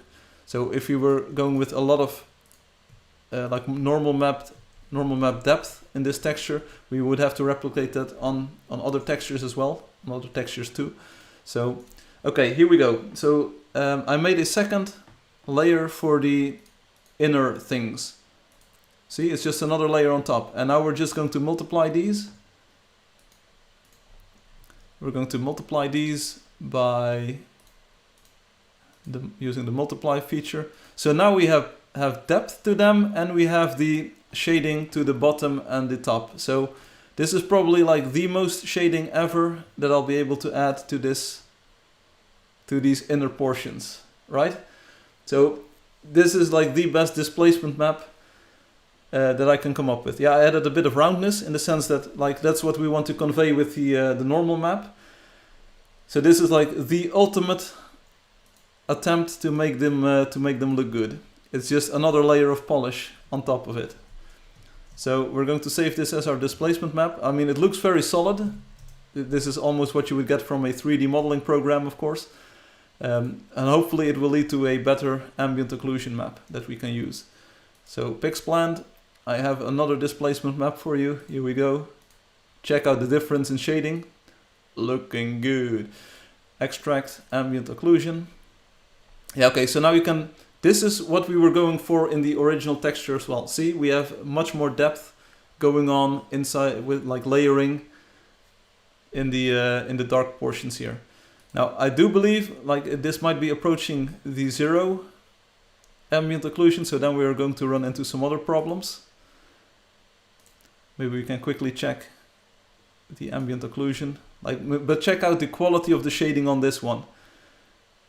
I think we have to pull the levels together a bit more because this is a bit too harsh. Like we are probably approaching 0 here. 90, 91, 90, 90. Do we have any 0 values? No, it looks like we are starting at 13 or so. Okay, so we should be good. We should be good. It might be a bit too harsh, but it's at least not going to mess up our texture converter tool.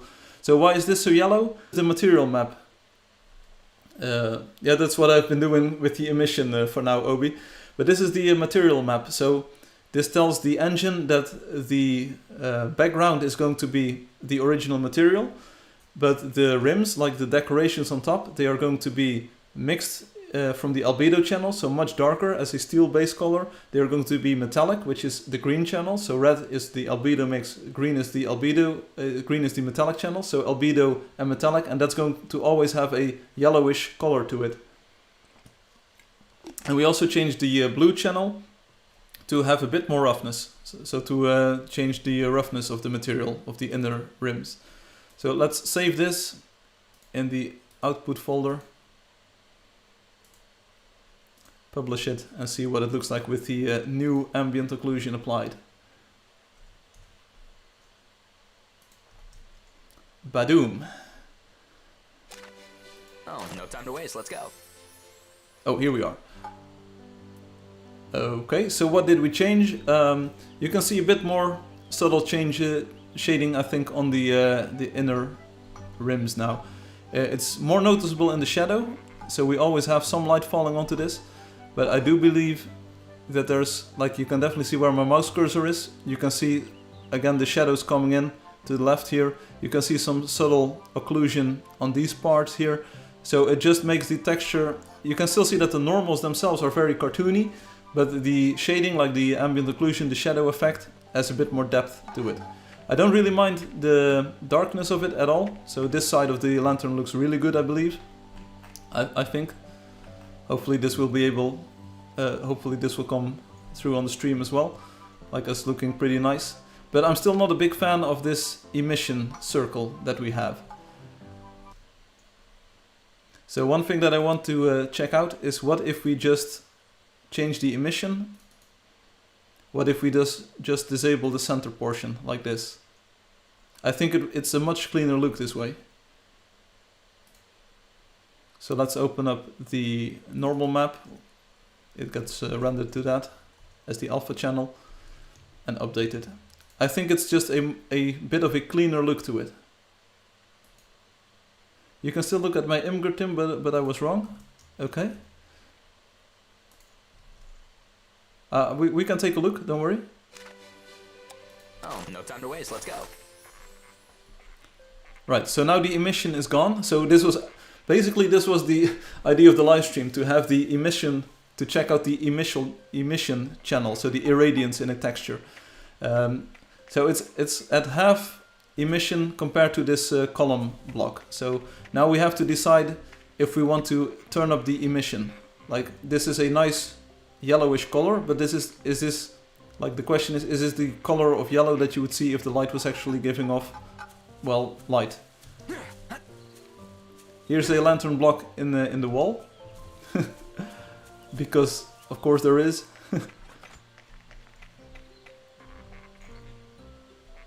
Here on the stairs. So the ambient occlusion is definitely much better this way. I really believe.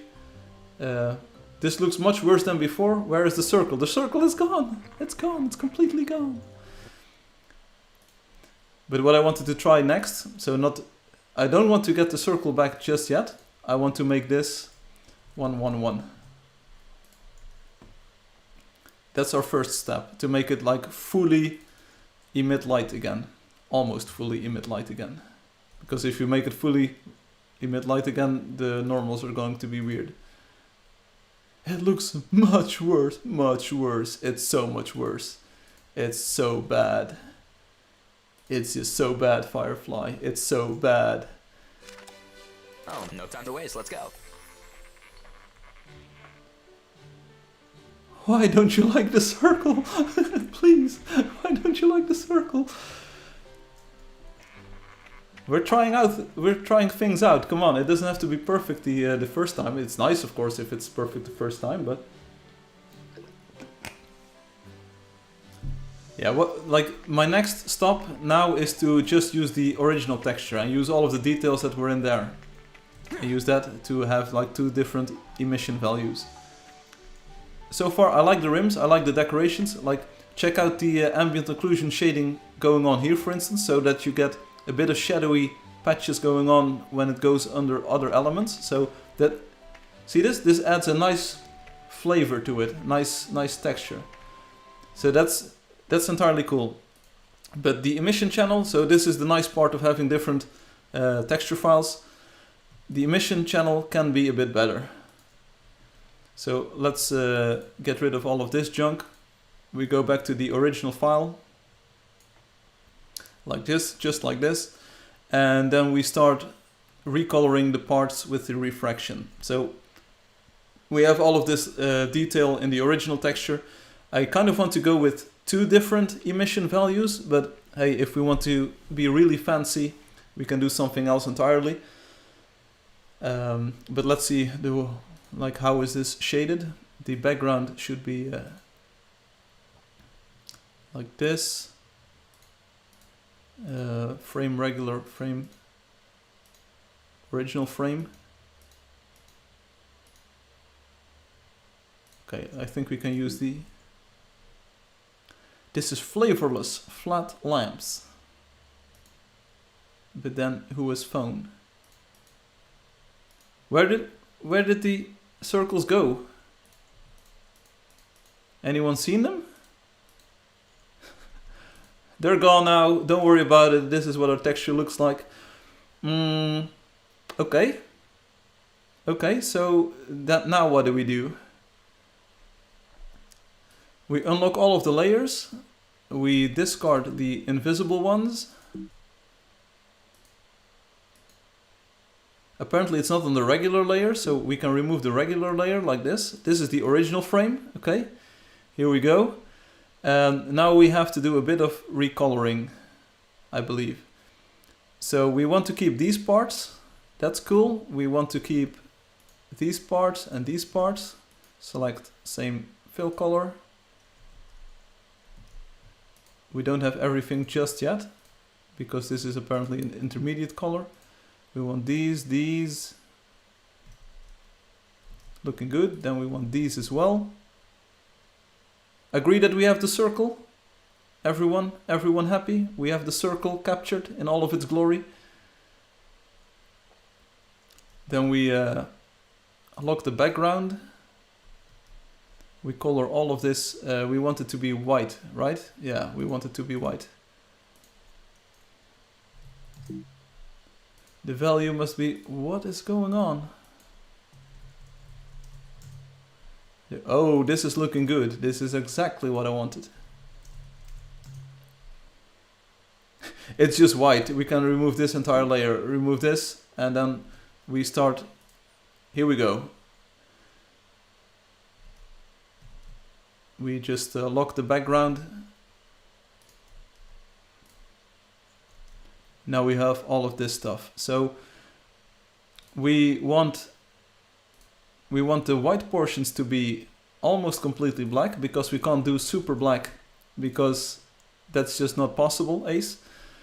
We have, what's the next lightest value? This is... How is this shaded? This is 247. Okay, that's the next lightest value, so select all of the same fill color. And instead of like completely black, we're going to use 64, 64, 64. So we're also moving from sRGB color space to linear color space. So don't worry about it. We are doing things differently a bit. Then we select this one, which is 231, which is the next lightest, most likely. We RGB it, and then we use 128, 128, 128. And I think this is good. It's inverted compared to the original, but that's not a problem because like this is just the way that our textures work.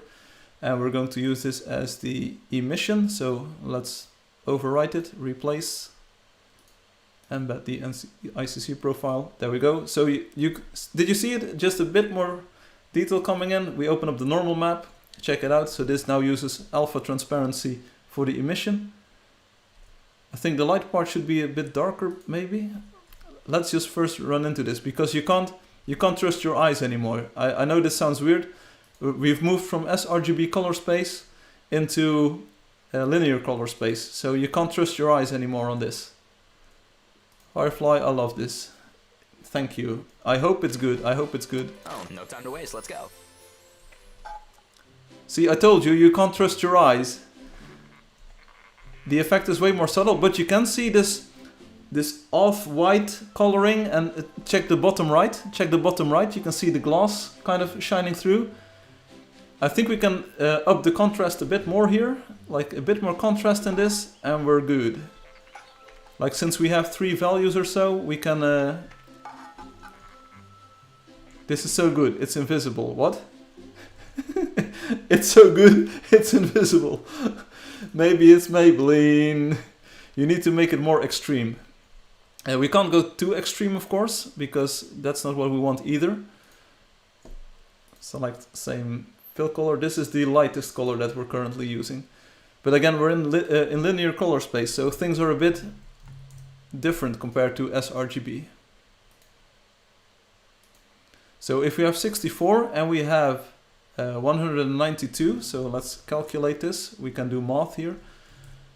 Plus 64. Okay. So maybe the initial value needs to be more extreme already. So we just move everything away from this. So more contrast, and then the glass has a more subtle effect. If we suppose that this is representing the glass being dirty somewhat, then maybe we want to switch it around. Maybe we want to make these lighter portions darker and then the other ones lighter. But we can, let's first see what this looks like. Open it up like this. So we now get this much more glowy center part and then much more subtle outer parts. You can see a huge difference in the texture converter there when it changed textures already. We're done, converted. Take a look. Oh, no time to waste. Let's go. Check it out. So you now see a much better, like, dirty lantern effect to the sides, when it's below us at least. Probably has something to do with the light falling onto it. It's a nice interesting color that you get. Amazing, flawless, perfect. When it's in the full light, so when there's super much outside light falling onto it like this, like it's daytime and you're looking at a lantern, as you can see, it's super bright. It's super bright. We also get the dirty corner effect a little bit. So there you go. On this side it looks like this. So let's take a look at what it looks like inside. Because we can move inside, of course.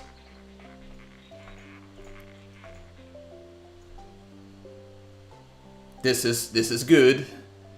It's better than no circle, that's for sure, but it's also better than just a circle. I like this. I'm not gonna lie. I like this effect.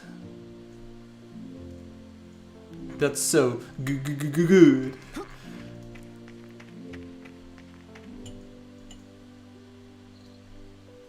It's really good.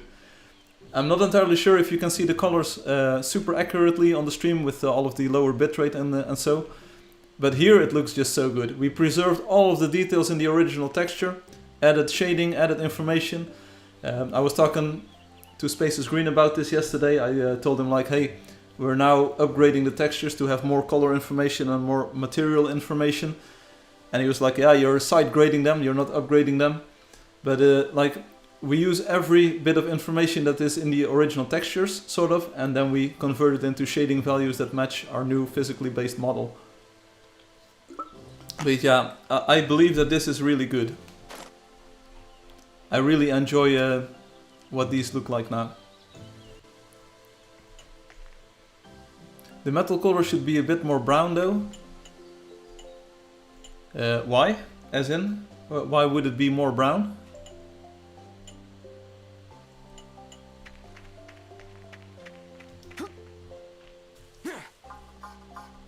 What's the reason that it should be more brown? I mean, of course, you would expect the reflection. Like the reflections are currently from the skybox, so the skybox color influences the metal color. Let's do a time lapse. Let's see what this looks like at midnight, for instance.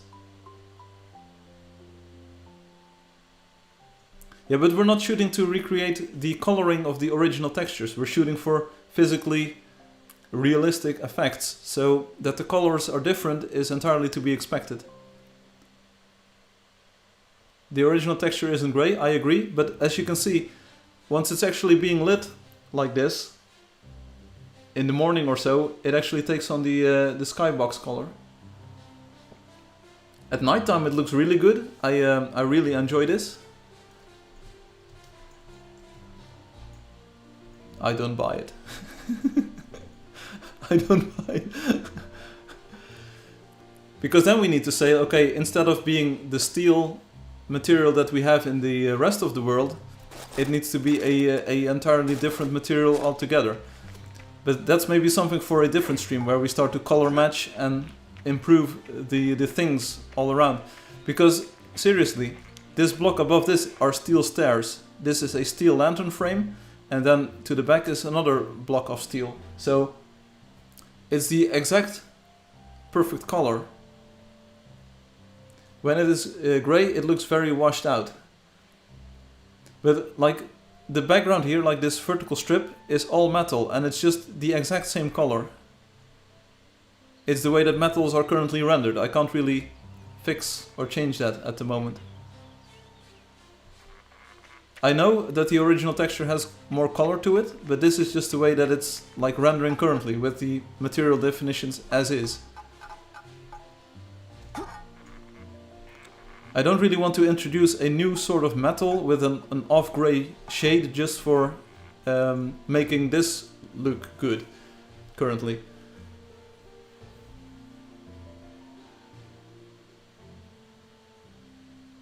So then maybe the problem becomes like, how do we make sure that light falls onto this very nicely? Because as you can see, you can now see yellow being mixed in. Yeah, corroded steel, but that's an entirely different look compared to what we have for the current lanterns. See, you can now see like yellow reflections coming in, and it's starting to pick up some yellow light, probably because the sunlight color is changing. And of course, the reflections towards the top of the block, they are very bluish, because that's the horizon color, the zenith color being picked up.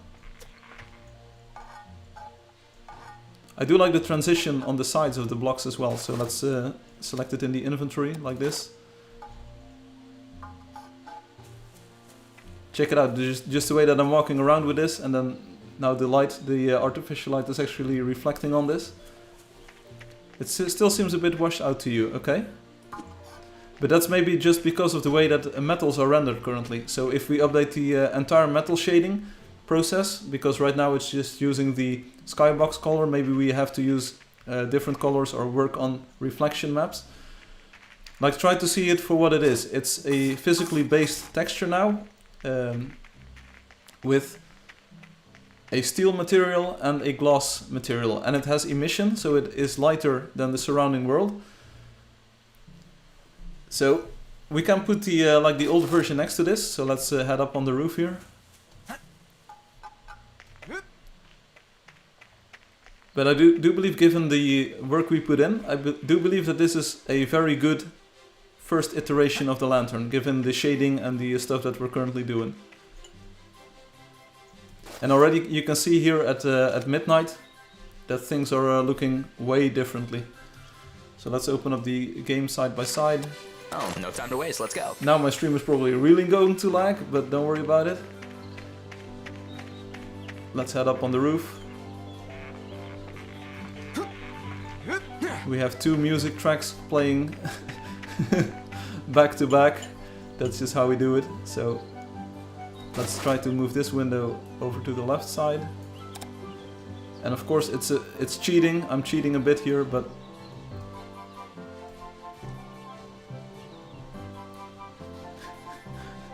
you don't get a much better picture of them side to side than this one, I believe.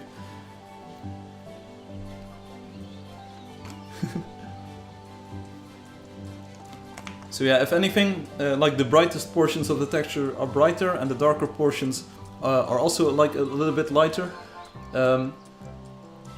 In all, but compare the wood, compare the way that the wood reflects, it's also lighter on the right side. So the right side has just, it's what has been missing in the engine from the start. So we never had directional lighting, we never had normals, we could, like, it's impossible in the left engine to actually add light colors to materials. The right engine can actually materials, and that's just a huge difference, as you can see in rendering, while still being the same. I mean, I understand what you're saying. I subscribe to the theory that like also on the left side, check out the inner borders between the blocks. They are pretty much hidden. Like on the right side, they're way more pronounced. So this cross in the center. Hey, you're back. Welcome back. Anyway, Obi, if you see this comparison, like, can you agree that it's at least somewhat consistent? Like, it renders differently, of course, but can we sort of agree that this is also like just the way that it's going to look in this style? Let me remove this thing and this thing and close Illustrator for a moment so I can... I want to remove the, the spam here.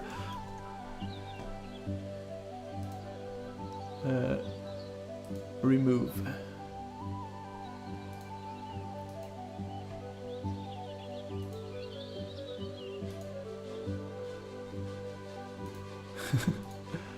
I have to click a few buttons here.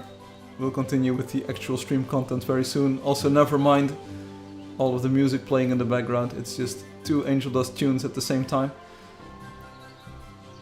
So anyway, like, I can fully see that they are rendering differently and that the shading is different, but that's a good thing. The right side to me looks a lot more convincing, a lot more realistic. But anyway, this is what I kind of wanted to do today. I wanted to make this irradiance texture on the right side with the light emitting from the texture. And right now it's looking really good. That's probably because the sunlight and the skybox have the colors of the wood, so the reflection sort of looks more realistic. But if you take a look at the image right now, Obi, you will say like, yeah, it's definitely looking like amazing. It's looking pretty good here. Also, the stream is cutting out, so things are going wrong in multiple ways. Let's close this window and let's like start up the new version one more time. Oh, no time So to what waste, did we let's go. do? We made this entire texture with all of the texture channels associated with it. It was the first texture that has emission tied to it, and we kind of like had to strike a balance between like the emissiveness of the material and having detail in there and like what it should look like.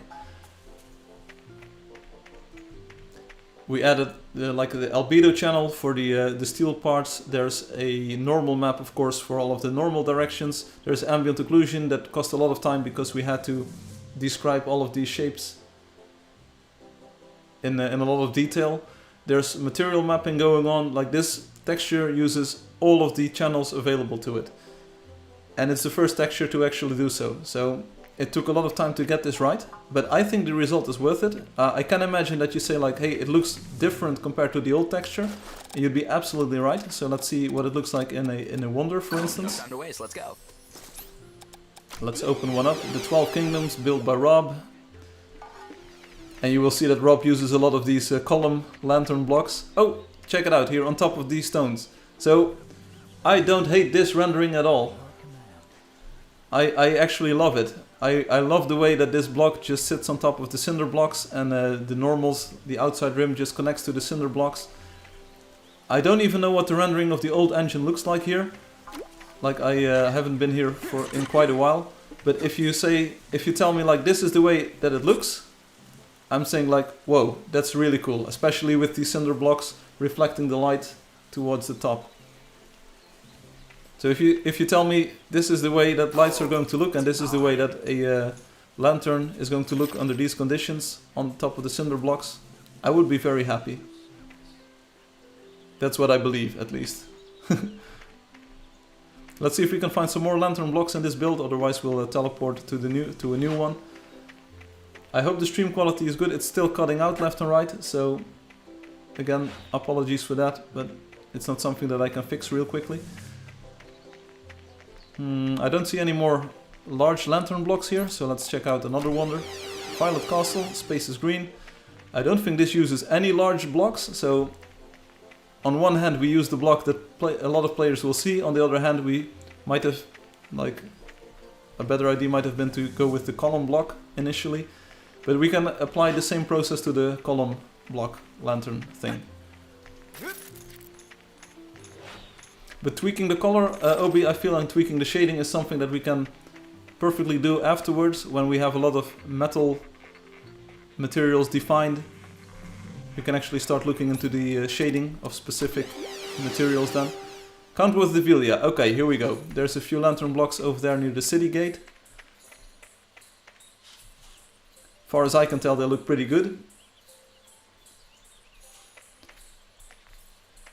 And again, I get that you say like, hey, the original is a bit warmer, like the metal looks a bit warmer, but this is physically accurate according to the model that we're using right now. Unfortunately, the model uses the sky colors for reflections, so you don't get these warm reflections that you would expect near these materials. It is something I want to work on in the future to improve the look of the reflections in metal, because I think that's pretty important. We have a lot of dudes, for instance these fighters, they oftentimes have metallic armors, and it would be nice to have more color accurate reflections for those.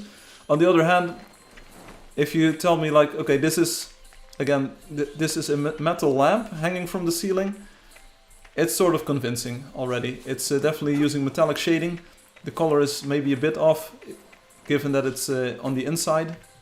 So maybe we'll be able to find a lantern that's standing outside here. Also, do note that the wooden planks, the nails in the wooden planks, even the dark wooden planks, they aren't bothering me as much. I think a metal texture, like the flat metal texture, is probably the next target that we want to shoot for, because we want to get a feel for what metals render like. Been looking for this. We have some like matte materials, wood, wooden planks, tree bark, but now we need to start looking at like what metal looks like. Yeah, I don't see a lot of these lantern blocks. San Valentin maybe uses a few. Been looking for this. Let's see, where do we find builds with lantern blocks? Over here. They're over on the right side here, on this walkway. And again, the shading to my eye looks pretty good. Again, I can understand that the color is a bit off compared to the current one, but that's probably going to be an issue with metals anyway. They are going to reflect the surroundings, so you will never get this yellowish reflection everywhere. It's just going to be a neutral color of metal and then reflecting whatever is around it. So here we go. An entire room full of lantern blocks, like this. You can see some of the other light colors being picked up by some of the edges. And as far as the texture goes, I'm pretty happy with it. You can definitely see that it's a lantern. We have the metallic shading going on, as you can see, so very reflective over here. This part. Tweaking the light colors and intensity is also on my radar, of course.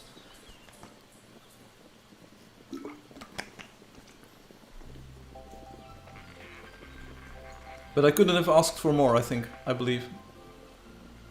Just this array of lamps, it's not out of the ordinary. In fact, comparing these screenshots as we did 5 minutes ago or so, I believe that the new rendering is very accurate to the old one, except the materials themselves render differently. Here's electrode. Again, lots of nails. They're not a huge problem anymore, and I just like the way that everything reflects here. Want to take a screenshot, so I do. Let's see if Angelo used any lantern blocks here, the large ones. Maybe next up is the column block. It kind of uses the same idea, except it's a bit smaller, but I think we can maybe reuse some parts of the texture. Oh, here we are. There's one over there. I think, oh, here's also one. Yeah, it's a bit bluish. I'll give you that. It's a bit bluish because it reflects the sunlight. Other than that, I think the shading is pretty spot on.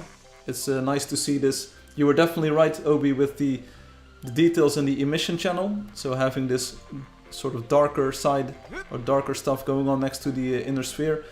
Definitely something that we want to reuse. But it feels like a very solid addition to our texture set.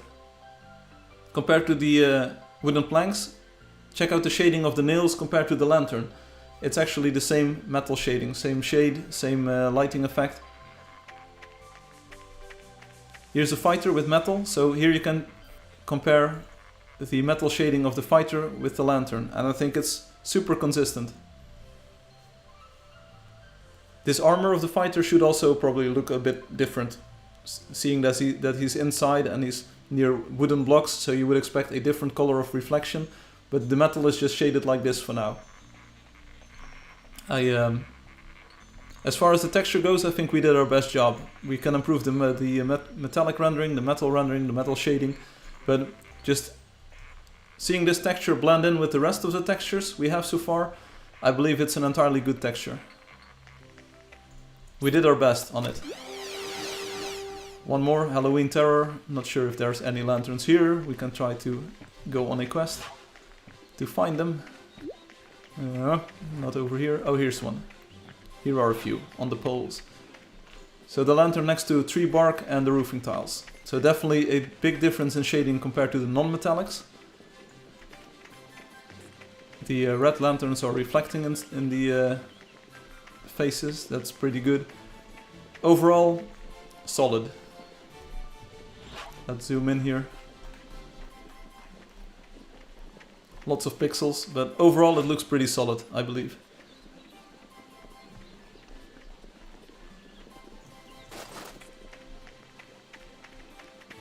It's not that I don't like. I'm not hating the feedback or anything. Far from it. It's really useful to have the feedback. But I like if the assumption is that the material, like the metal, is too grayish, then I say, okay, I fully understand that. Maybe we can tint the metals a bit in the future. So maybe we can add just a bit of like chromacity, a little bit of color to them. But for now, this is what metals look like in the engine. It's not something that I can fix in the texture. It's more to do with the metal shading. So that's the entire PBR rendering stuff that we have going on over here. So the radiance calculation. We use a base reflectivity here, and if it's metallic, we kind of shift it to the albedo, and that makes things look the way they do currently. But it's all good. I mean, it's metal. It renders a bit differently compared to the metal that you saw in the original texture, in the original version of the engine. It's not too bad. It's not too bad. So let me write down. We have to fix transparent pixel colors. Something to do. I'm happy with the result. We had to draw a lot of textures. Let's see if we can get an overview going of all of them. They might not look perfect. Yeah, some of the hidden layers are suddenly visible. But this is a 3x3 overview of the texture that we made. And this one is the old version, as you can see with the old thumbnail. It's now looking like that. So maybe we can save over it, and get the new rendering. Let's see, open it up. Maybe we have to do all of this jazz. I can still maybe see value in tweaking the emission channel, because maybe we can change the contrast just a wee bit more. Other than that, I think this is a very solid texture set. So happy with the results. It took a lot of time, way more than I anticipated, way more than I wanted. You could also say like the shading on this is a bit this is the ambient occlusion, right? So the shading on this is a bit too harsh. We should tone down the depth difference between the fore and the background here. So that would be the displacement map that we have to update. I think that might be a good idea. So that's the inner copy, but let's call this depth. And let's just change the lower value for that. We don't even have to do much work here. So let's go in between. Again, sort of binary search. So 2, 2, 2, 2. Let's keep it simple like this. So toning down this depth difference just a bit to flatten out those differences. Maybe we can go even lighter. Like, you can't trust your eyes, that's entirely correct. But I do want to remove some of the very harsh depth differences going on in this texture. So maybe this is a bit better. Save it out, see what it looks like in the PixPlant, 480 by 480. Displacement. Then we open up the material. No, we open up PixPlant. Displacement, open up displacement, extract ambient occlusion. I think it's more subtle. I think it is more subtle. Yeah, definitely. Some of those blacks are gone now. Definitely more subtle rendering to the inner decorations. So we can live with this. We're going to save it as our ambient occlusion channel. We can replace it. Close this file. I think we can save it. And that's going to be our material map. 480, 480. Save it. Close it out. Publish the sprite sheet. Convert it. I think it was a bit too harsh. The decorations don't have that much depth going on. So definitely still some ambient occlusion on here. Might be hard to tell the difference really, but I feel this is more physically accurate now. So we did our best to make it look as good as possible. Yeah, a little less smudging going on this, on some of these parts. On one hand, I like the smudgy look a bit because it kind of gives this more worn feeling to the metal, to the steel. It adds a bit of interesting characteristics to the highlight, to the reflection of the sun. Don't have to go overboard with it though. Now let's open one more wonder at nighttime. Equatoria. Okay, Equatoria actually uses lanterns a lot. Here we go. So this is steel next to patina, I think. Yeah, shaped patina. So as far as metal rendering and colors go, yeah, this is just what it looks like currently. There's a ceiling here with 3x3 lamps.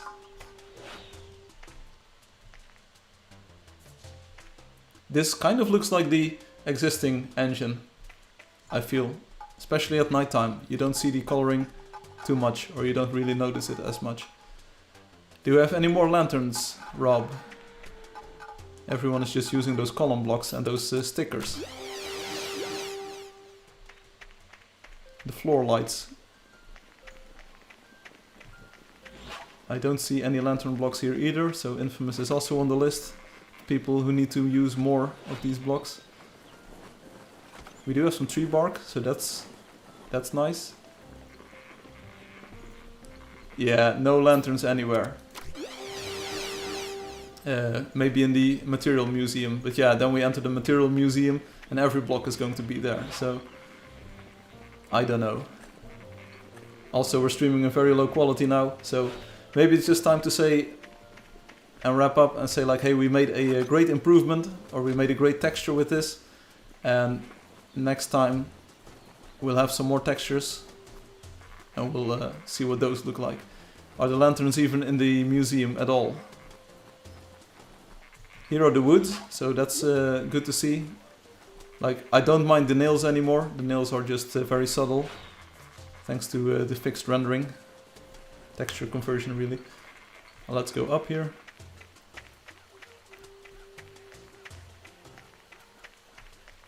all the way up. Maybe the lanterns are on the second floor. I kind of believe that these should also have the same texture applied to them, but we didn't upgrade the functional blocks just yet, so maybe they will actually appear to change once we actually set the texture for them. But now we can't go back to the Wonder anymore, but maybe if we look up this texture name, maybe it's being used in different places. It isn't. Okay, so that's a separate texture that we have to replace apparently. Good, or at least good. Yeah, I like it. I like it. I'm going to close everything here. I think we're pretty much done for today. We made it, I think, a good texture. Feel free to leave comments. It is in Valesi. Okay. Feel free to leave comments. Obi was here interactively to guide the development, which was very useful because it was a very tough texture to create. Let me remove this screenshot, but I can show you this one. So again, this is the comparison. On the left side is the image in the old engine. On the right side is the image, the texture rendering in the new engine.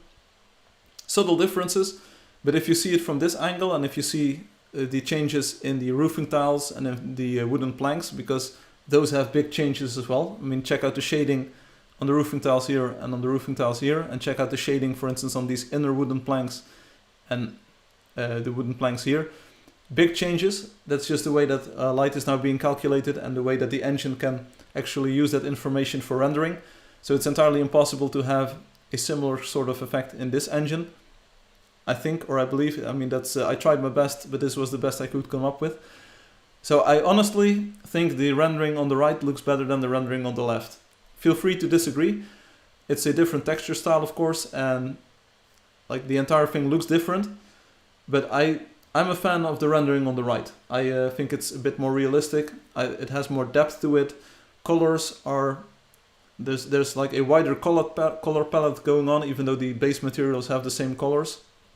I'm a fan of the rendering on the right. I'm not gonna lie. So let me know in the comments what you think, or if you're watching this video later on, let me know what you think. I'll always read the comments and use it as a guide for developing the style even further. I already see a bit of room for improvement here, so maybe we can use the ambient occlusion channel to occlude the emission as well. As you can see, it might be nice to have these edges not be shadowy so much, but block the emission here, because I think we are emitting at this point, at these points. So maybe we want to use the ambient occlusion to block emission. We can try it out right now. It's just something that might add a bit of flavor, and maybe Obi, that's exactly what you need. Add a bit more warmth to that image. And it makes sense in a way, because the ambient occlusion blocks light from falling onto it, but it should also block light going out. Maybe. Let's see what it looks like. Maybe I'm just babbling too much and this doesn't look good. But let's see. We do the emission is 1.0 minus the get shading of the... that's good. And then we multiply that. Then we multiply that by the ambient occlusion. And we want to make sure that a low ambient occlusion value decreases the emission. So let's see what happens if we do just a straight up copy. So ambient occlusion is in the normal map, by the way, so that's the local normal map, which we don't have here apparently. Occlusion, local material map alpha. Okay, it's the same texture. Don't worry about it. Let's run like this. Let's see what it looks like. Does it get rid of those blue shadowy spots, or is it getting even worse? Oh, no time to waste. Let's go.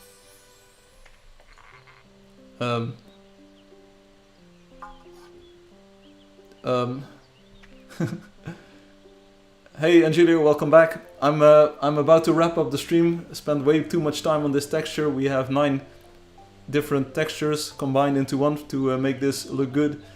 These are the new lanterns with a metallic steel rim going on, and with normal mapping, ambient occlusion, material mapping, and we're trying to get the emission to look right. I don't see much of a difference, to be quite honest. So do we just multiply this one more time, like super duper occlusion is going to affect emission like super duper much? Let's see. It doesn't change a whole lot, so what's up with that? Something to debug later on, maybe. We can debug the thing here, so let's open up the occlusion. See what we look like. Oh, no time to waste, let's go.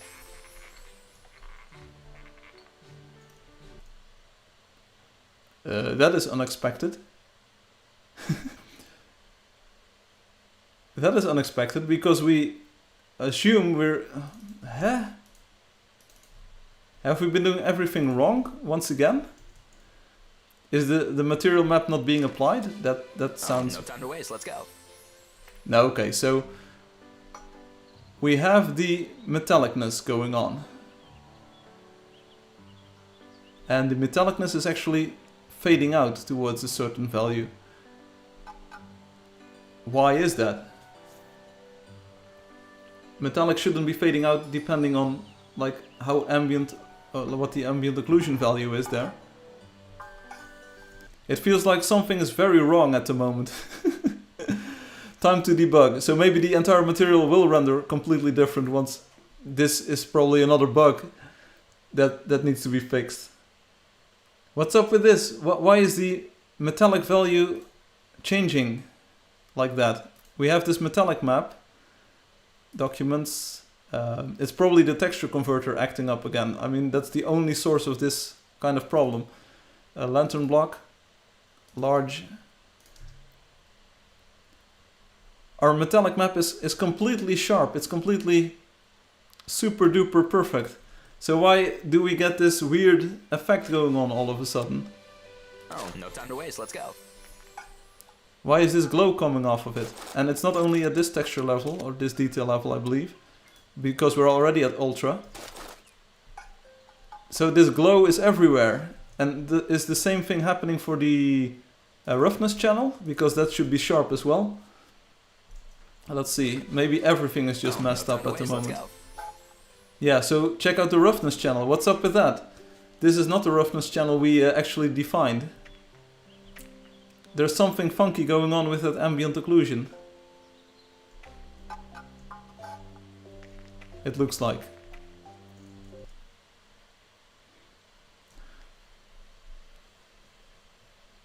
We take this, the plain roughness, yeah, so if we disable the mapping, so if we disable material mapping, it should be a single color. Roughness should be 0, so it should be a black. Yeah, it should be a black block. So something is definitely up with the texture converter still. Something is off. Something is not going right. So if we sample roughness one more time and take a look at the roofing tiles, maybe we see the same problem there. Oh, no time to waste, let's go. Roofing tiles.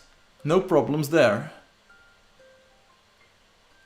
They have a sharp transition and it stays sharp. Also the wooden nails, they look pretty good. The bark looks pretty good. Then why do we have this problem with our lanterns? All of a sudden.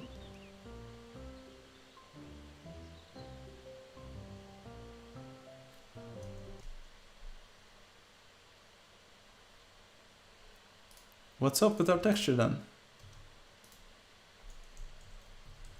Variations. Ah, we saved it without alpha value. Sure, these things happen, so we need to make sure that we enable transparency here. There we go. And we actually need to save the file again to make sure that this setting gets saved for the future. Okay, so that explains a lot, I believe, because now values get mixed up and it has to matte the texture, exactly what we wanted to prevent. So the thing will look entirely different once more now. We have to texture convert one more time. PBR. It's good to have fixed this right here, right now, but everything we just saw we can just discard because it was not looking the way it was intended. Okay, there we go. The roughness for the steel is good now. The metallic should also be good now. Oh, no time to waste. Let's go. super sharp, super good. The occlusion. Let's take a look. Oh, no time to waste, let's go. Is looking good, so if we now do the multiplication, it should be good, but let's first take a look at what it looked like without any changes. So is this fragment shader the way it was before? Not just yet, because we have an additional brace over here, and we change this from occlusion to metallic, so there we go. Vertex shader is good again. It's going to look way different now. No time to waste, let's go. There we go. Obi, are you still here? The entire material was completely messed up. It was completely bad. Even though I like the rendering, I think this, check out the shading. It's totally different now. Totally different. So Obi, I hope you're still here. I can imagine that you've gone. This is the metal rendering, and now this is the actual steel material. So there you go. This is what it should have looked like from the start. Apparently, it's way more opaque. So the steel itself is way darker now, and it does get this nice highlight on it. I mean, there you go. So what I was telling you before, this is just the way that steel renders. It was a complete and total lie. It was a complete and total lie. You've been bamboozled. I've been bamboozled.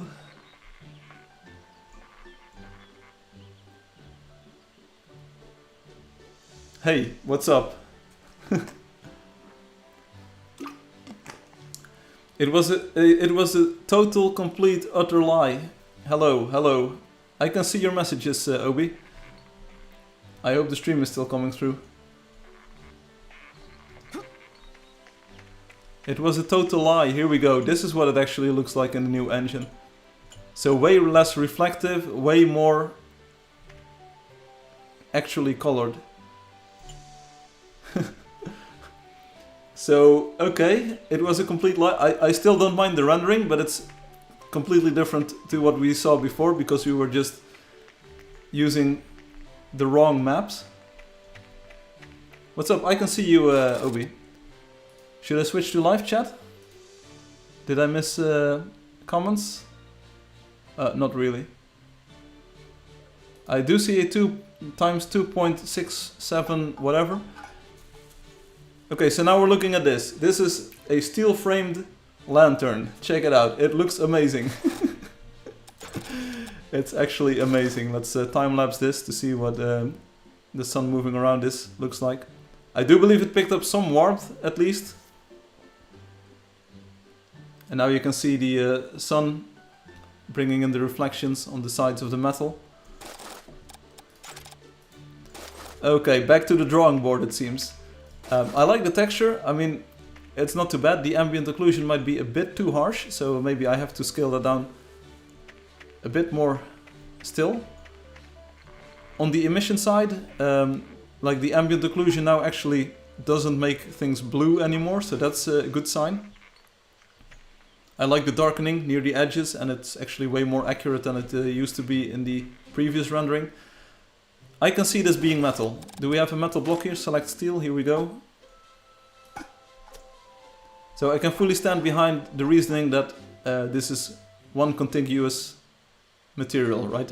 If you take a look at this exact point where they transition over into each other, the shading is completely the same. So okay. Now you might say, Firefly, what have we been looking at for the past few minutes? Good question.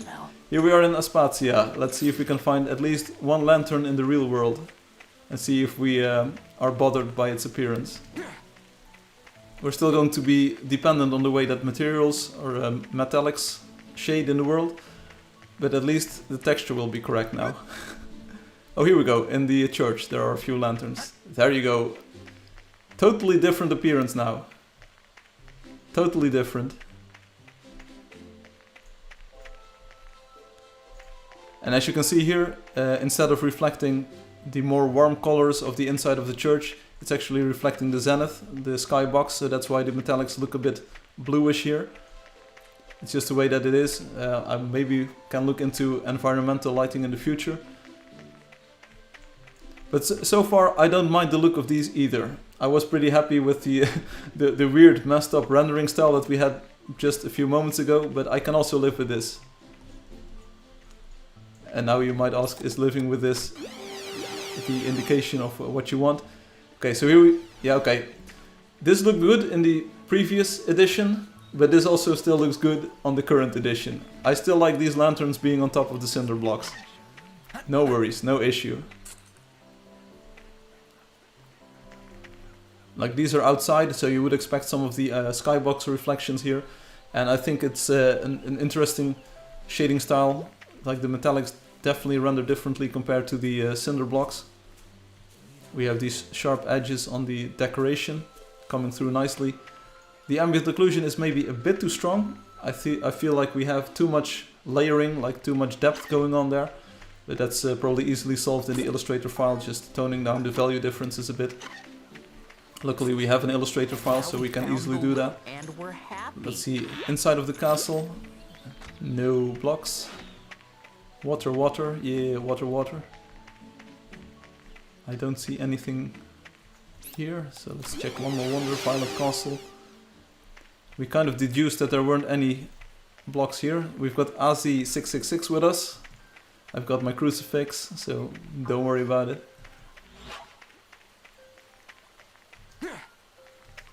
Yeah, I don't believe that Spaces Green uses a lot of these lantern blocks.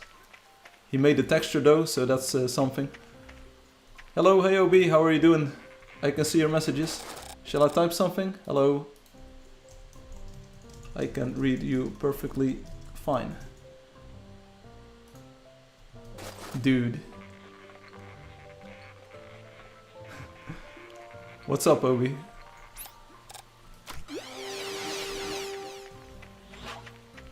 There's one lantern over here, I believe. No? I thought I saw one lantern.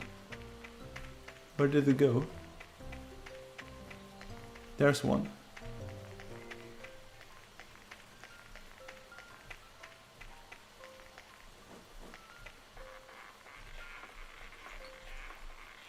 What's up, Obi? So anyway, here it is with the new shading. So it's something we have to get used to. Again, ambient occlusion is a bit too strong, but we do have like way better shading and comparable to the older engine version. Just by virtue of the fact that we're now actually correctly shading these. So, Obi, what you said might have been entirely correct, that the shading was completely off. It was completely off. I was just being dumb. Dude, what's up, Obi? What is up?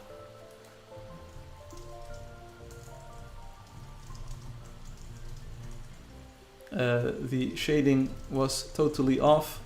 Fixed now. Come take a look. There we go. Just typing with the viewers, chatting with the viewers.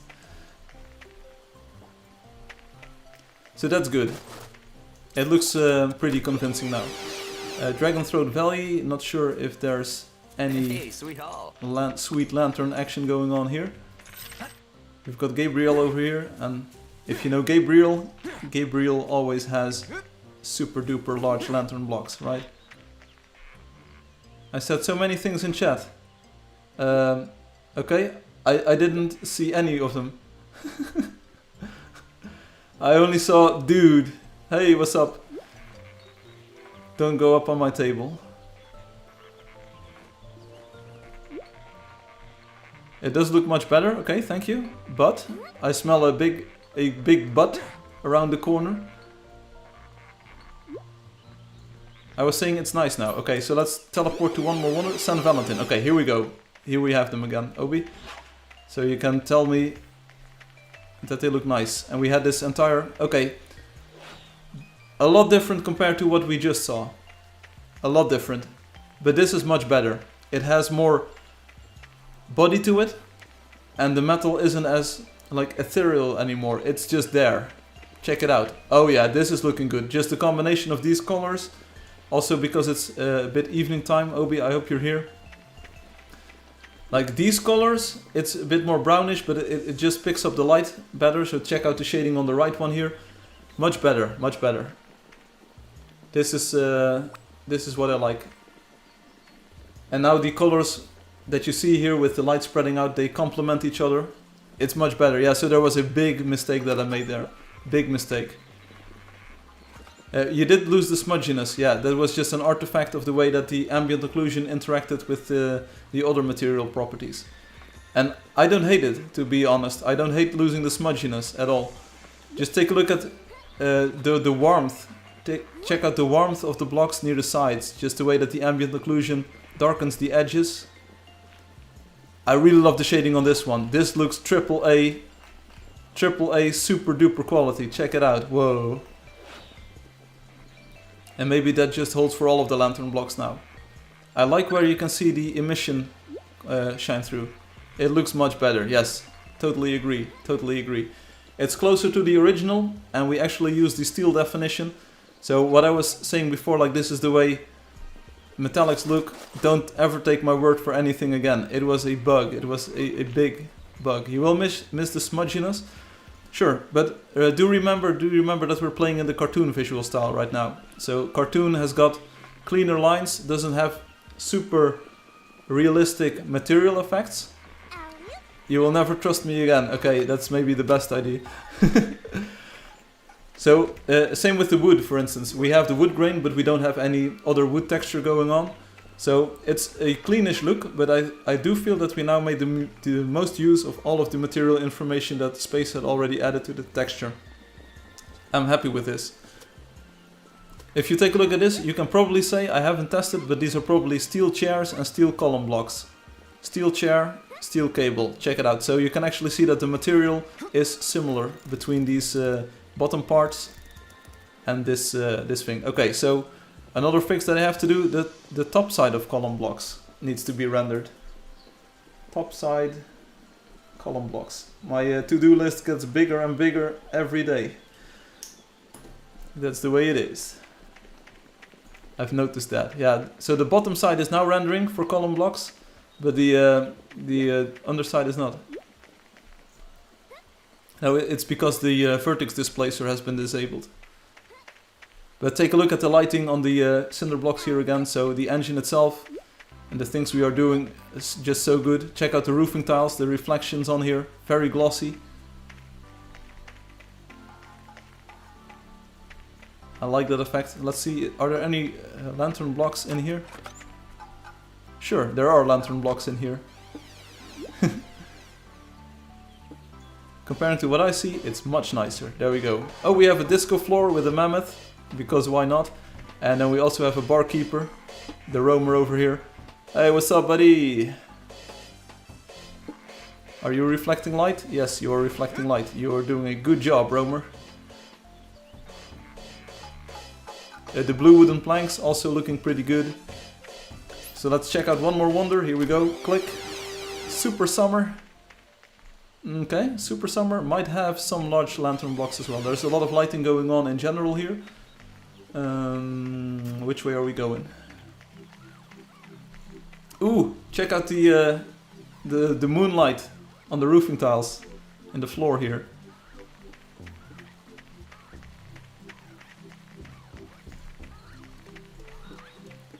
I also love this shack. I'm going to call it a shack. Just the coloring of this. Compare this, Obi, with the rendering on your screen. Check out the lighting on this. Hey, Obi, do you want to buy something? Also the roller coaster over there. I don't see any big lantern blocks though. We got bamboozled.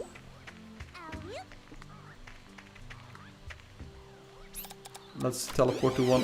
Ekplexi. Obi, did you use lantern blocks here anywhere? Take me there. Take me to a place where you used lantern blocks. I will follow you. And then we'll stop the stream because I have to eat lunch still. Yeah, here's one. Okay. Okay, well this is it. There you go. That's the lantern block. Looking good. Did you use any more? I will follow you. Right behind you. In the big mansion, maybe? In the house. In the house. We're going to take a look then. Let's just sprint over there. Speed running is my hobby.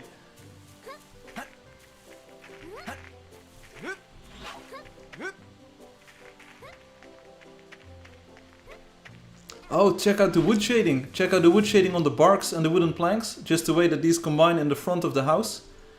And check out like the grid-like pattern on the left side of the screen. It looks really luxurious. Oh, here we are, here we are. There's already one over here. And it mixes so well. Check it out, it mixes so well with the woods here. It mixes so well. The colors go really nice together. None over here, none over here. So next stop is probably the column block, which is similar to this one. So luckily we were able to identify and solve some of the issues already, and we can use that knowledge for the column block. Are you in the kitchen? Is there something in the kitchen? Not in the kitchen. Doesn't look like.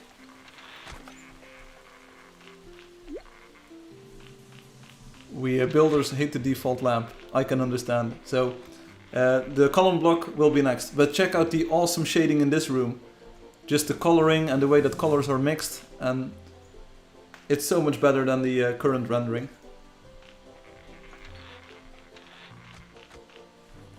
Even with the nails. I think the nails just add a bit of flavor. We can do grass next. It's one of the natural materials, and we want to use the pix plant process for that. Sort of. So that's also an important texture to do. But just the way, take a look at the way that this wood combines with the bark.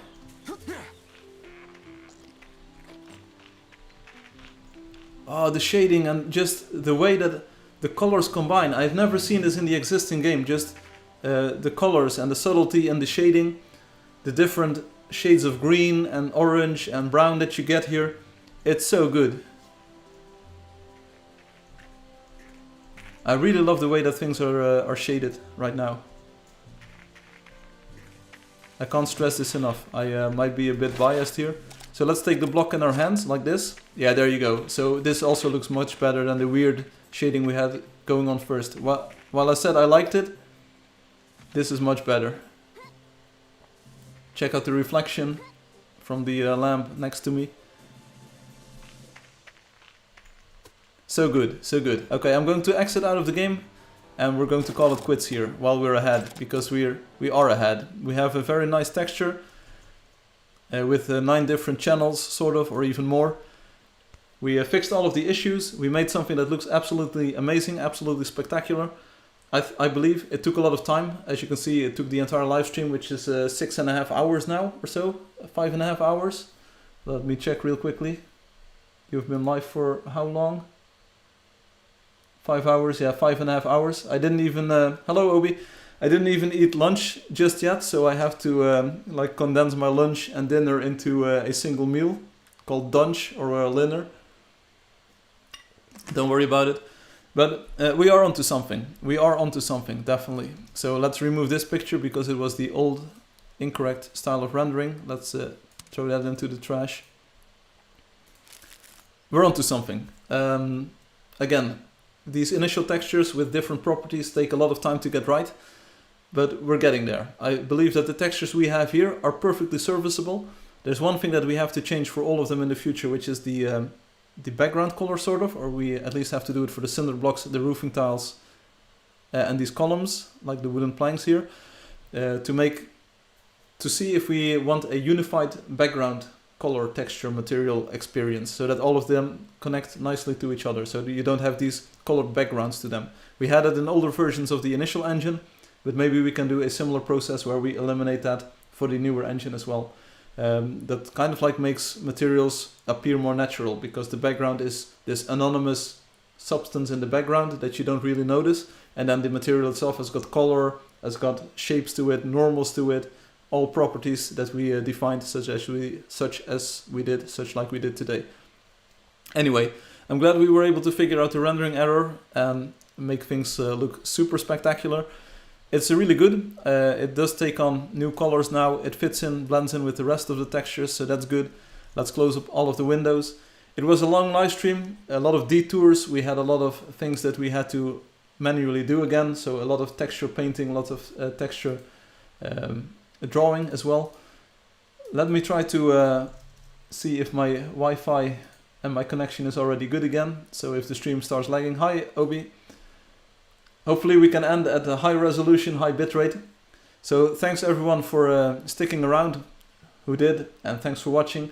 It was a long involved process, but we got there eventually. We have a very nice lantern texture. Hopefully we can reuse parts of that for the column block version of it, so the smaller one, because it's a lot of work drawing this kind of texture, and on the other hand, we now know what the normal should look like. We know the process for making the displacement map and the ambient occlusion map from that.